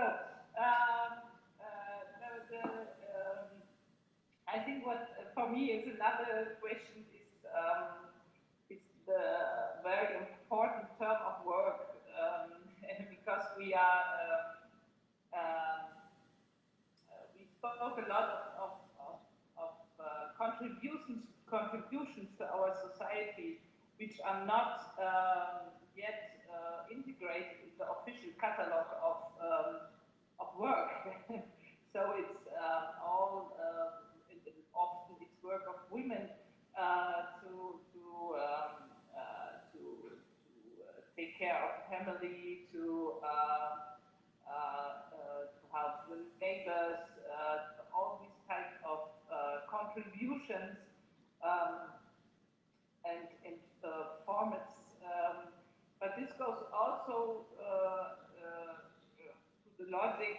We work often with communities of migrants, and they have knowledges which in the official catalog of social security, they are not seen as professions because the local catalog doesn't recognize the capacities they bring from other countries, for example. So artisanal capacities and all these questions to revalue contributions to society as a form of work. And for me, it's also a question. We use this word because we are connecting to the tradition of trade unions, but we have to reflect how to make it as to bring it to an inclusive model. Oh, so I give you the words because I think your partner is there. Yeah.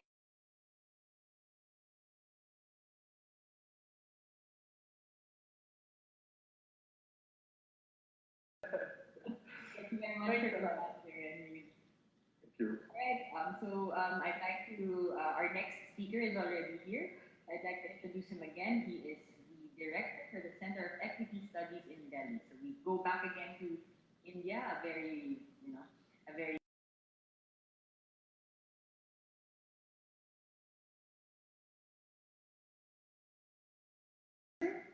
Thank you very much. Happy to be with all of you. So maybe we can start with if you could introduce yourself and the work that you do, and if you could answer the first question, which is how has the concept of social rights been important in your work? My name is Harsh Mander. I'm based out of India. India is at this very moment going through the peak of its second phase of COVID, and there's chaos all around. I think India is a country where government after government has actually gone in for what one would call market fundamentalism, a belief that the private sector would be a solution, and the state must withdraw, even from health and education and social housing. And I think that the last year has demonstrated dramatically and painfully what this failure amounts to.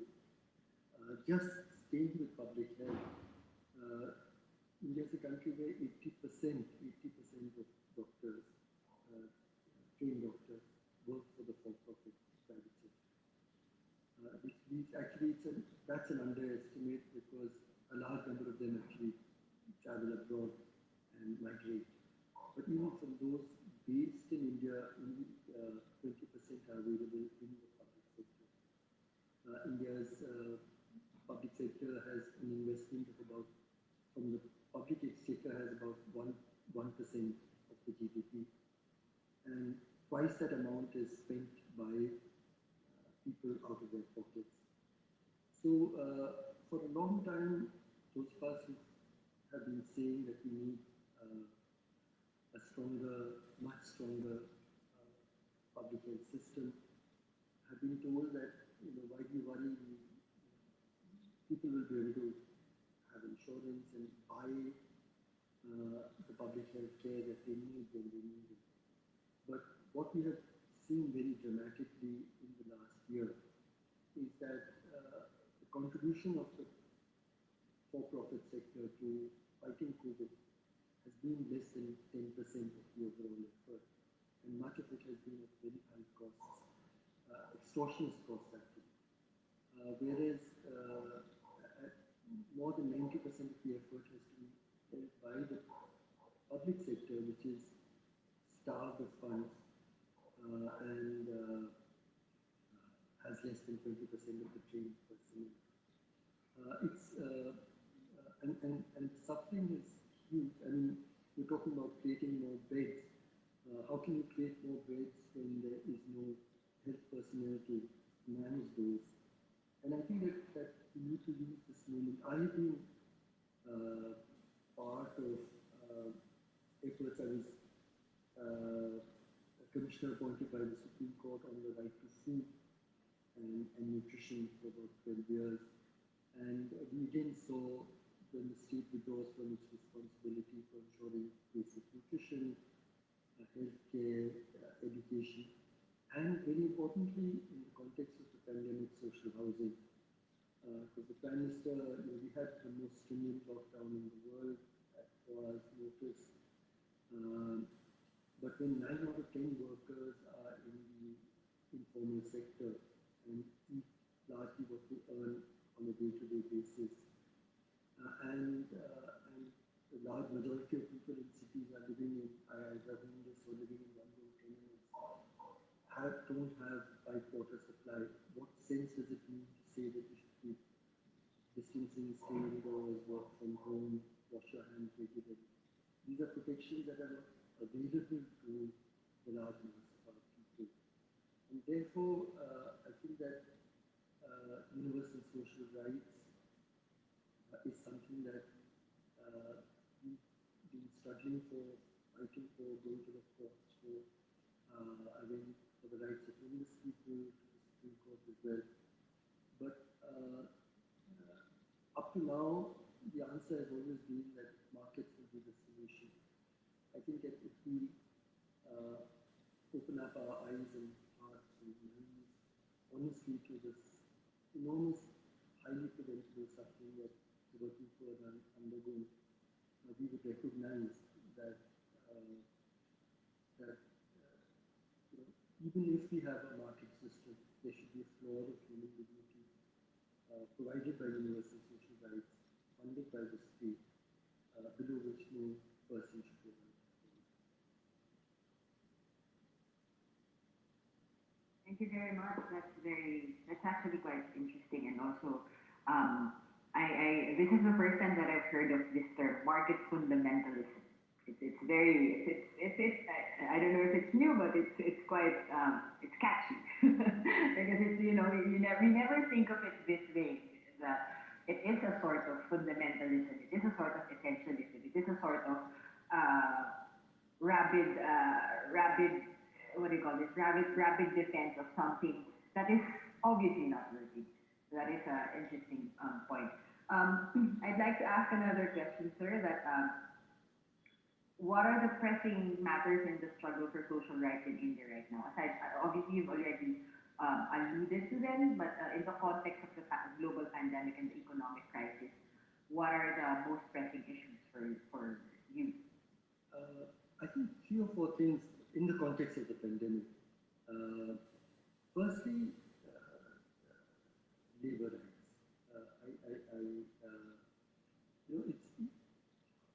It's when our Prime Minister announced, as I said before, I've noticed that they're shutting down the entire country, the entire economy. When we had just 500 recorded cases, I just couldn't believe when I was listening to him, because he was saying stay at home,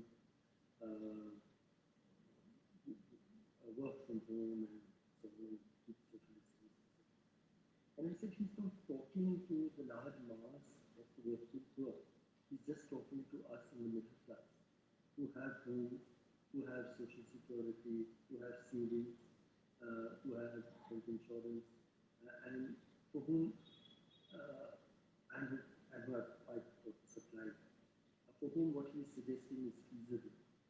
So I think that our governments have become more and more irresponsible to the working poor, and we had actually a very weak framework of labor rights, which has actually during the period of neoliberalism have been eroded a great deal. But suddenly we found a situation where, as I said, 9 out of 10 workers actually had no work and no food and no protection. And tens and thousands were out on the streets on the second day. I worked with homeless people in particular, so I decided to defy any ban, and with some colleagues we were out on the streets. But when we were, would see expect to see 500 people or 5,000 people, and they were falling over each other because there just was no food and there was no arrangements for them. And that is what continued. So it was a very, I've written a book, Locking Down the Poor, while all of this was happening, and I describe the idea of a total stringent lockdown when 9 out of 10 workers have no social security or social protection of labor rights, as an act actually almost genocidal in nature, and its consequences can last for more than a generation. So I do think that, and I thought that at least there would be some sobering effect, and the government would announce social security and some strengthening of labor rights. But instead, what it has done, and that is going back to market fundamentalism, it said that the only way we can help labor is to demolish even the few protections that they have. So the 8-hour working day was thought to be pushed back, and so on.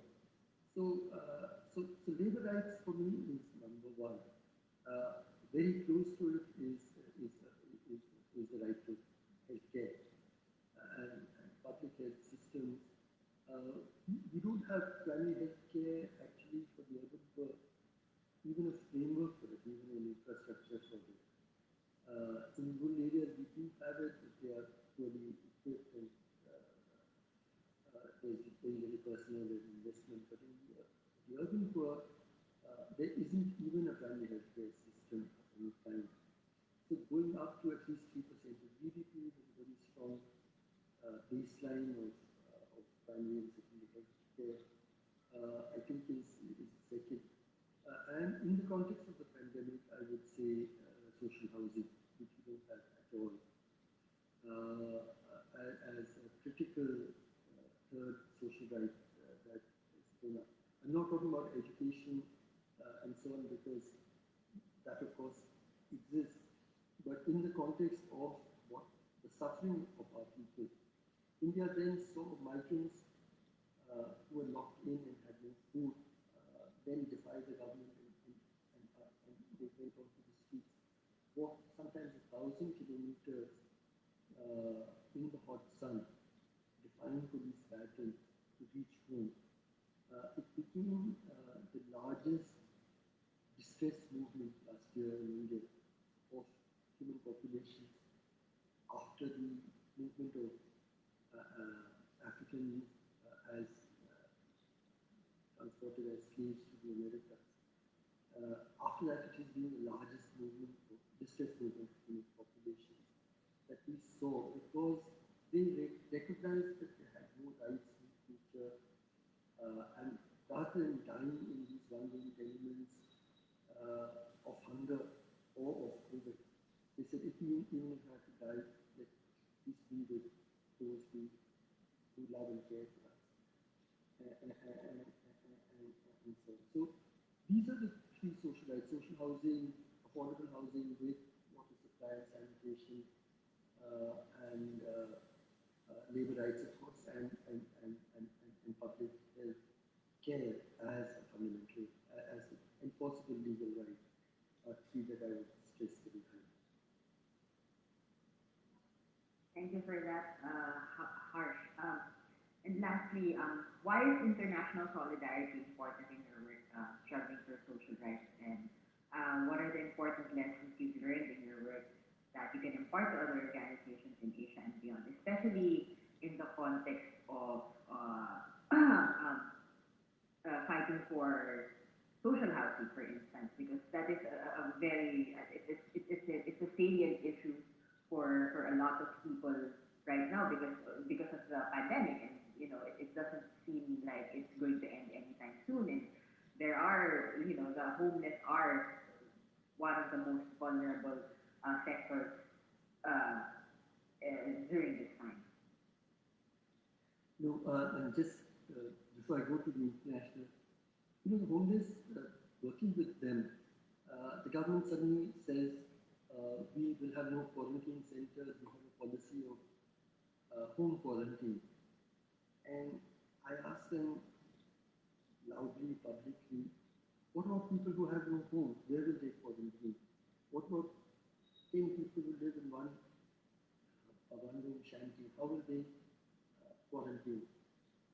But there are no answers, and I think that what the last year has demonstrated is that for our governments, there's some lives that need to be protected. Middle class lives, rich lives like yours and mine. And there's some lives that are completely dispensable. And I think that we have to fight for an economic and social order which recognizes the equal value of every human life, the equal dignity of every human life. That's really where we started off on the whole question of human rights. We are all equal, at least in terms of our intrinsic dignity. International solidarity, India still had a weak but growing framework of some kind of social rights. And it was neoliberalism, which was a global compact in many ways, and pressed through the IMF and the World Bank, which persuaded governments around the world that state-run services are intrinsically corrupt and inefficient, and the private sector will deliver even public goods in a competitive way, and neoliberalism will create huge wealth, but also jobs for all. And because all of us will have jobs which we wouldn't have had in the absence of neoliberal policies, we can buy our public goods rather than depend on the state to provide it. That is a core argument. I think that we have to recognize that neoliberalism has failed to generate. We've seen joblessness in many parts, and in India too, we've seen virtually no new job creation. And in fact, decent protective work, socially secured work, has actually declined over the last 30 years. And I think that that we now need a new global compact which confronts market fundamentalism and says, let us recognize that that there's some basic human, that's law of human dignity. No child should die because they don't have enough food and nutrition. No child should die because they don't have access to health care. People should, every child should have an access to decent education. No old person should have to work till their last day because there's no system of pensions, etc., etc. I mean, I think we need to have a new global discourse about a call of what I call a floor of human dignity, below which we will not allow any human being to fall. Oxfam tells us that just a 1.5% tax on the wealth of the dollar billionaires in the world is enough to ensure all of this. I believe that this is going to be seen as one of the most cruel periods in human history. It's not as if, I mean, there was much greater denial of healthcare, deaths, and hunger. But the resources are, are many times available to us, and yet we are allowing people to suffer in this entirely preventable way. And therefore, I think that these are not battles that can be won only within national boundaries. This is a battle that has to be won with international standards.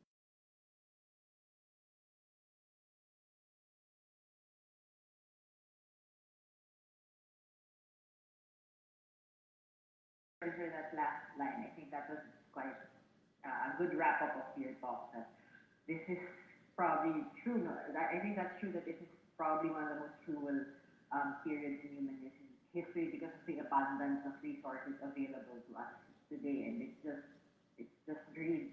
There's no other way to put it. Yeah.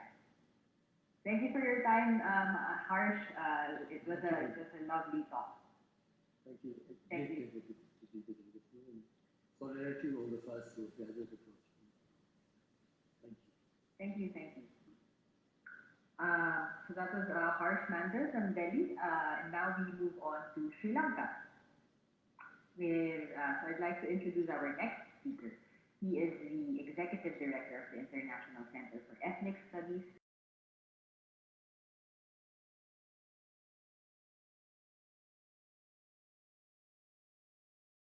How are you?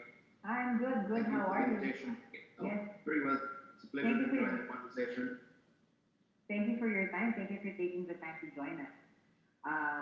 So I'd like to start off, if you'd like to start off by introducing yourself and the work that you do, and perhaps if you could answer the first question, which is how have you used the concept of social rights in your work for emancipatory political action?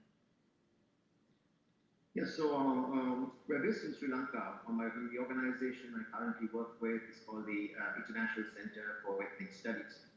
We're primarily a think tank that tries to generate research, policy-oriented research that can drive and shape both policy and practice.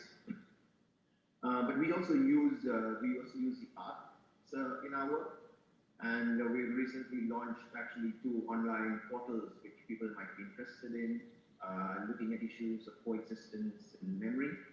And I can send you the link. One is called the Museum of Memory and Coexistence, and it's MOMAC.lk.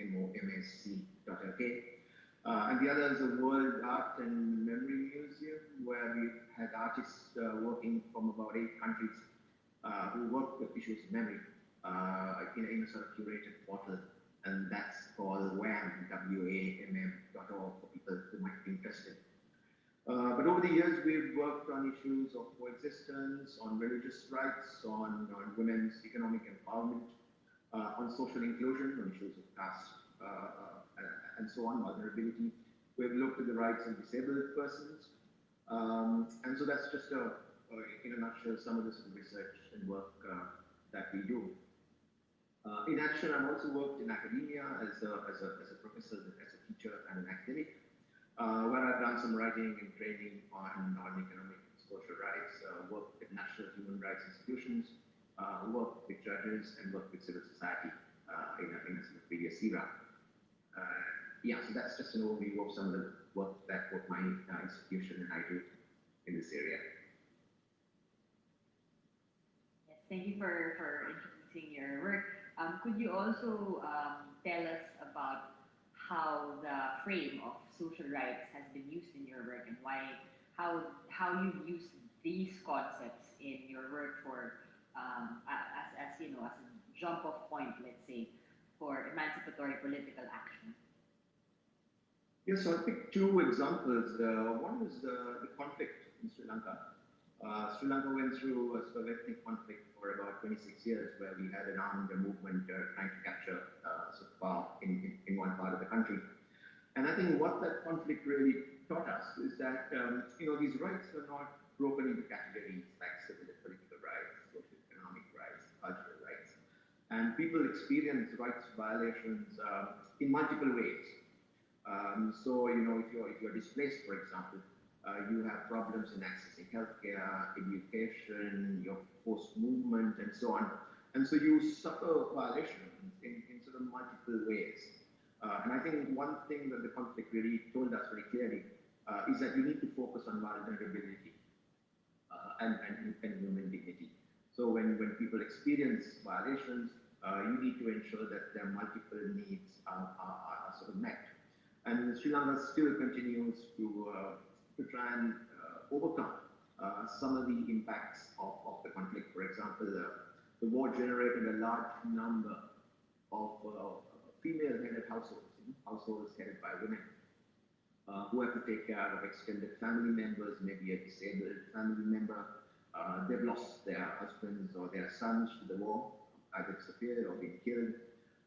And so there is really a need to try and look both at economic empowerment, economic livelihood opportunities for these women, but also I think the whole psychological and psychosocial support that unless you provide them with some sort of psychosocial support, they're not able to really fully grasp some of the economic opportunities that might be presented. So I think the conflict really was one issue in which we were told quite strongly that here are groups of people who suffer a range of human rights violations. And then of course the pandemic, as many speakers before me have also identified.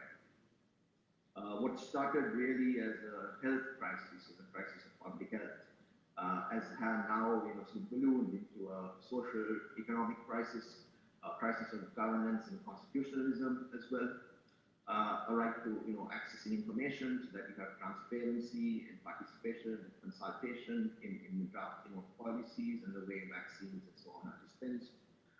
And again, I think it shows very, very fundamentally that crises like these impact on people in multiple ways, social ways, economic ways, in the area of governance, and in the area of trying to just access information. And so, just to reiterate, what are the most pressing issues right now in Sri Lanka in terms of, I suppose, the repression of social rights? So there are many, and I'll just try to flag a few. Again, to return to the impacts of the conflict on women and on people, I think one of the issues women are facing now is the whole question of microfinance. So soon after the war ended, we had a number of private companies that sort of rushed in, giving loans to women and to men at very high interest rates. And now many of these women are unable to pay back these loans. They've taken another loan to try and pay back. There've been a few suicides where people have taken their lives because they're unable to pay back. And at the moment, there is an ongoing protest by women arguing for some sort of debt relief for these loans that they've taken over the years, which are now just spiraled out of control. So that's clearly one issue that is an issue that lingers from conflict. As I mentioned, the issue of women heads of household is also another issue, but I think we need to provide them livelihood opportunities, but I think also other psychosocial support for them to be able to rebuild their lives. In the case of the pandemic, of course, I think one of the issues is the lack of transparency the lack of consultation and participation with key stakeholder groups, in the way the pandemic is being responded to, in the way healthcare services are being provided, in the way vaccines are being rolled out. And I think there is clearly a lack of transparency and consultation with important stakeholder groups to sort of enable this process to happen much better. So clearly access to information is one issue. A lack of participation is another issue in terms of pandemic. I think Sri Lanka is also experiencing a serious rule of law crisis. Perpetrators of human rights violations, whether it be hate speech or religious hate crimes or religious sort of violence, are simply not prosecuted, and they are beyond the pale of the law. On the other hand, the law is sometimes used selectively to target minorities, like Muslims or other religious minorities, and so on, or peace activists and human rights activists. So I think there is a serious rule of law crisis in the country, and I think what we need is really institutions like the courts, like National Human Rights Commissions, and other independent commissions, to be able to have the freedom and the independence to perform their roles without sort of interference by the state and other actors.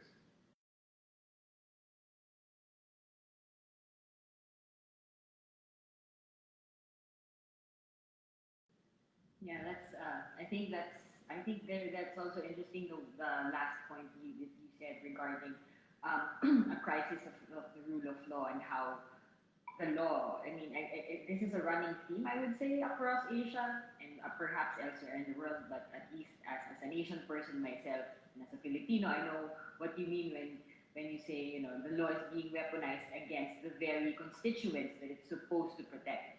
And I think there are a few, there might be a few steps that the international community can take to combat this. So in line with that, last crisis that you identified, why is international solidarity important for your work?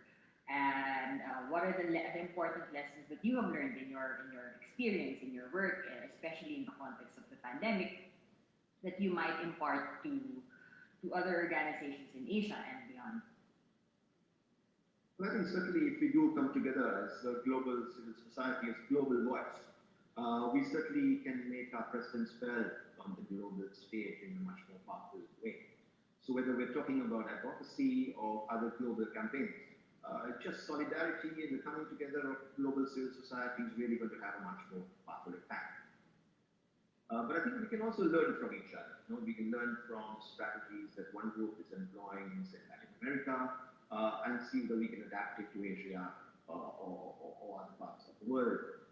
I know activists sort of collaborated in sort of litigation around social rights.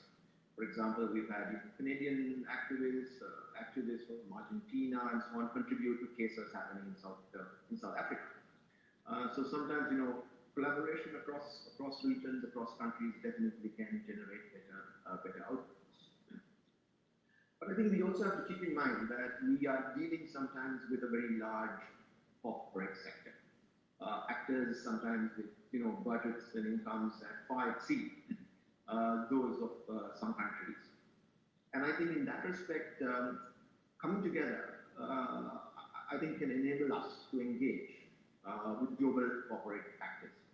And I think global corporate actors really are also one of the big perpetrators of human rights. So I think that solidarity, that sort of common actions, helps us to sort of engage with these global actors. So I think there are multiple benefits of discussions, collaborations, and partnerships across regions that can really have tangible outcomes for all of us. And I think I also want to maybe just echo, what Harsh said just before me. That this whole question of resources. I think the resources are available. It's just that it's not equitably distributed.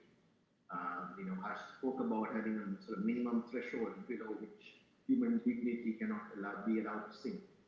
And I think that's important when we talk about social rights. I think the resources are available globally. it's just the way these resources are channeled and employed to deal with issues of poverty, social inequality, and so on. Yes, thank you for that. Yeah, that's true. I think it's just like what Harsh did say. It's just there's just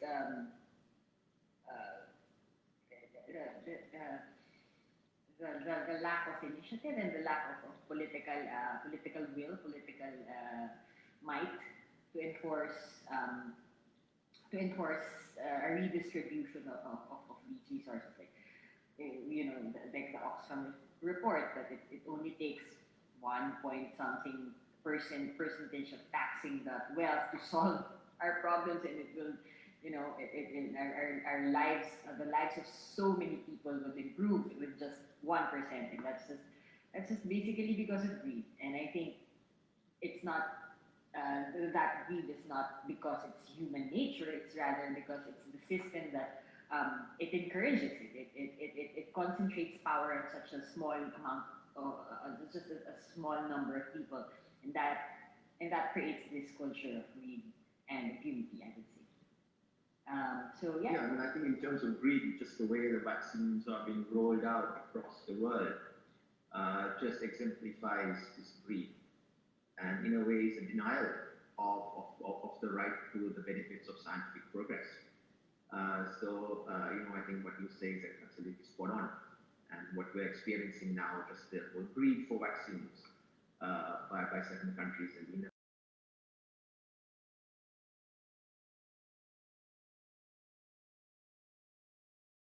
Do you mind? Sorry, go ahead.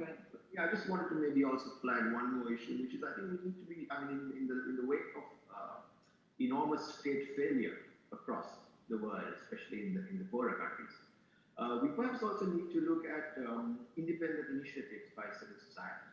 That can respond to, say, women's economic empowerment by providing them support for entrepreneurship and other skills. So we cannot, I mean, while we demand from the state that it perform its obligations, I think civil society might also want to look at social enterprises and other creative enterprises that can respond to poverty and social inequality. Yeah, I think that's a good point, and just to find alternatives rather than just keep on hammering on the same system that really does not respond to what is needed at the moment. Could you also? I'm not. Forgive my ignorance, but I'm not familiar with how the vaccine rollout has progressed in Sri Lanka, because at least for my country, in the Philippines, it's almost non-existent. I mean, and this is not just because there is a failure of governance, but it's also because of the lack of because we're not in the list of priorities for whom the vaccine will be delivered. And in that, I think it also points to how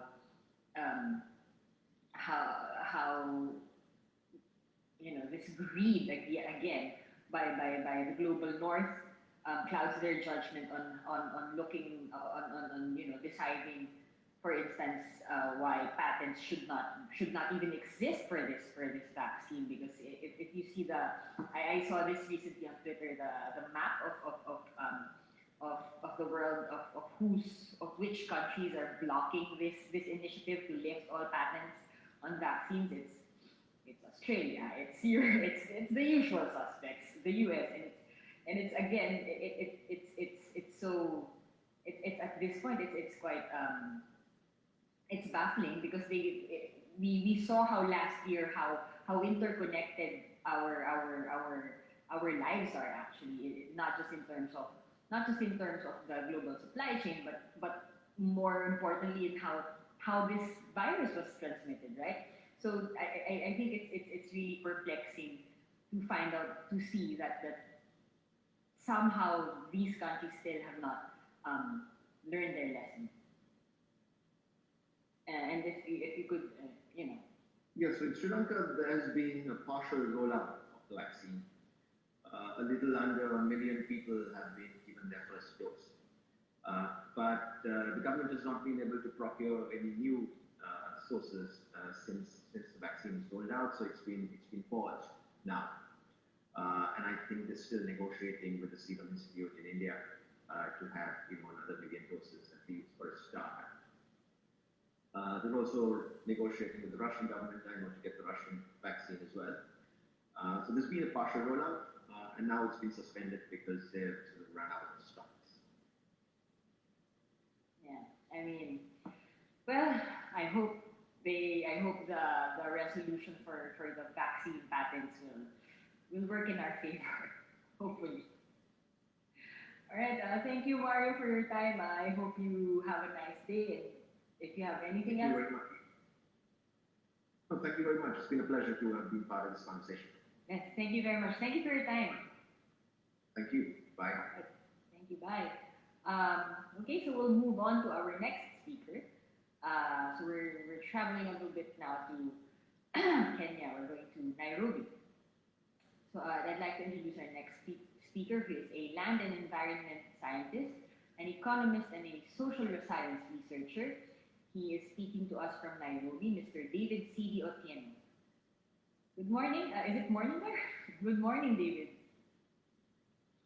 Morning here. Morning, okay, good morning. So I'd like to, maybe you can start.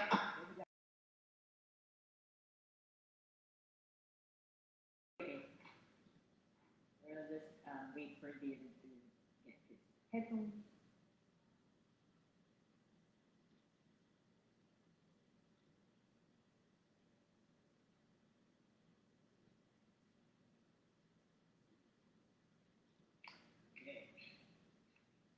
Great. It's morning in Nairobi. I hope you've had your coffee. Yeah.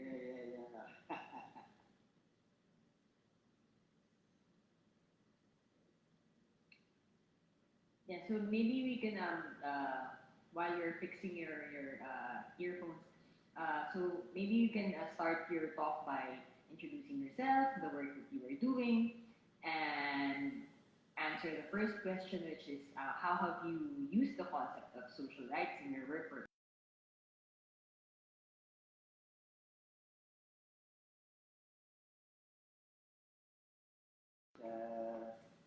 I'm C.D. Otieno, David. And as you have said, I come from an organization called the Kenyan Peasant League. And the Kenyan Peasant League is a social movement that brings together small-scale food producers.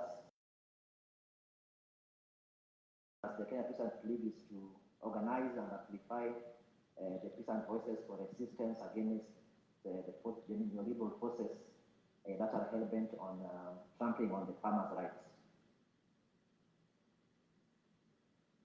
I hope you can hear me. Can you hear me? I can't hear you. Yeah, sorry. Yeah, so could you also elaborate on how you have used the concept of social rights in your work for emancipatory political action? Yeah, first of all, you see, social rights actually, everybody has a right, for example, to education, has a right to food, has a right to health care. And the Kenyan Constitution, Article 43 of the Kenyan Constitution talks about social and economic rights.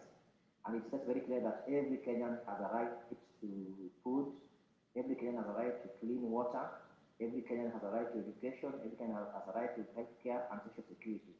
So as a movement, we base our struggles on that particular article of the Constitution. And this is done, first of all, by organizing petitions to the government, for example. And at the same time, we also seek to bring alternative, maybe economy to support our members. Yeah, for example, we don't just petition and wait for the government, but we also take actions that are actually geared towards ensuring that our members get their rights. For example, on our right to seeds, we ensure that all our members have got household seed banks. Maybe on our right to indigenous foods, we ensure that all our members use organic manure, for example, so that our members are safe. And again, we also carry out case studies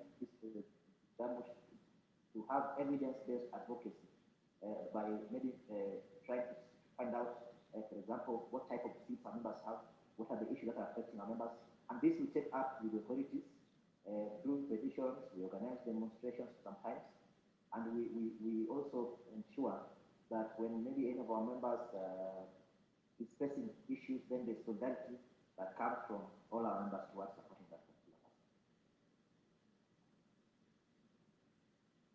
Thank you for that. Thank you for that comprehensive introduction. Could you also tell us what are the most pressing issues right now are in Kenya, especially in the context of the pandemic and the economic crisis? Yes, in fact, the pandemic has actually actually aggravated the economic situation, because we find that there's an analysis that has been done by In what government. way? Pardon? In what ways has it aggravated the economic crisis? Yeah, because that's where I was heading to. You find that most analysts and economists have been talking about the effects of the pandemic as if the pandemic has caused the economic crisis. The economic crisis has been there before. The problem, the low class in Kenya living in the rural areas, living in the informal settlements in Nairobi, have been facing economic crisis. So the pandemic simply exposed the soft underbelly of the global economic system that actually puts resources in the hands of a few people. So, for example, now Kenya, we are in the third wave of the COVID-19, and there's a lockdown targeting 5 counties, which are surrounding the capital city. So, movement of food is a problem. People cannot move in and out of that particular area, and at the same time, the government is not providing any social security to the people. For example, nightclubs have been closed. We have people who work in the clubs. We have bouncers. We have people who used to work in public transport, which is now has been paralyzed. So you find that all those people are now jobless.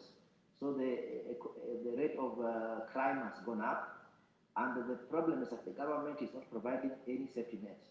In the past, we have seen the Kenyan government getting corona or COVID-19 loans.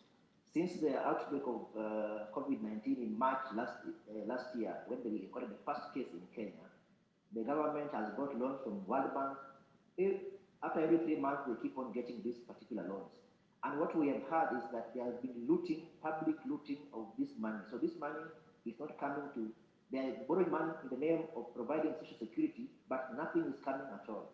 In situations where they are providing some support, even the process of identifying the beneficiaries is also corrupted, because they're using the government administration, which is also corrupted. And now we find that when they are providing even cash transfer, for example, during the second wave, when they're providing food packages, it goes only to people who are close to the government officers, and the process is politicized. So the situation is very bad right now in Kenya, because you find that if you look at Kenya has got, even before COVID-19, the appetite for Kenya for debts has been very high, and we have been campaigning against these debts. And you find that right now, for the first time, debt servicing in Kenya has surpassed the recurrent expenditure. So you find that the government is borrowing to repay previous loans. So it means that services like building schools, our hospitals are under-equipped, because all the resources that are being taken up right now are going to service debt. Lastly, you find that the IMF conditionalities, because we are actually against the IMF and World Bank, because we find that the recent reform package that IMF gave to Kenya so that Kenya can get around 250 billion Kenya shillings in terms of loans to cushion members of the public from COVID-19.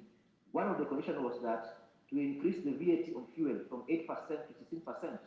If you increase the VAT on fuel, it means that the net effect is that all other issues are going to go up. So the cost of living has gone up, people have lost their jobs, and what is happening now is that everywhere you go, people are complaining, families are breaking, it's very difficult. And then you find that most families that live in urban areas, in Nairobi, in Mombasa, in Kisumu, rely on food supplies from the rural areas, from their parents and their relatives. So that again has been delayed because of the lockdown, and the government is not providing any safety net to ensure that the people are cushioned from such effects. I think that's an interesting point that you said about how the government is borrowing money just to pay for money that it had previously it's just a vicious cycle of loans. Yes. Yeah, that's true. So in that regard, because of course, obviously, this problem is not just this is not limited to just Kenya. It happens elsewhere in other African countries, as well as in Asia, as well as in Latin America. In the Philippines, for instance, I think we've surpassed the debt that we accrued in the 70s, in the time of the dictatorship. So it's worse now than it was before. How do you think? Why is international solidarity important for your work, and how will it help you? How will it help you in your opposition to these international monetary institutions like IMF, like the World Bank? And what important lessons have you learned in your work? Okay, so the international solidarity is very critical, and as China Peasant League, we are part of La Via Campesina, and you see, we talk about globalizing the struggle and globalizing the hope. And you see, IMF and other multilateral institutions are transnational in nature. So it means that we cannot engage IMF as Kenyans alone and win. So we need to create transnational movements, and that's why, for example, in our struggles against the IMF, we have the trade collective within the La Via Campesina that occasionally organizes action, and the vision is to ensure that all the citizens of the world who are affected by the neoliberal policies of IMF, I call them the criminal trio of IMF, World Bank, and WTO. Unless all the people in Philippines, in Kenya, in South America, we build a global solidarity to ensure that initially place IMF is having its puppets, then there is a pressure that is being given out to ensure that we reverse such things. You know, governments were not constructed to work for the people. And you see, when we talk about sovereignty, we have the people's sovereignty on the one side and the government sovereignty on the other side. Governments exist to serve the interest of the criminal trio that I've just mentioned. Now, what we need to talk about is how do we ensure that we build solidarity among the people. And that's why we don't operate in a vacuum. We actually operate with movements like the CADTM, the Committee for the Adoption of Legitimate Debts, and we are part of them in Kenya, and we have been holding a lot of activities, trying to deepen our understanding on how the IMF, the World Bank, and WTO work, and how they operate. Because sometimes you find that our leaders are helpless; they have been captured; they're just presiding officers. So we need to ensure that we need to know who is the cause of, or who is calling the strings, and through such deepening understandings, we have been able to understand more about the structure of oppression, about the anatomy of oppression. Because unless we understand that, unless the citizens of the world understand, because when people in Philippines, for example, or Kenya hear that Kenya has got a loan from World Bank, they think it's development. So they need to understand that it's not development, it's coming with the structural adjustment programs. Look at, for example, right now in Kenya, the government is taking a lot of loans from China to construct roads even now.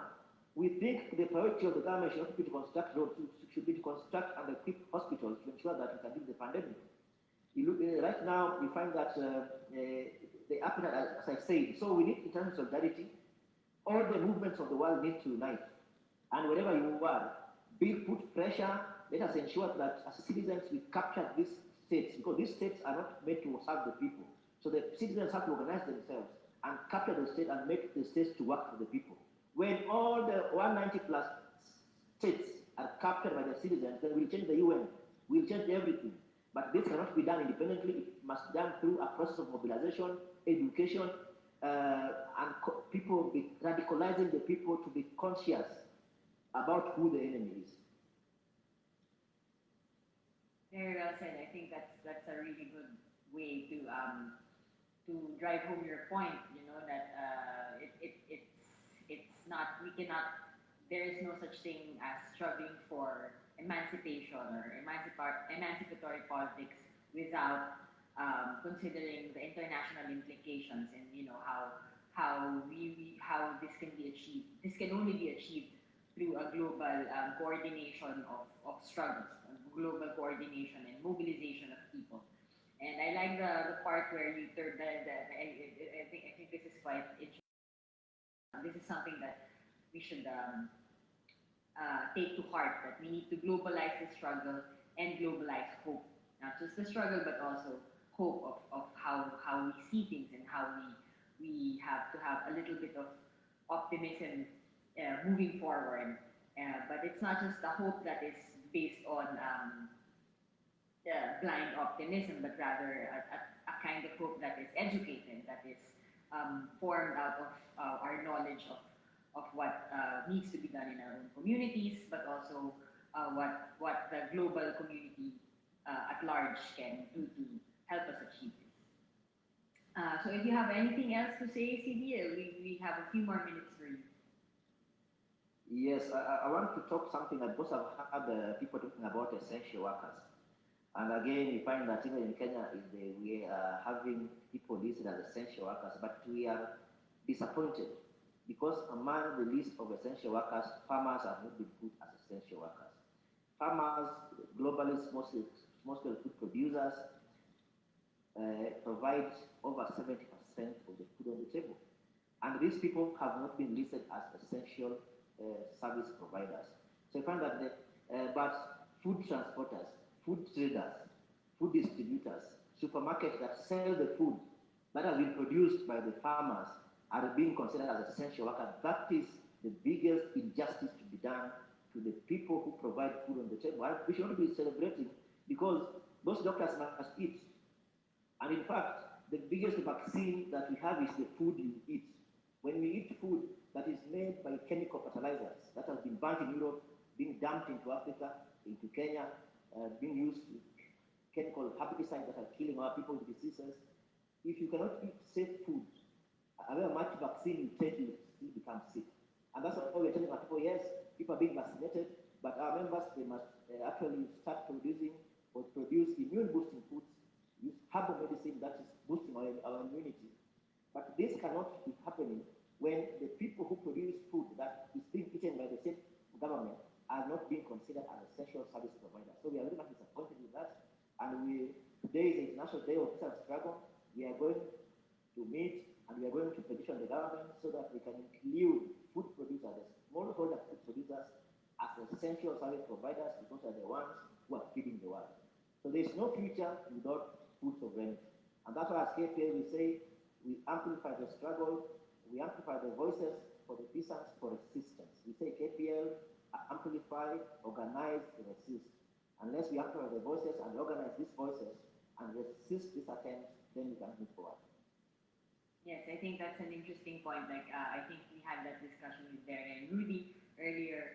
I guess the term essential worker is still rooted in an urban mindset that workers only are in the cities, and because the levers of power are most of the time or all of them are located in cities. That's why I suppose that's how they view the world, and that's one of the why it's a sort of liberal. It is a neoliberal definition. That's why you find that it is capitalistic in nature because there are many people working and paid work. For example, the millions of women working in their households. So you find that the definition of workers here is capitalist based. And that's why you see, even dealing with the pandemic, the approaches that are being taken by government, because police shooting people, you see, because how does shooting people ends the country? Ends the virus. So I agree with you. The definition is neoliberal based, it's capitalistic based, and that's why we as the Kenyan Peasants League and allied movements, we are going to petition the government to ensure that those millions of workers who are providing essential services, that woman who is now in her own farm, planting and plowing, so that somebody in Nairobi can eat is an essential worker and must be given. But you cannot just let her to grow food and then some trader somewhere goes to buy food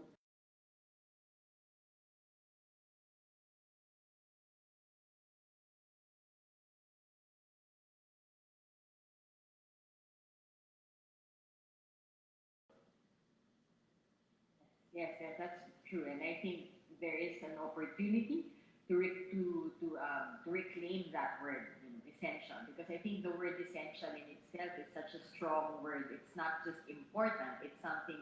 When you say essential, it's something that you need to survive.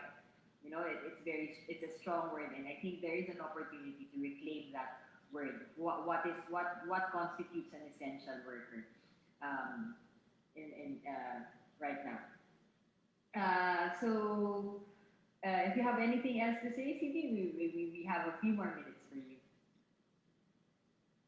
Yes, and maybe what I could also try to add is that in terms of solidarity, we need to ensure that we have synchronized activities. For example, if there is a company that is destroying environment in Kenya and the company is based in Philippines, for example, then the movements in Philippines need to perhaps go and occupy that facility. It needs to petition the parliament. It needs to do that. So without that global solidarity, there must be coordination. The enemy, the transnational corporations, are coordinated. They have representatives everywhere. We also have to coordinate effectively and such forums. I think I want to thank you for getting this particular good idea. We need this to happen more often.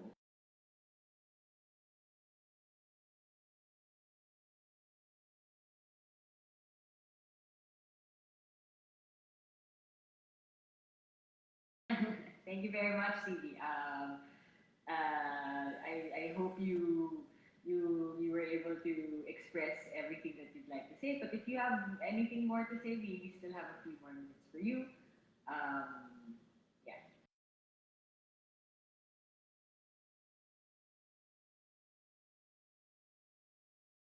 And maybe I just want to add something. Sure. Because right now you find that it's not a struggle that of social rights that we're actually facing now. We are in regional seed harmonization processes. Right now, the Africa Union, for example, is in the process of developing harmonize the seed laws in the whole of Africa. And we find that the system that they are actually using is not recognizing the farmer-managed seed systems. We find that farmer-managed systems are diverse, and as farmers, when we talk about varieties, for example, you cannot put farmer seeds on the DUS, the distinctness, uniformity, and stability, because when you want to base those laws based on the DUS that's being promoted by maybe at the AU level, then you find that the farmers are going to lose, the farmers' seeds are going to be lost. If you look at Article 9 of the Plant Treaty, it recognizes the right of the farmers to save, to sell, and to exchange seeds. If you look at Article 19 of the UNDRO, the Rights Declaration, it recognizes the farmer's right to save and exchange seeds, and it obligates the states to ensure that that is respected.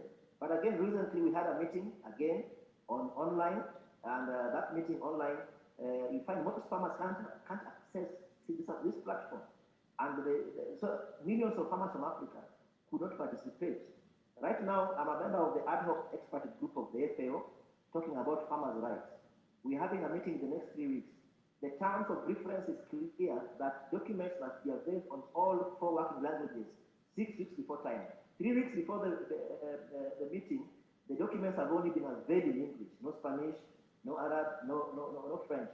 That is a process of marginalizing the voice of the farmers. Right now, through FIAN, that is coordinating this process, the IPC, we have petitioned the FAO to postpone the meeting because there's no way we can effectively participate in that process. So those are some of the struggles that we need the voices of all the movements in the world to petition the FAO and say that we cannot proceed in such a process that is discussing the farmers' rights when the documents that are going to be discussed have not been availed, and we are in the middle of a pandemic.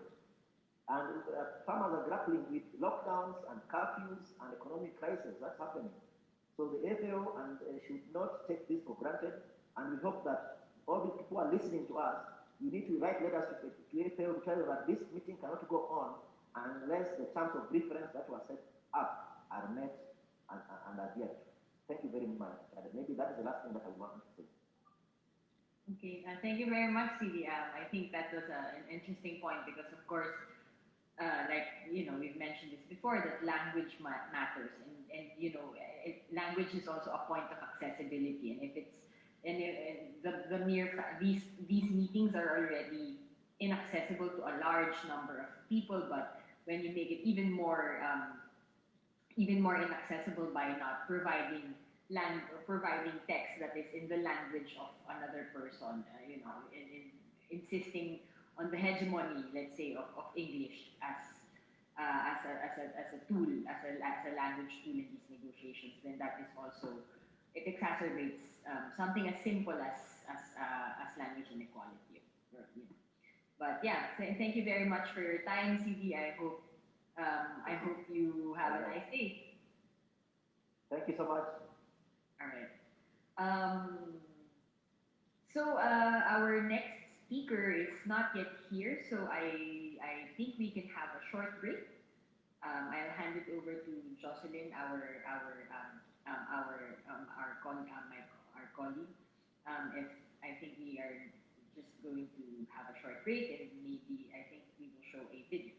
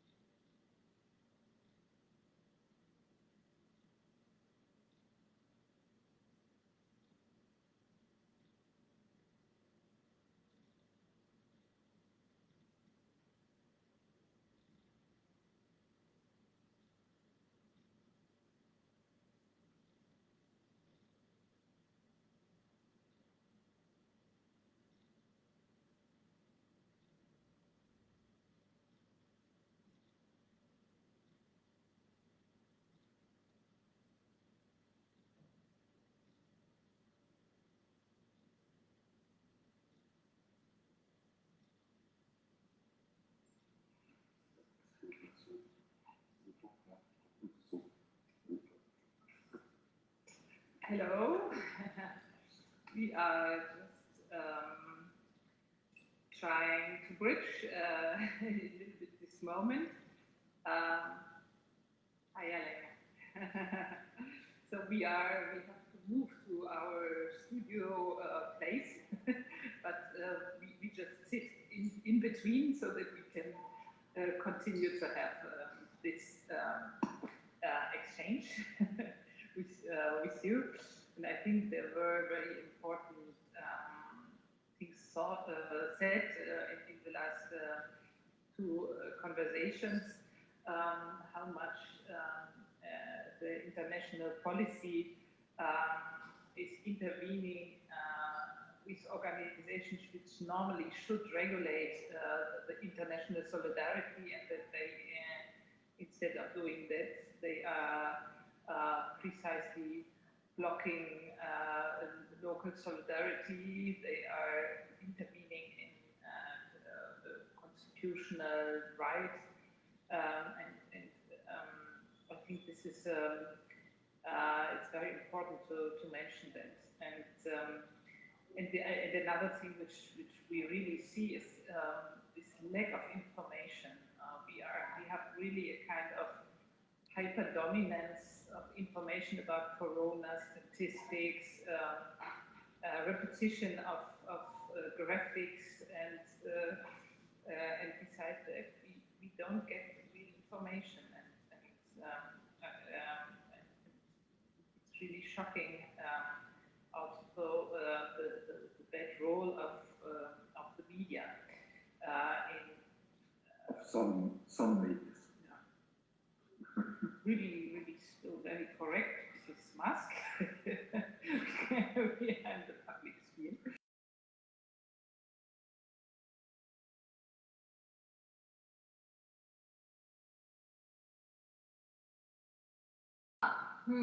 That is a loaded question.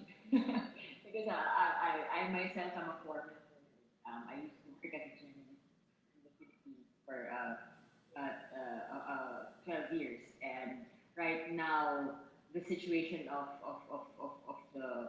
press freedom is quite dire. It's the government is actively stifling journalists from reporting, which is already, comes from with the already underlying problems of state repression, and also now it shut down one of the largest TV stations, television networks in the country, all because of a personal vendetta by the president, and then that's adding to what is already a precarious information infrastructure in the country, where a lot of people get their information from Facebook, which is, as we all know, is a cesspool of fake news and all the of disinformation. I think with your point, I think it's also important to I guess remember that to especially coming from if we're coming from the west, from the global north perspective, that you have to look at what you see in the media with a more critical perspective, because perhaps you're not getting all of the information from the mainstream. I think our next speaker is already here, so if we could this is an interesting discussion, but we can proceed with our next speaker. Yes, hi Linda. So thank you very Rudy for that interesting conversation. I'd like to move. We are now going to move back to Jakarta in Indonesia, and I'd like to introduce our next speaker, who is the chairperson of Solidaritas Perempuan, or in English, that's Women's Solidarity for Human Rights. She's also I've worked with her in the climate space as well.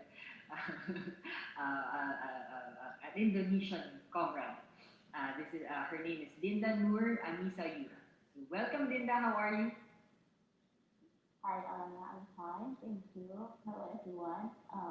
And good afternoon from here. It's afternoon? Yeah, it's like 1:15. Yeah, that's true. It's already afternoon. Sorry, I forget the time zone difference. Anyway, so I'd like to, if you could start your talk with, if you could introduce yourself and the work that you do, and perhaps you can also answer the first question, which is, how have you used the concept of social rights in your work for emancipatory political action? Okay. Thank you, Alana. Hello, everyone. And thank you, Alana already introduced me. So yeah, I'm from Solidaritas Perempuan. I think I've already working together with this organization for more than 10 years now. So Solidaritas Perempuan is a feminist organization. We are working with the grassroots women in the communities in various contexts. So we are working for agrarian justice, climate justice, food sovereignty, migrants' rights, in particular migrant workers' rights. So we and also the women's sexuality rights. And I also part of some collective or other movement also in Indonesia. And talking about social rights, well, because what I'm learning from social rights is it is coming from the idea of equality. So and reflecting what we are facing right now, that we are facing layers of inequality, especially when you are working with the grassroots women in Indonesia, which is one of the global south countries. So the inequality is become multiple. Even though in Indonesia, the translation of inequality itself is not really have the exact meaning like what we understand about the term of inequality in English. It's probably like injustice or impoverishment is more reflecting what we are facing in Indonesia. And as I'm working with many women who are from grassroots communities, well, most of them also dealing with a lot of conflicts, like agrarian conflicts or other problems that caused by the patriarchal global economic system. But not only about the economic system, but they also have to face the multiple injustices caused by patriarchal culture and social norms. So I think it's really important that social rights also acknowledge diversity and rights for minority groups. So we need to think like beyond paper or common standard of the social rights itself. I see that the standard of social rights is also has to be determined by the community itself. Like each community has their own way, their definition of welfare, for example, their own system of education, and etc. Because there are a lot of projects, for example, coming into community in the name of the development, in the name of creating the job creations, but in fact, because of the government think that the community is poor, when they have the standard regarding the salary per month or monthly income, but actually there are a lot of communities who still rely on the natural resources. They don't have monthly income, but they do have their living with their agriculture system, for example, or the other things. So yeah, I believe that all of the standard has to be determined by the community itself.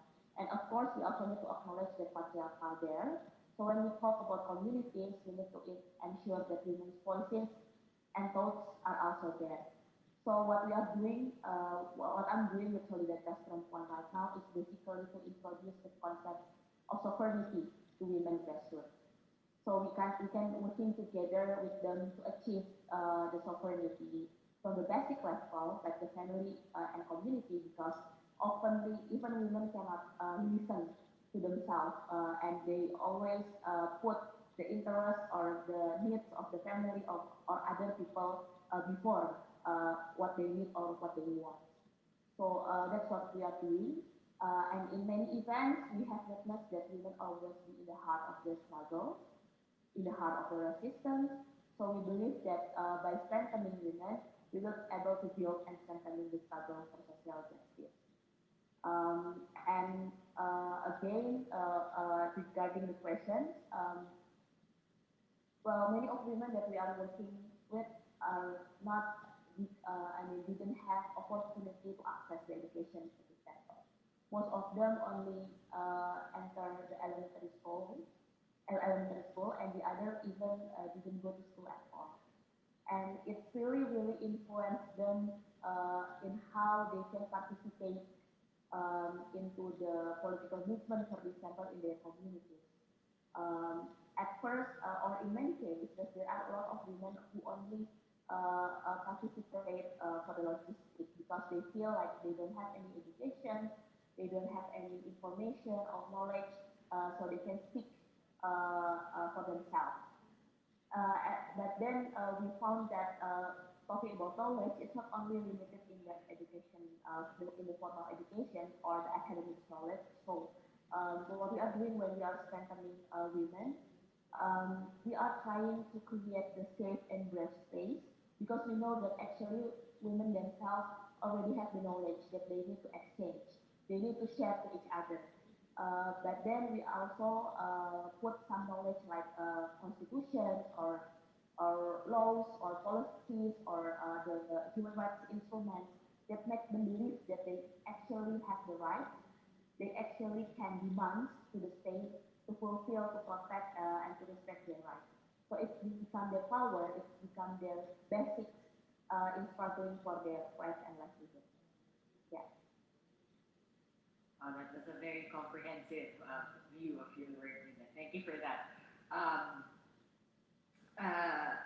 I know, I've worked with several Indonesian partners in my former job as in the RLS, and I remember there was this one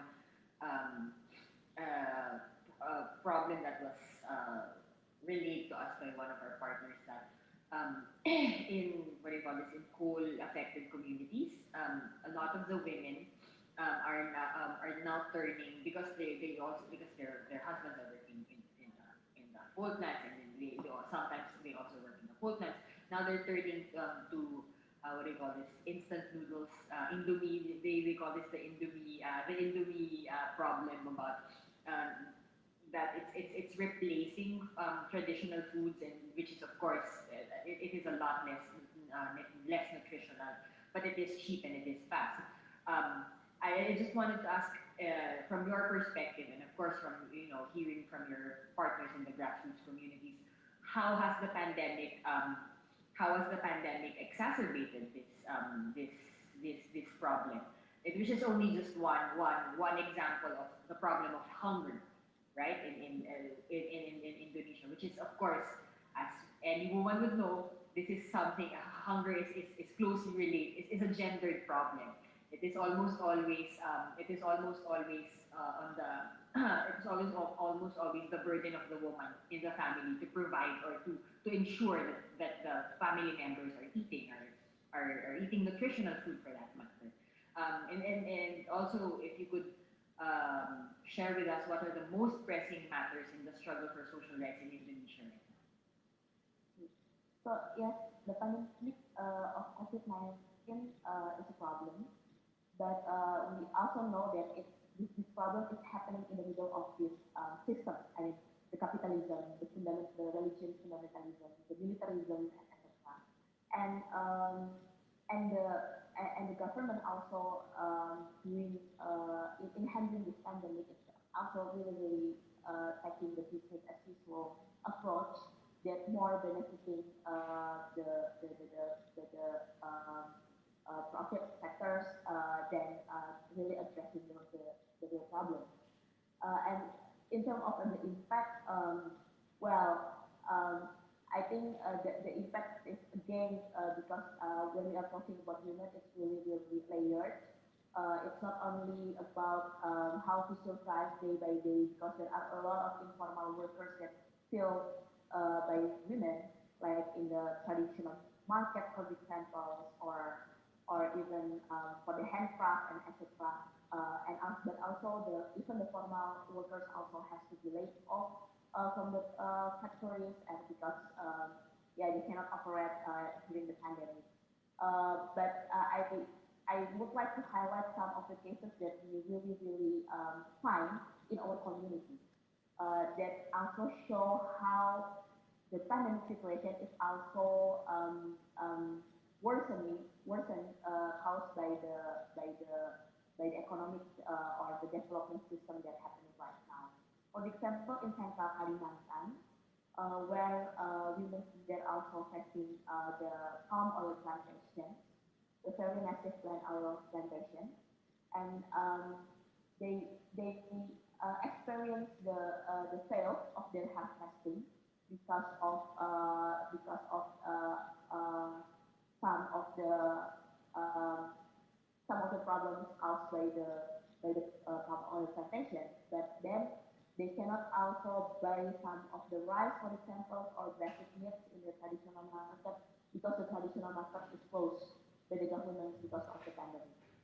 So it's not only about the pandemic, but also a lot of, I mean, the problems that they already face day by day.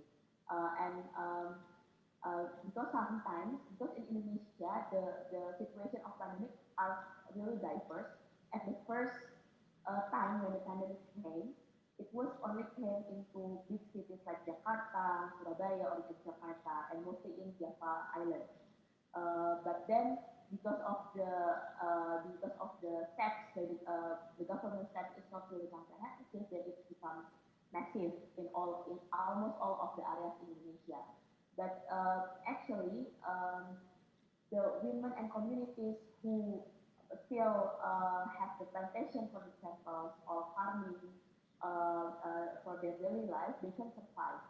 And they can even initiate some movement on the ground because, yeah, this pandemic also teach us how people also build some initiatives like public kitchen or the distribution of the foods from village to city, from the farmers movement to the official folks movement to the labor groups in Jakarta or in other cities, for example, and it's really happening right now.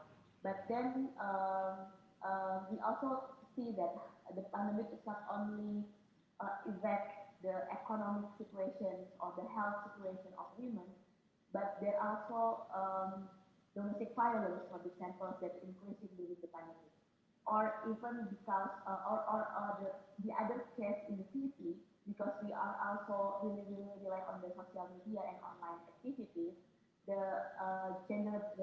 online gender-based violence also become increasing.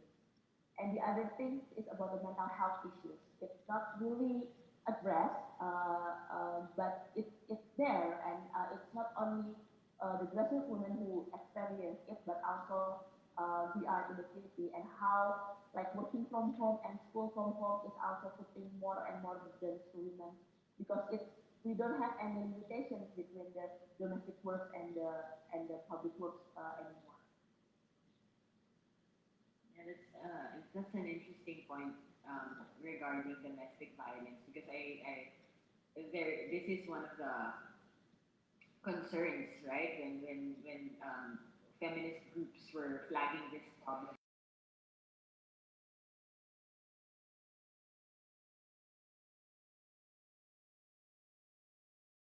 Because you're not giving them any choice because it's government mandated, and when you put that and when you add the whole pressure of perhaps the husband lost his job or could not go out, that inevitably will be that frustration will inevitably be transferred to the woman, and yet again it's the burden of the woman who of course who already is suffering from multiple layers of violence um, as it is.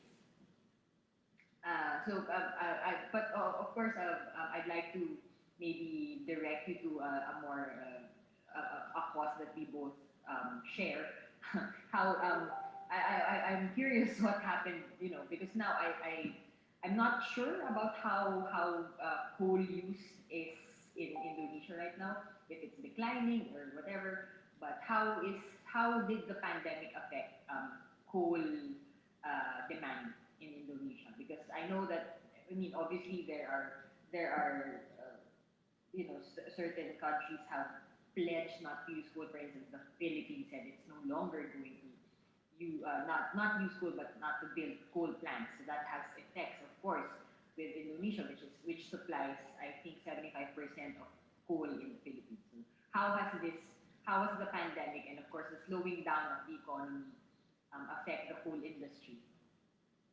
Well, unfortunately, there is no commitment yet from Indonesian government regarding to declining the coal, even though the building of the coal plantations. And from what our experience is, when the people when the people has to limit our mobility, but the fact that a lot of projects in Indonesia that opposed by the people still going on, and large scale plantation, for example, or the building of the new port in everywhere, they still going on. They're not really slowed down during this pandemic. And the worst thing is that the Indonesian government also using this pandemic situation to pass the laws that really oppose by the people. One of it were omnibus law. So the title of the law is job creation bill, but actually it's more regulate about the to facilitate the investment in Indonesia. So it's weakening our regulation, our laws regarding the environment, for example, or even the labor standard, the labor rights standards by this omnibus law.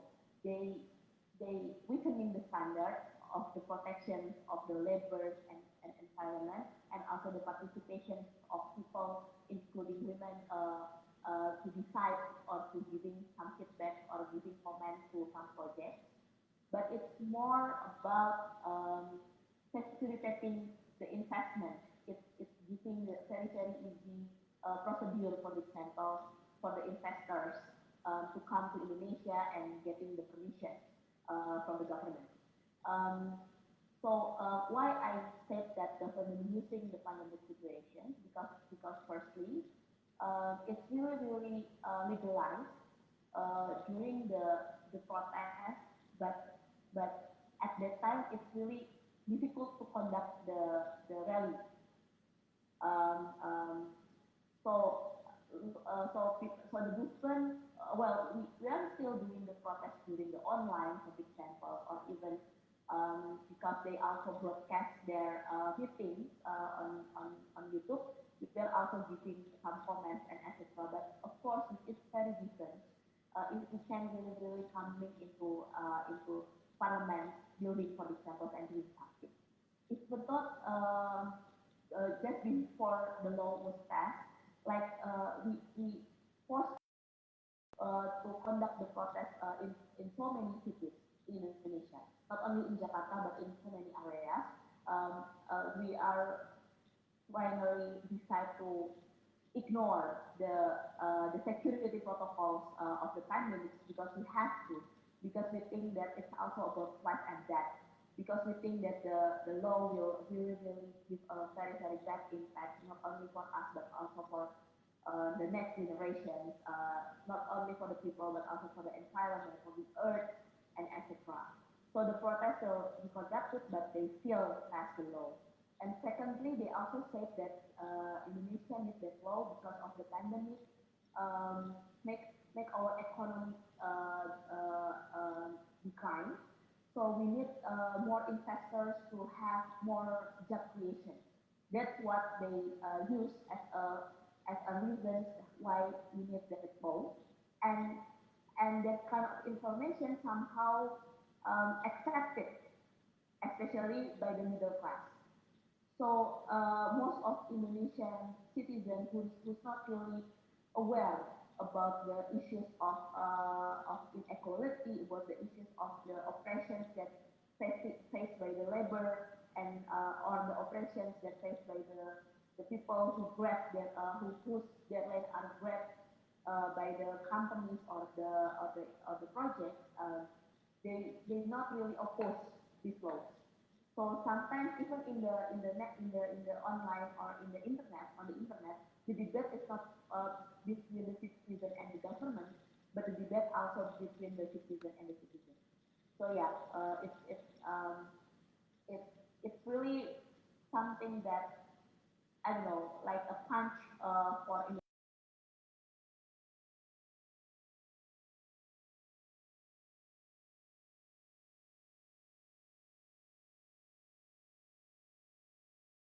Thank you for that, Lina. That was quite enlightening, and I think it gives us an idea of what's going on in Indonesia and what are the most important things right now.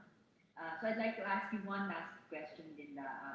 Why is international solidarity important for your work, especially in struggling for social rights? And what are the important lessons you've learned from your work that you can impart to organizations in Asia and beyond?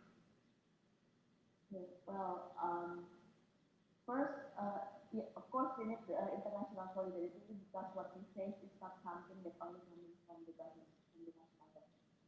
It is about the global economic development system. It is about the capitalism. It is about the religion, fundamentalism, patriarchy, militarism that's not only happening in Indonesia but also happening in most of the countries. And even though the impact will be different between in the global north country and in the global south country, this is also the problems that this is also something that that makes us has to be suffer from the climate crisis or even climate disasters.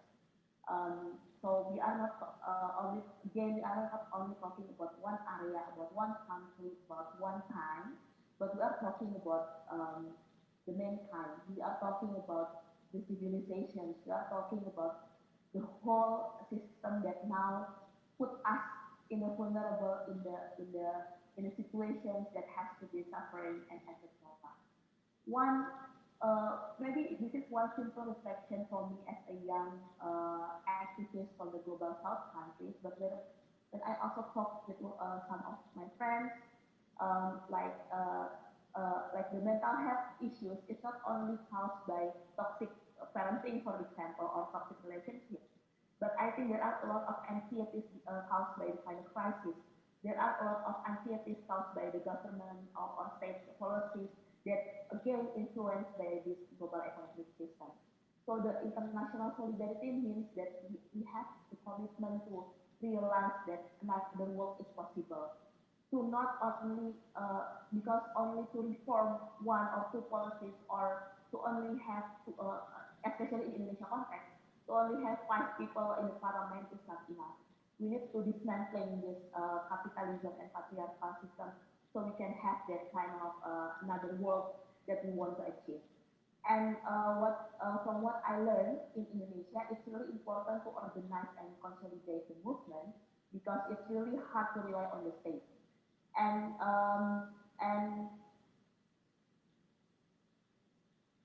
I would like also to highlight one aspect that coming from my reflection, that solidarity should mean that we believe today who are in the struggle to determine the demands, strategies, and others. We need to acknowledge our privilege and the diversity of the needs of each struggle.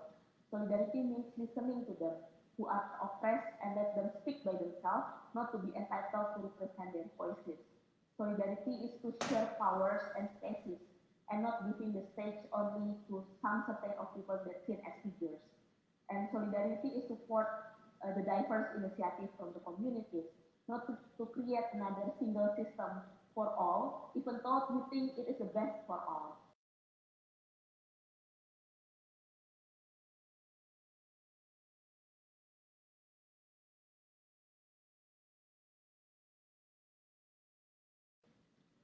Thank you for that, Linda. I think that's a very good reminder of what solidarity actually means. That we don't just say you support each other, but you we do this in an attempt, in a bid to forge equity, right? That it's not just about supporting each other, but it's giving voice to those who have been historically marginalized. And thank you for saying that often beautiful phrase that we hear in mobilizations, that another world is possible. Sometimes we forget this, and I think it is very important to be reminded again and again that another world is possible. So thank you for your time, Linda. I hope you have a nice day. And if you have anything else to say, we have a few more minutes for you. Well, I only want to say thank you for Rosa Luxemburg to have me and to have this event. And I really, I mean, as Alana said, that knowing that we still hope, knowing that another world is possible is really important for us, because sometimes all of the things that we face every day is quite frustrating. But we know that, well, for me, I'm so lucky that I also can learn from the communities, because from the communities I see hopes. From the women's struggle, I'm not only from the feminist movement, I'm not only learning about the problems that faced by women, but I also see hopes, and I hope we all of us can also see hopes and achieve it together. Thank you. Thank you very much, Linda. That's a very inspiring way to end your talk. Thank you for your time. See you around. I'll see you soon. See you. Bye-bye. Thank you. All right, that was Linda Yura from Jakarta with Solidaritas Benparuan. So we'll move on now to our next speaker, who is from Nairobi, again, in Kenya. Our next speaker is from the Ukombozi Library in Kenya. His name is Enjuki Giftetwa. I hope I said your name right. Good morning. Is it morning? Right. Yes, it's morning. Good morning. Good morning. Good morning, Enjuki. Thank you for your time and attending our talk. So maybe you can start your talk with introducing yourself and the work that you do. All over wherever you are in the whole world, I am called Joki Gidevo. So that is the right name. It is morning here in Nairobi, so it's about 9:42 a.m. Here, so it's still morning, and it's a Saturday morning. So I associate myself in the management committee of Ukombozi Library. Ukombozi means liberation in Swahili. In Swahili it's Ukombozi, but in English it's liberation. It's a progressive library in Nairobi town, which we call it the socialist library, which we put a lot of stuff that was banned in Kenya in the years of the dictatorship, but also to try so much to inspire the new generation with progressive information and thoughts. So that is in terms of the Ukombozi Library. But I also, within Ukombozi Library, I also run a publication which is called Ukombozi Review, which we try so much to review the people's struggles happening in the country, but also in the region. Apart from that, I also lecture at the university, various courses of development studies, but also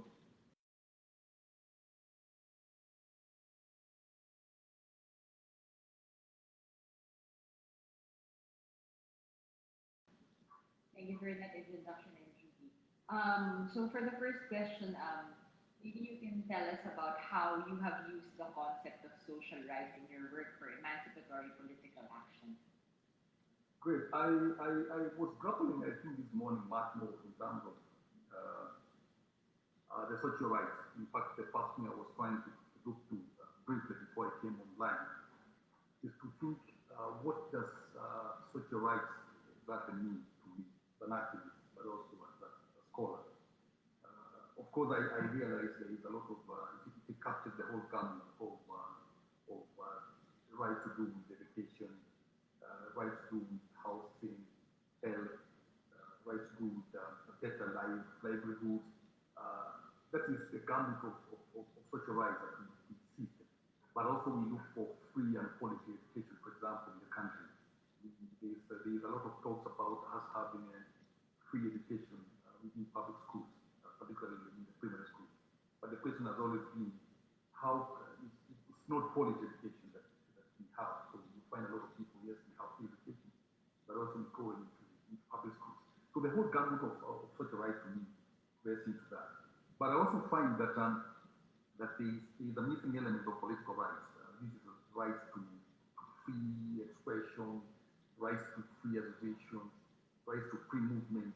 I find that element sometimes lacking in terms of the whole conversation and dialogue on social rights. But I get the feeling that this is exactly what we're trying to do when we talk about political emancipation, political emancipatory action, that social rights cannot be gotten and they cannot be realized without us focusing so much on political emancipation. But this political emancipation must go along with what we call the mental infestation. Because you will struggle so much for the social rights of the housing, of clothing, of shelter, of many other things. But as long as we conscientize ourselves and the people, we can always end up also becoming the same oppressors that we are claiming about. So that is why it is very important for us to talk about the whole field of social rights, but also not leaving the element of politics, but also leaving the element of political struggle. Thank you. That's quite interesting. Could you also, for our next question, I'd like to ask you, what are the pressing matters in your struggle for social rights in Kenya right now, especially in light of the pandemic? What are the most critical issues affecting Kenyans right now, especially in relation to the work? Yeah, let me just first, before I respond that question, also bring the element of how do you then struggle for social rights, for education, for business, for farmers, and for all kinds of, for education, for example, for even the better healthcare that we now have in this kind of COVID-19. There's something that is called sites of struggle, sites of people's struggle. And we see these social rights located in these sites of people's struggle. And this is the same, for example, if we are able to struggle so much for the farmers to have rights for better produce, but also for better marketing of their produce, but also for them to be able to learn from their sweat, then this is inspiring side of struggle. Finally, you might have another term that we call those liberated zones. Now, accumulation of these liberated zones definitely will come to political liberation, because you must be able to liberate sites where people are inspired in the struggle when they see gains, they see immediately we have gotten a shelter, we have gotten land, we have gotten rights for healthcare, we have gotten, for example, what Magufuli says, the right to the city, the late president of Tanzania, the right to the city. Once people get inspired by various processes of social struggles, then they are able to imagine the entire political struggle in the country and in the whole society. Now, what do we do as a commodity? And what do we do even as a commodity review? The first thing that we try so much to do is to identify these sites of struggle. And these sites of struggle, we have got a big bias within the working class, because the working class, of course, the rebelling masses includes the peasantry. Peasants completely who are marginalized and in the bottom line of life. So if we identify these sites of struggle within the peasantry, the working class, the hawkers, the intelligentsia, and many other social classes, we call these sites of struggle. And then we expose and we provide information to the working class, including the peasants. And this information is in library and within the review, the publications, comes in terms of in forms of books, the books that we provide, which are compressed in terms of thought, but also the publications from all over the whole world, which are sought for the rights of these workers and peasants. But also we realize that many people will not have the reading cards. Many people will not come to the website, will not even go to the online, they will not even be able to research much. Information must be a social and collective affair. So we will be able to go and hold to them public forums. We'll also be able to have seminars. We'll also have films that are showing the world in terms of progressive thought. They'll also have networking within various places that they do. But apart from that, we shall also do some research on deeper issues. For example, the issues to do with workers.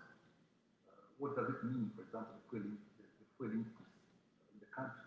What does it mean in terms of GMO? What does it mean in terms of, for example, the climate change? So this research must go ahead and we shall do that in public. Now, once we do, of course, all these kind of connecting sites of struggle, what the magazine does definitely is to amplify and to reflect and to be able to connect these sites of struggle. That we go deeper in terms of giving a media outreach to the entire struggle that are happening. But this is exactly what we've been doing even in these difficult times of COVID-19.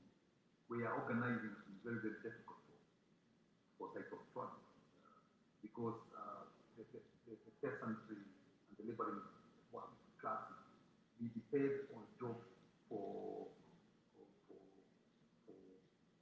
the survival. It is bread and butter issue. They don't have this business of working at home. Working at home is for them going in the morning, working in factories, to work in the streets, to work in the marketplaces. So there is a whole destruction of social rights for the working class and the peasants. The peasants have not been able to even market their produce. I've got an example of a local farmer here in Civic City who got a serious stroke because the produce that he was doing in his farm could not be bought by the supermarkets. It's not exported than what he was trying to do. So there is a lot of those kind of frustrations which happens during the time of COVID-19. But the key thing is that once you connect these type of structures, you must always have, these type of struggles must have a political wing in terms of a movement, in terms of a party that will now talk about the transformation of the state. Because yes, you cannot talk, you will talk about these types of struggles, but you can be isolated if you don't talk about political emancipation. That's why you see Okombo's Library works with a lot of political, progressive political outfits. For example, the Revolution Social Resilience, whose communists work closely with Okombo's Library. In fact, some of them work in Okombo's Library and Okombo's Library. We are affiliated closely with the Communist Party of Kenya. There must be the site of struggle, but also there must be the political will that will be able to look at the state and how the state can be transformed. But also this political will must also be able to look at the time and see that the time right to be join other political people to be able to transform the country and how this will be done.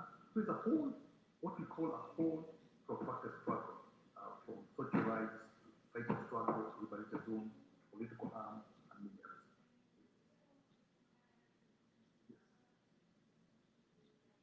Thank you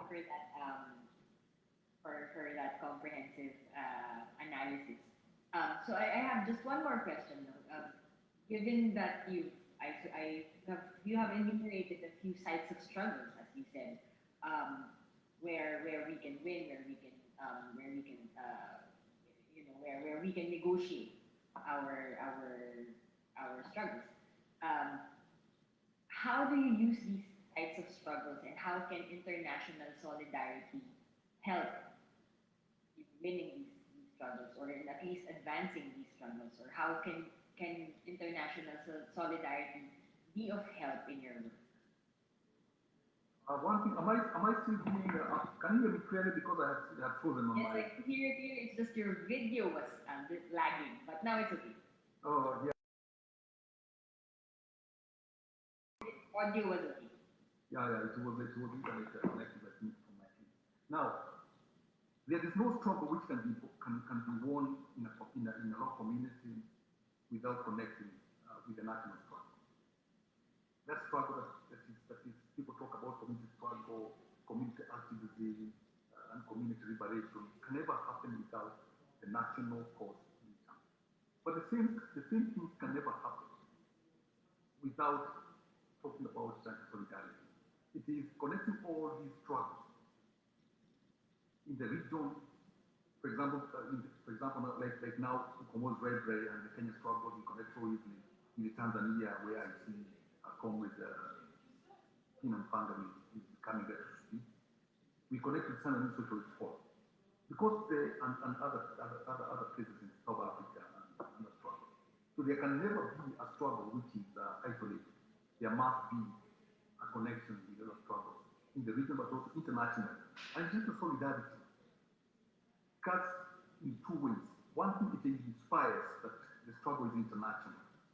The struggle for commons, the struggle for common goods, the struggle for rights is not only within our own reality, but it is international. So that is, so it will inspire that. But also it will inspire those struggles wherever they are. That once we realize we're interconnected, and what happens to these regions, for example, in terms of climate change, community, in a ghetto, affects elsewhere, then we shall be able to see that these struggles are so much interconnected. And international solidarity must come into play. See that the world is one, the world must be positive, must be changed, and that's why I used to like the old slogan of the world is important, but another one is possible. It's the connection of this struggle, solidarity, that will make another better and unique world possible for you. This is exactly what it's like to write. Very well said. Thank you very much for that. I think there is a recurring theme with all of our speakers that, you know, it's to remind everyone, it's to reiterate, to highlight that our problems, one problem on one side of the world is not an isolated case. There are similar or even parallel or mirror struggles in another part of the world, whether it's in Kenya, Sri Lanka, in Manila, in Jakarta, or elsewhere, or in Latin America for that matter. Thank you again, Jinjuki, for your time. I hope you have a nice day. I think your video was frozen. I'm not sure if you can still hear me. Yes, can you hear me? My voice? Yes, I can hear you. I think my if you voice have anything else to say, you still have a few more minutes. No, I think I thank so much. My video is muted. I don't know what's muted. Yeah? It's okay. I don't know if it's because of some challenges. We can see your video. It's because of challenges. You know, sometimes the internet sometimes fluctuates. But I will thank everyone who organized this marvelous interviews and discussions all over the whole world. The struggle for this world is one. We thank so much the Rosa Luxemburg Foundation, the regional office in Tanzania has been very helpful, particularly in terms of isolating, of trying to inspire small organizations which talk about people's rights and people's struggles. And I think it is easy for us to be able to talk and to feel inspired when there's a partner who completely comes and tells you, this is your struggle, and this is the people who will be able to inspire this struggle without us being spoken about it. So that's exactly what I like about it. Like, thank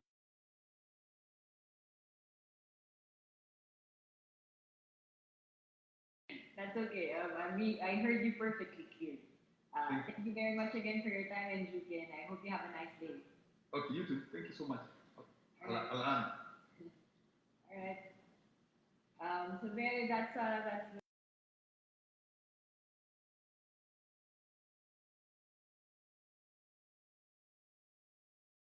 Thanks a lot. It was a fantastic part you do. Yeah, brilliant. Brilliant job. Thanks a lot. Yeah.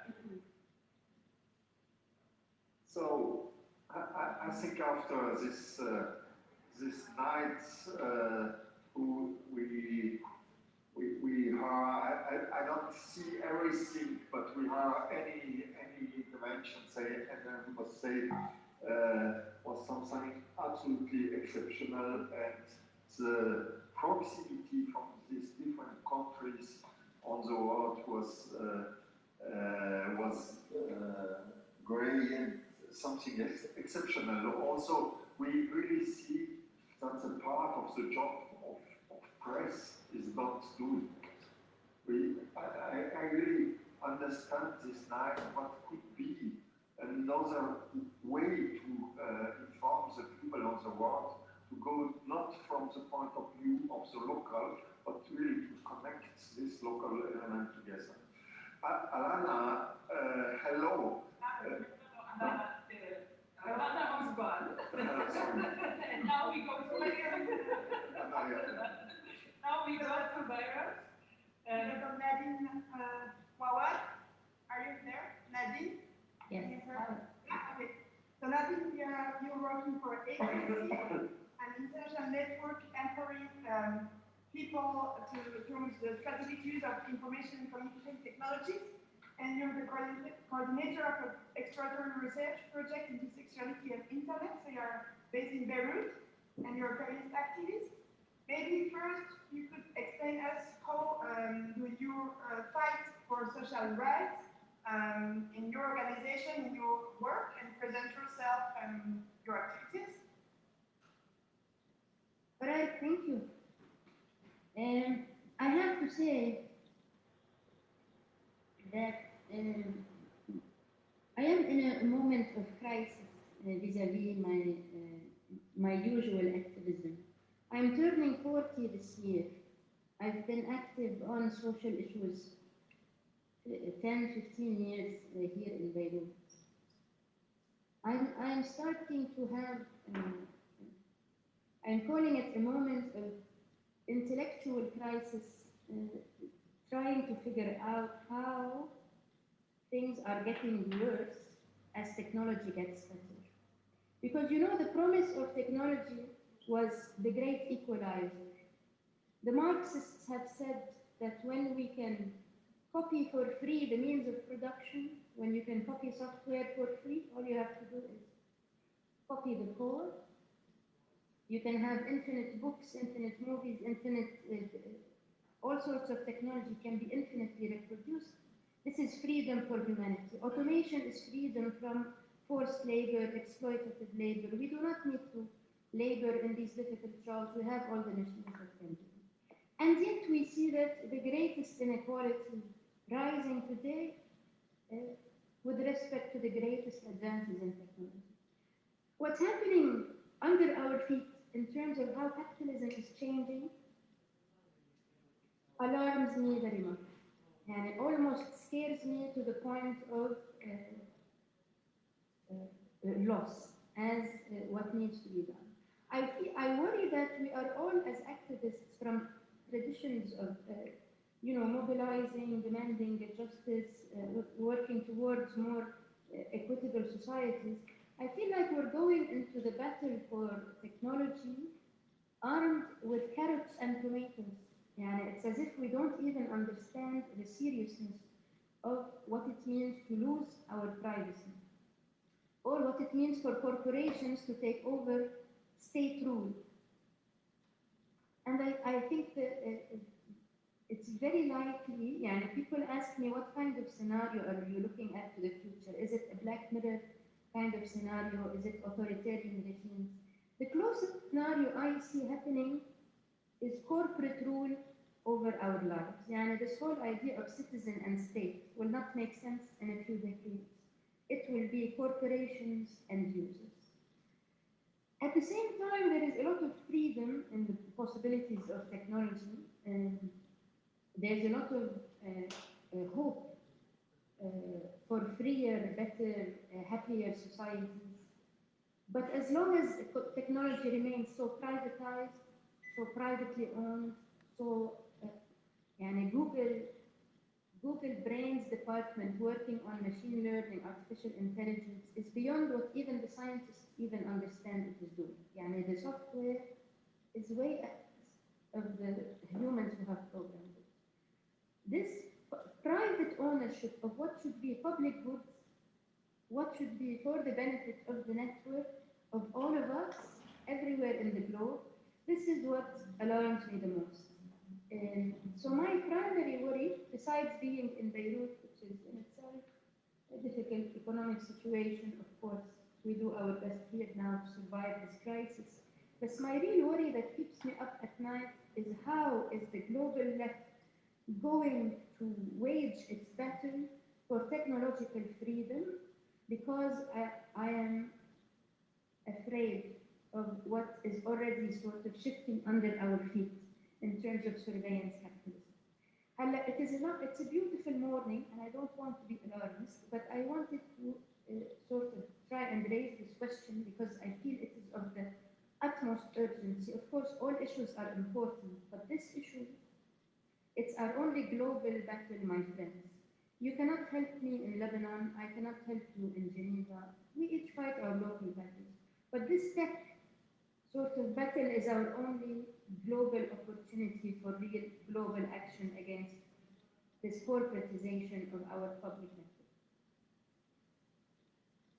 Very, very important issue, and thanks a lot to bring this dimension on our discussion in the way of the right of privacy, and also in the way how can we use better this technology to find new kind of union.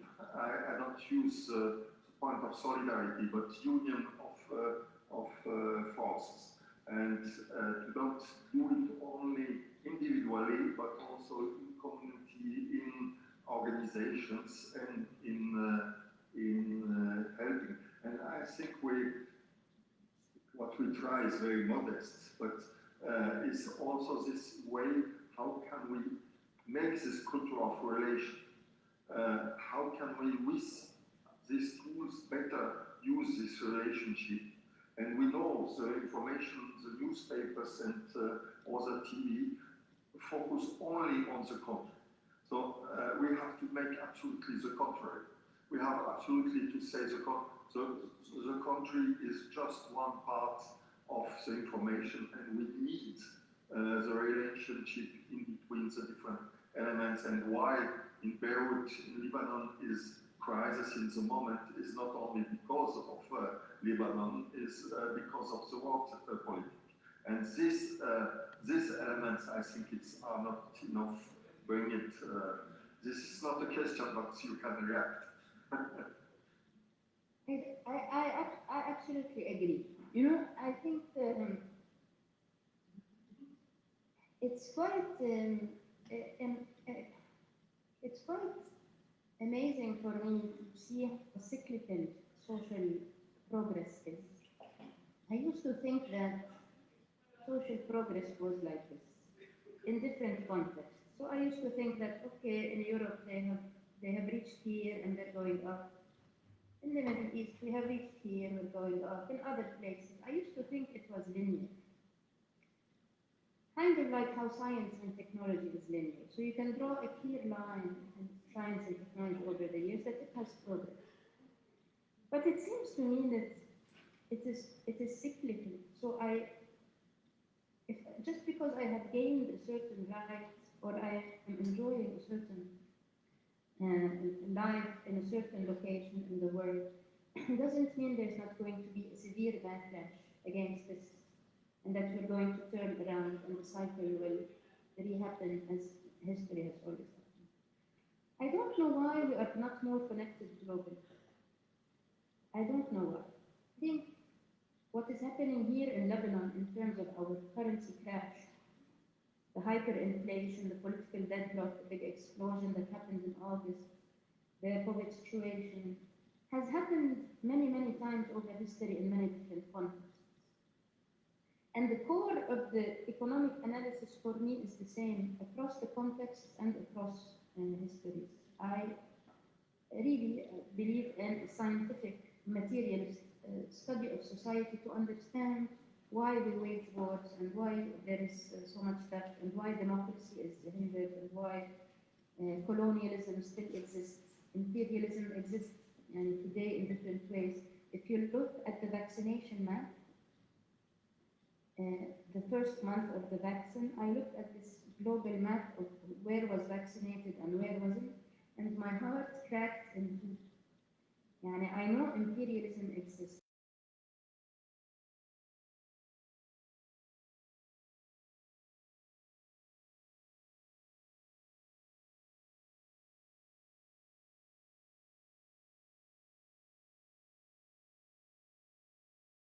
I know these things are happening, but sometimes they still shock you. And I'm glad they still shock me because that means I still care to a certain extent. But how could we allow the copywriting of a vaccine for a pandemic that slowed down all of capitalism, that slowed down the world economy and trade, that killed, I think, millions of people? How? What is wrong with us?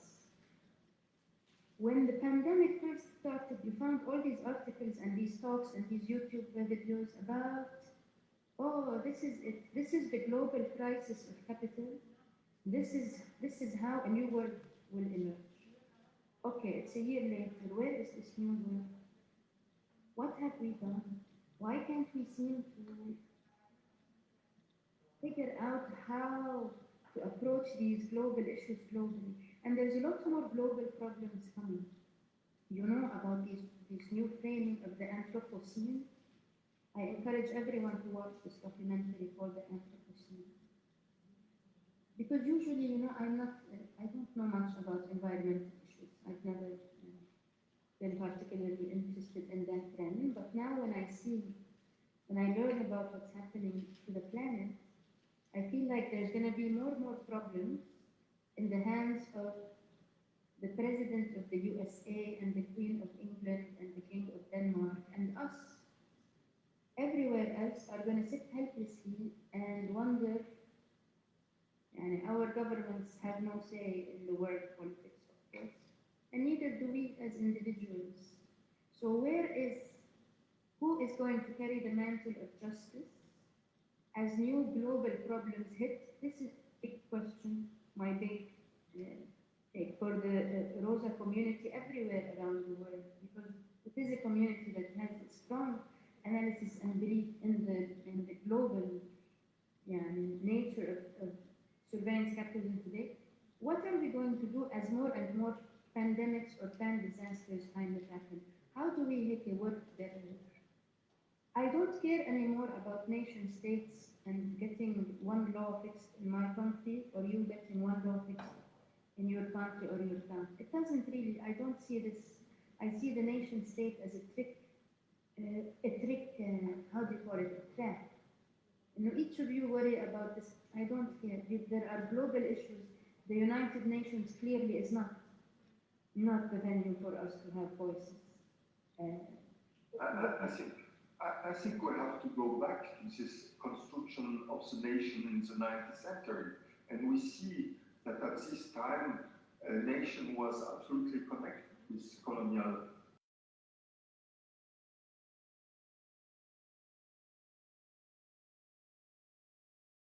Always. Very good, yes.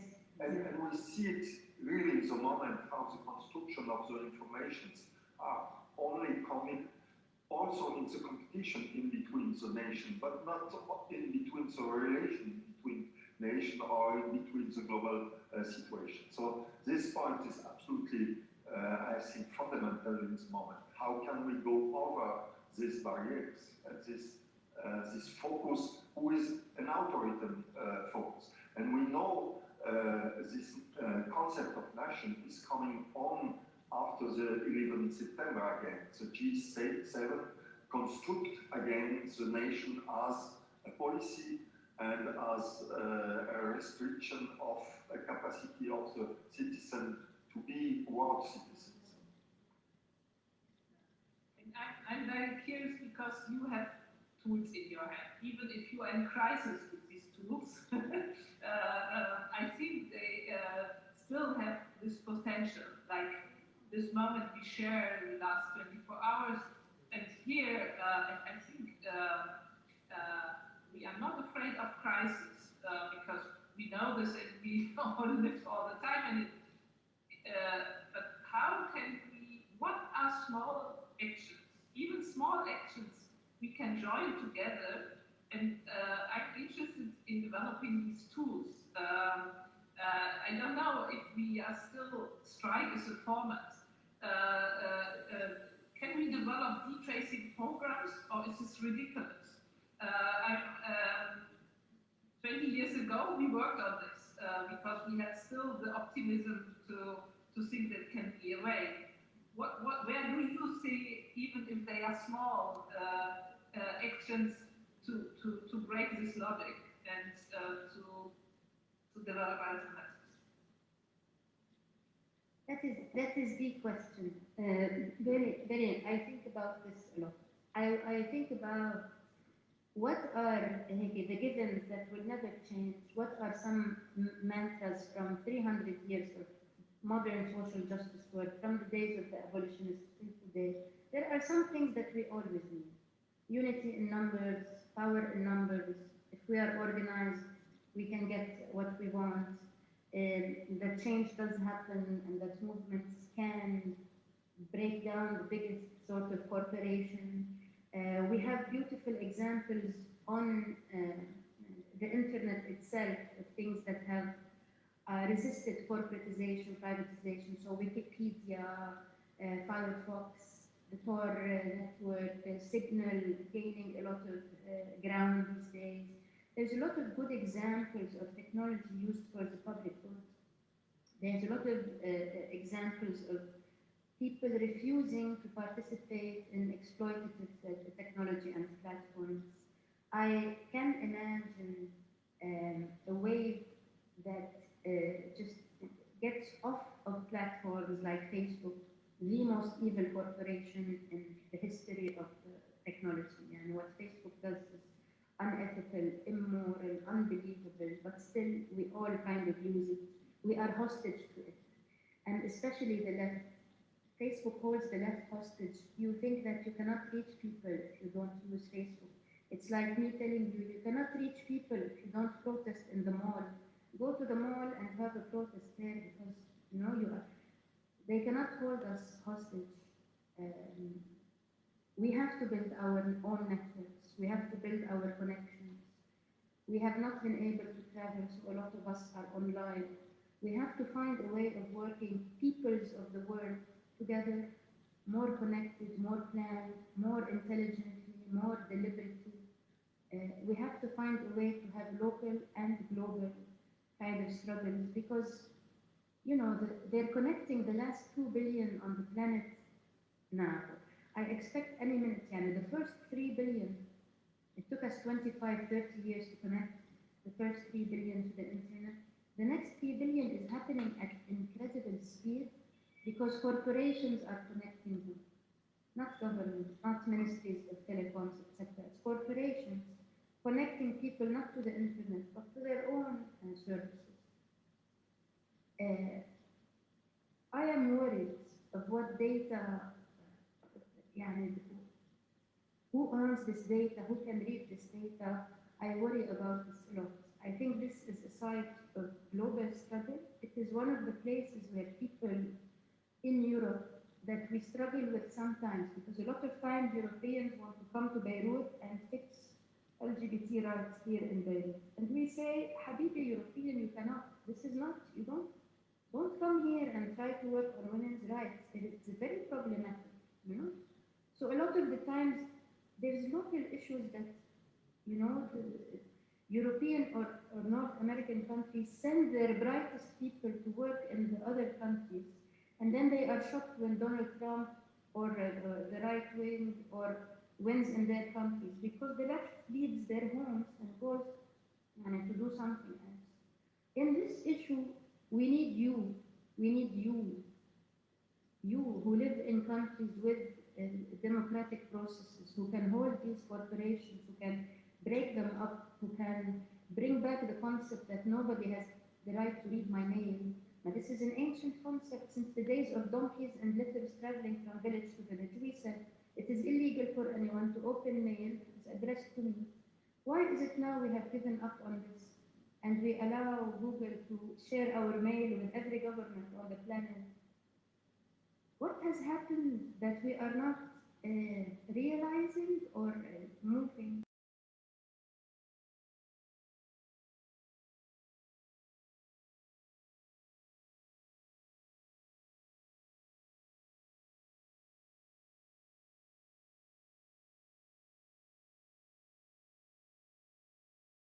That situation. Okay, you might have GDPR, a tiny bit of protection, but still. there is a bigger battle to be had. Sorry, I speak a lot. I took my time. It's important. It's very important. Say it. Yeah, maybe you can close with because we have these very short interview sessions only. Last year, like we all thought, there is this momentum of change in Beirut, and I was really very happy to see so many people in the streets. And maybe you can share like, because I know that you were also part of this. Share yeah, what happened in that moment and where you see the potential for it to go on. I mean, I know that there was the blast and then everything changed, but yeah, maybe you can close with this.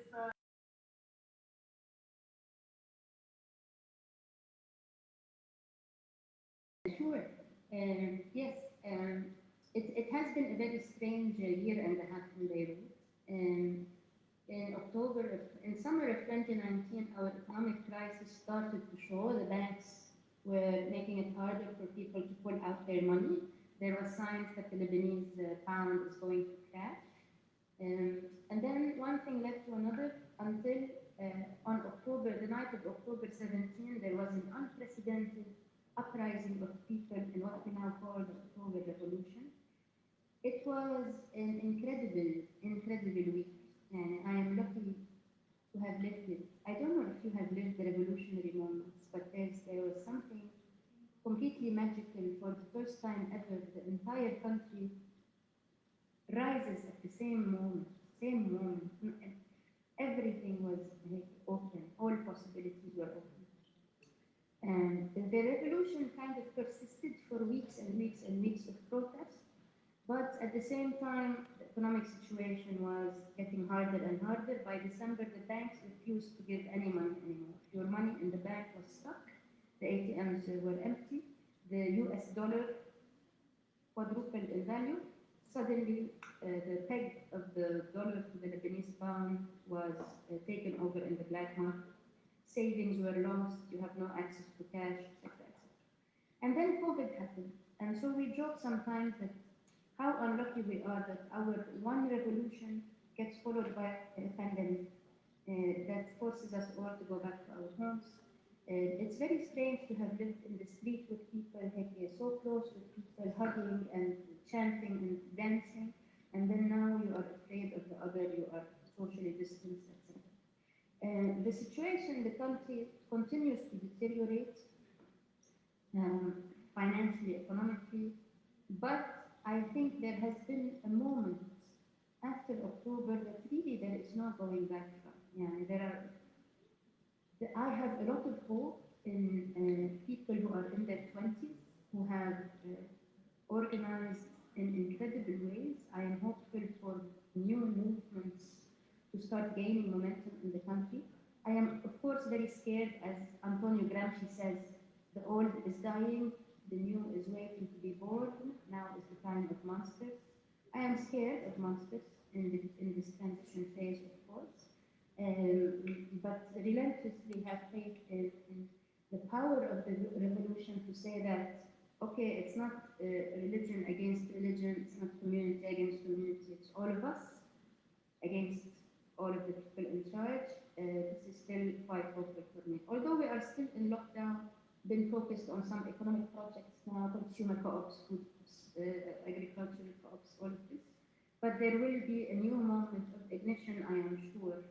I am very sure, in the near future.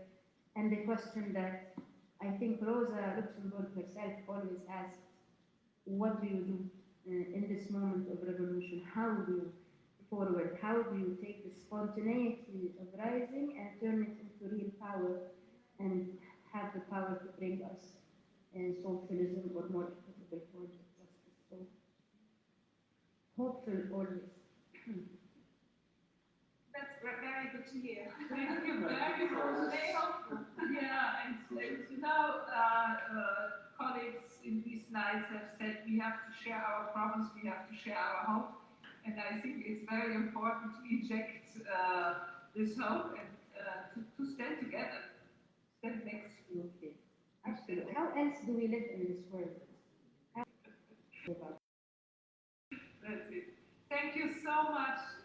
very much, and maybe you like to come with us to Nairobi, where we now have our next guest. Thank you. Thank you. Thank you very much. Bye. Yeah. Okay. So we asked for Rachel with Carly. You are here? Yes. Hi, comrades. Am I audible? Hi. Nice to see you. Good morning. Good morning. Nairobi, we are very happy that you are with us. Maybe you can introduce yourself with regards how the question of social rights and international solidarity matters for your work. Oh, nice. My name is Rachel Mikali. I'm a Pan-African feminist activist and a grassroots human rights defender. I convene a social movement called Coalition for Grassroots Human Rights Defenders Kenya, the network of grassroots feminist activists and community organizers. And we are based in Malawi informal settlements. And for me, this is very important network of where all of us comrades globally. We are. Sorry, Rachel, I don't know if it's just with us that we have a problem with the microphone.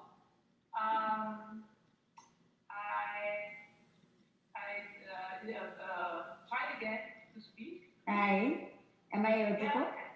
Yeah, I think it's better. Okay, super. So should I start or I continue? You can continue because I think we could Okay, understand, super. but just not. Okay. So based on the work we do as a social movement, I want also to center it around feminist organizing and the legacy of Rosa Luxemburg on how she was able to fight for this oppressive system in patriarchy and capitalism. So based on our work as a social movement, I want to center it on the projects that were supported by Rosa Luxemburg's fifth regional office in East Africa, that is Dar es Salaam office, on the stories of women's resilience during this time of pandemic. The publication we did about the role of women human rights defenders as feminists, and also women leaders on how we're responding to COVID. So you find because of inequality, most of us activists and feminists that live in our communities, that most families live with $1 a day, and most activists organizers within that perspective. As a social movement, we say it's important that we are here together, but now COVID has started in March, that is on 13th of March 2020. We are told to stay at home, people to work at home, and like working at home and staying at home is a luxury for most people in Kenya who are living $1 a day. So you cannot tell us as a government to stay at home and you're not providing even basic needs that's like food, and also like most people are struggling economically in terms of socioeconomic rights. So like as a movement that is Coalition for Grassroots Human Rights Defender, what can we do? Because people have lost also their livelihood. So we started the campaign of reaching out to friends to source resources to be able to support our communities with food. Because now the lockdown, people couldn't be able to move. Women there was an increase on violence against women. There was an increase in terms of girls not getting menstrual health hygiene products, and then the rise of teenage pregnancy was going up. So we're like, it's hard as much as philanthropic work is very good, but as activists who organize it in terms of holding government accountable, we felt, yes, let's do it, but still, how do we use these models to organize the same community members to hold our government accountable? And that's why through this project, Women of Stories of Resilience, which was led in the Eastern African office, you see those different stories of women from the things of surviving COVID, in terms of global solidarity, how did it work? Because also our contribution of the old drive came globally. From friends, from our feminist friends, different spaces, from Kenya and like different parts of the world. But this is important because it showed that people really care. As much as our governments didn't care about us, but there are people who cared.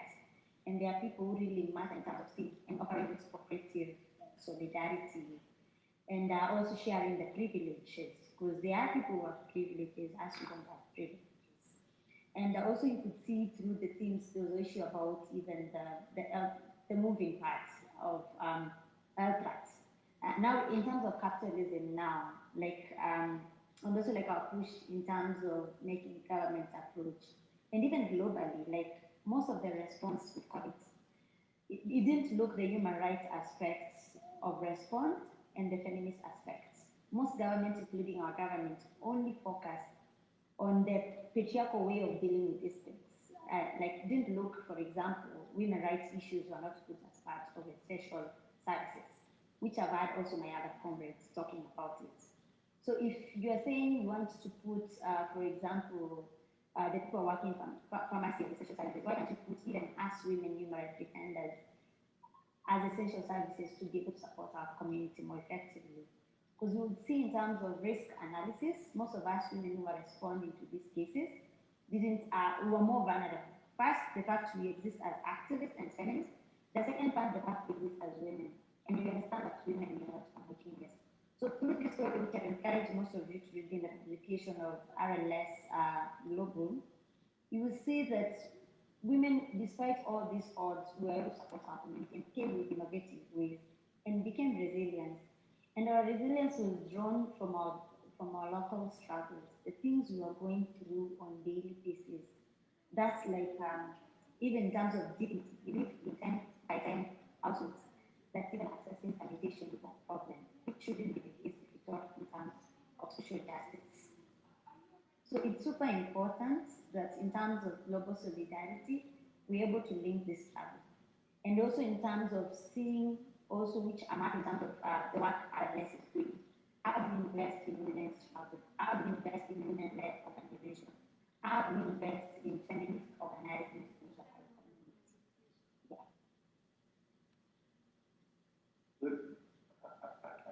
I think we have really to invent new social rights for all these people who work at home. And one of it is surely this possibility to organize these persons who work at home in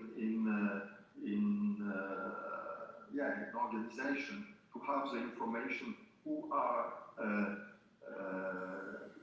used to have at all the social right organization of home workers. I think it's one of the urgent topic the different nation has to bring in discussions. And we need to redefine what work. And we have a very capitalist, conservative idea of working and of contribution to the society. And I think we have to.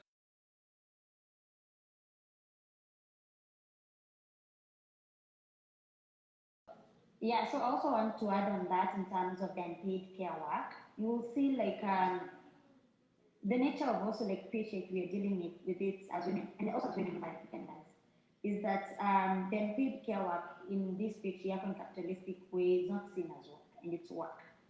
And also this one led to one of the women leaders in the book called Kamene. She's a community health volunteer.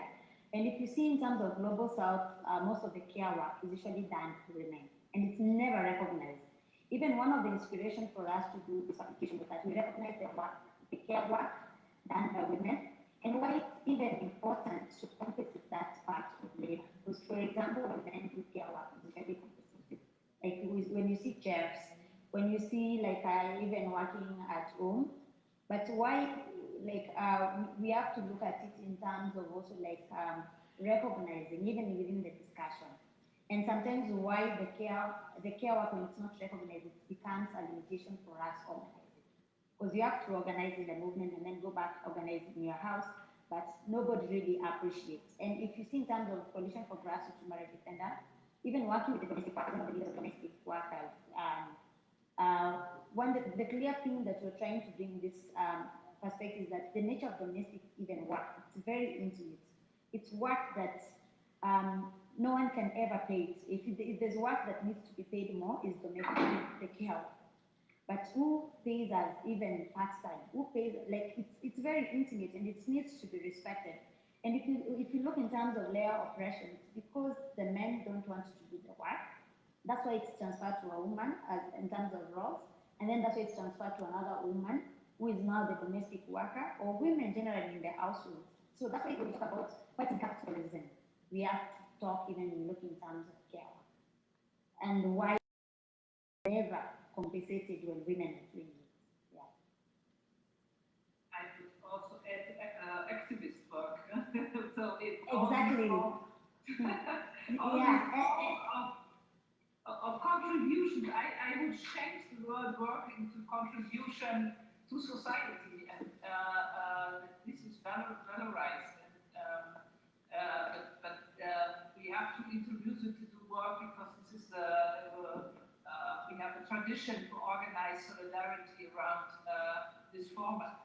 But I had maybe over to our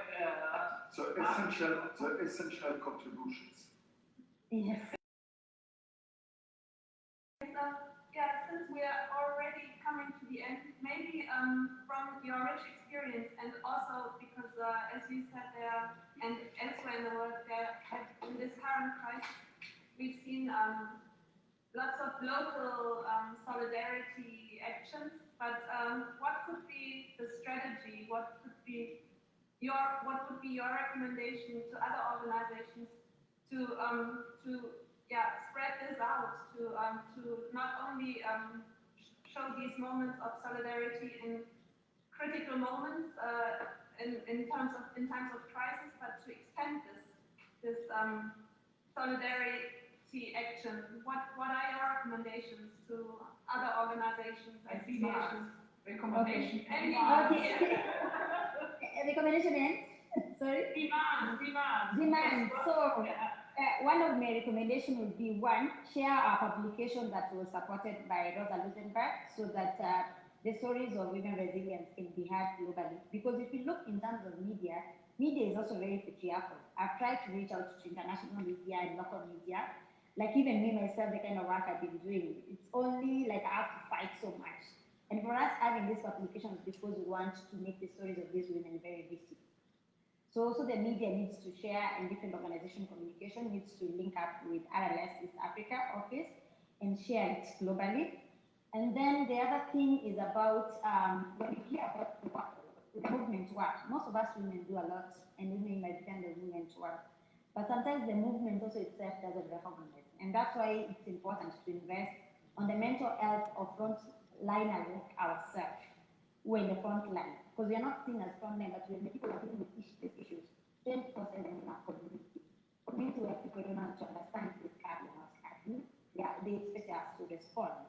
But my demand will be, which is also like a recommendation at the same time, continue investing on us as grassroots organization, as women-led and feminist-led organization. And investment means that our work needs money. Most of the organization will want to come and invest in an intellectual labor without compensation, and especially as young Black women in the global south. So invest on us, ensure that there's a lot of resources to continue doing their amazing work they're doing. Like for example, we want to do more stories.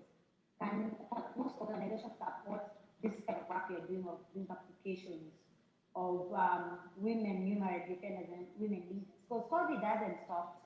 Now in Kenya we're in the darkness of COVID, where restrictions are really bad, people are dying, and there's so much demand from ourselves. So for us to continue this work more investment, more funding, more support needs to be directed to our organization. The other thing is about strengthen local community organization or social movement with capacity building. You know, like our work is not based on love friends. It's based on issues of social justice. You cannot say, wait, until a woman is being beaten or until there's a violation. Like our work, we have to respond on daily basis. And that's why you can say most of our reports are into people's hearts. People like our reports are registered into people's hearts because of the amazing work we are doing. So for us also to continue with Rosa legacy, which really inspires me and also the kind of work she did.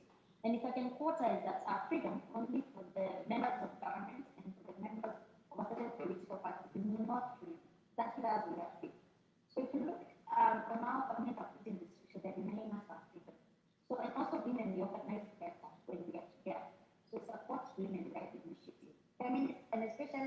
feminist led, because there's usually also that struggle within a struggle. For those of us who are feminists, we are seen as problematic.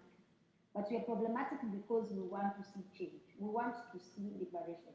We want to see social justice in our community. We want to see capitalism being end, because capitalism is not affecting us. So that would be my recommendation. And let's continue the global solidarity, like, and people also like share even now this webinar. It makes people see also this work going on in global south despite the restriction and the press is government's taking even, especially being hard for us women organizing in different communities.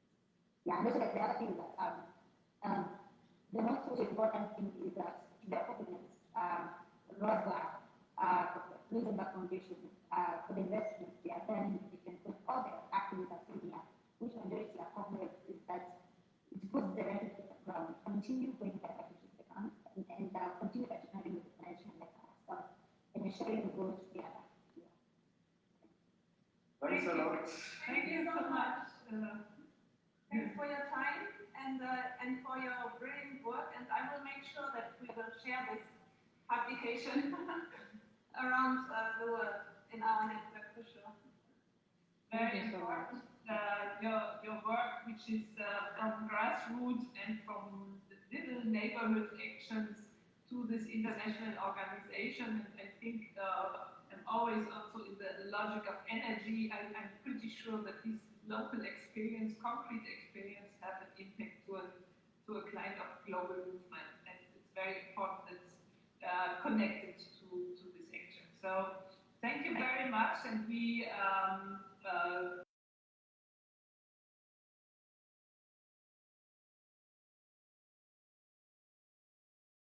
to come with us to another part of the world.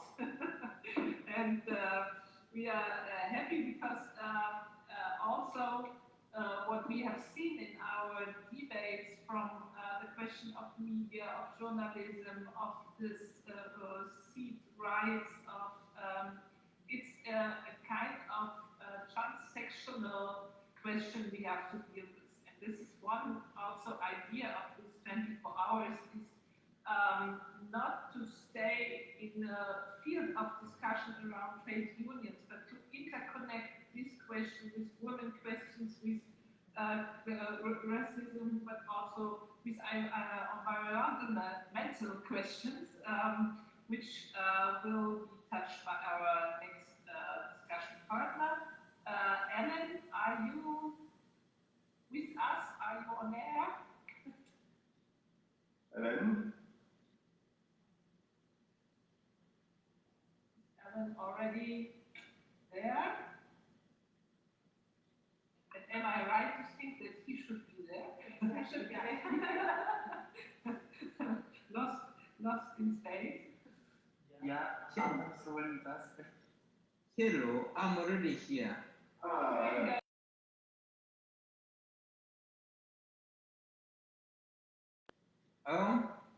Your camera, we would like to see you if possible. Okay, let me see what I can do. Very good. Can you see me now? Not yet. Not yet, but just a moment. It's possible it's coming. No. Because me, I can see all of you very well. Okay. That's good. It's a half job is good. Yeah, it sounds good. Can you see me now? Yeah, pleasure. Yeah. And I've been following. Very good. We are happy that you are with us and that you are representing the National Association of Professional Environmentalists. And maybe you can tell us a little bit what is your connection to the question of social rights and international solidarity from your activism.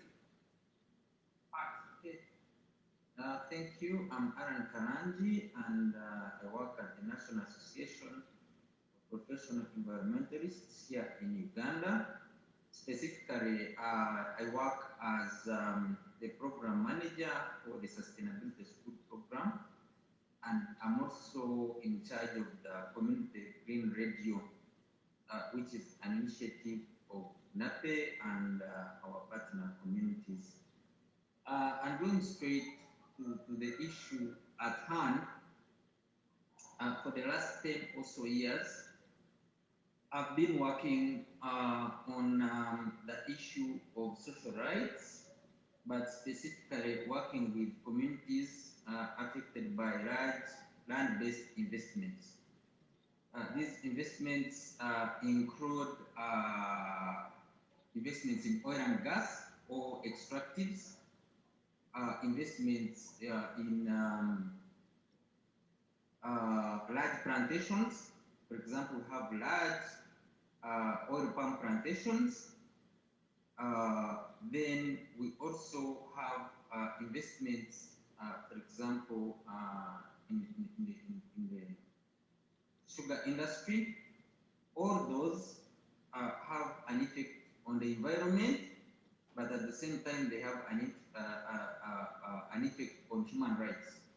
So our approach has been that wherever the government and its development partners decide to put an investment in some place, for example, oil, which is in a very huge region called the Albertine region of Uganda, you find thousands of people are affected. The government wants to have oil here, but then the oil is going to be, has been discovered under land that is already owned by some people, or many people have been living on that land for years and years, generations and generations.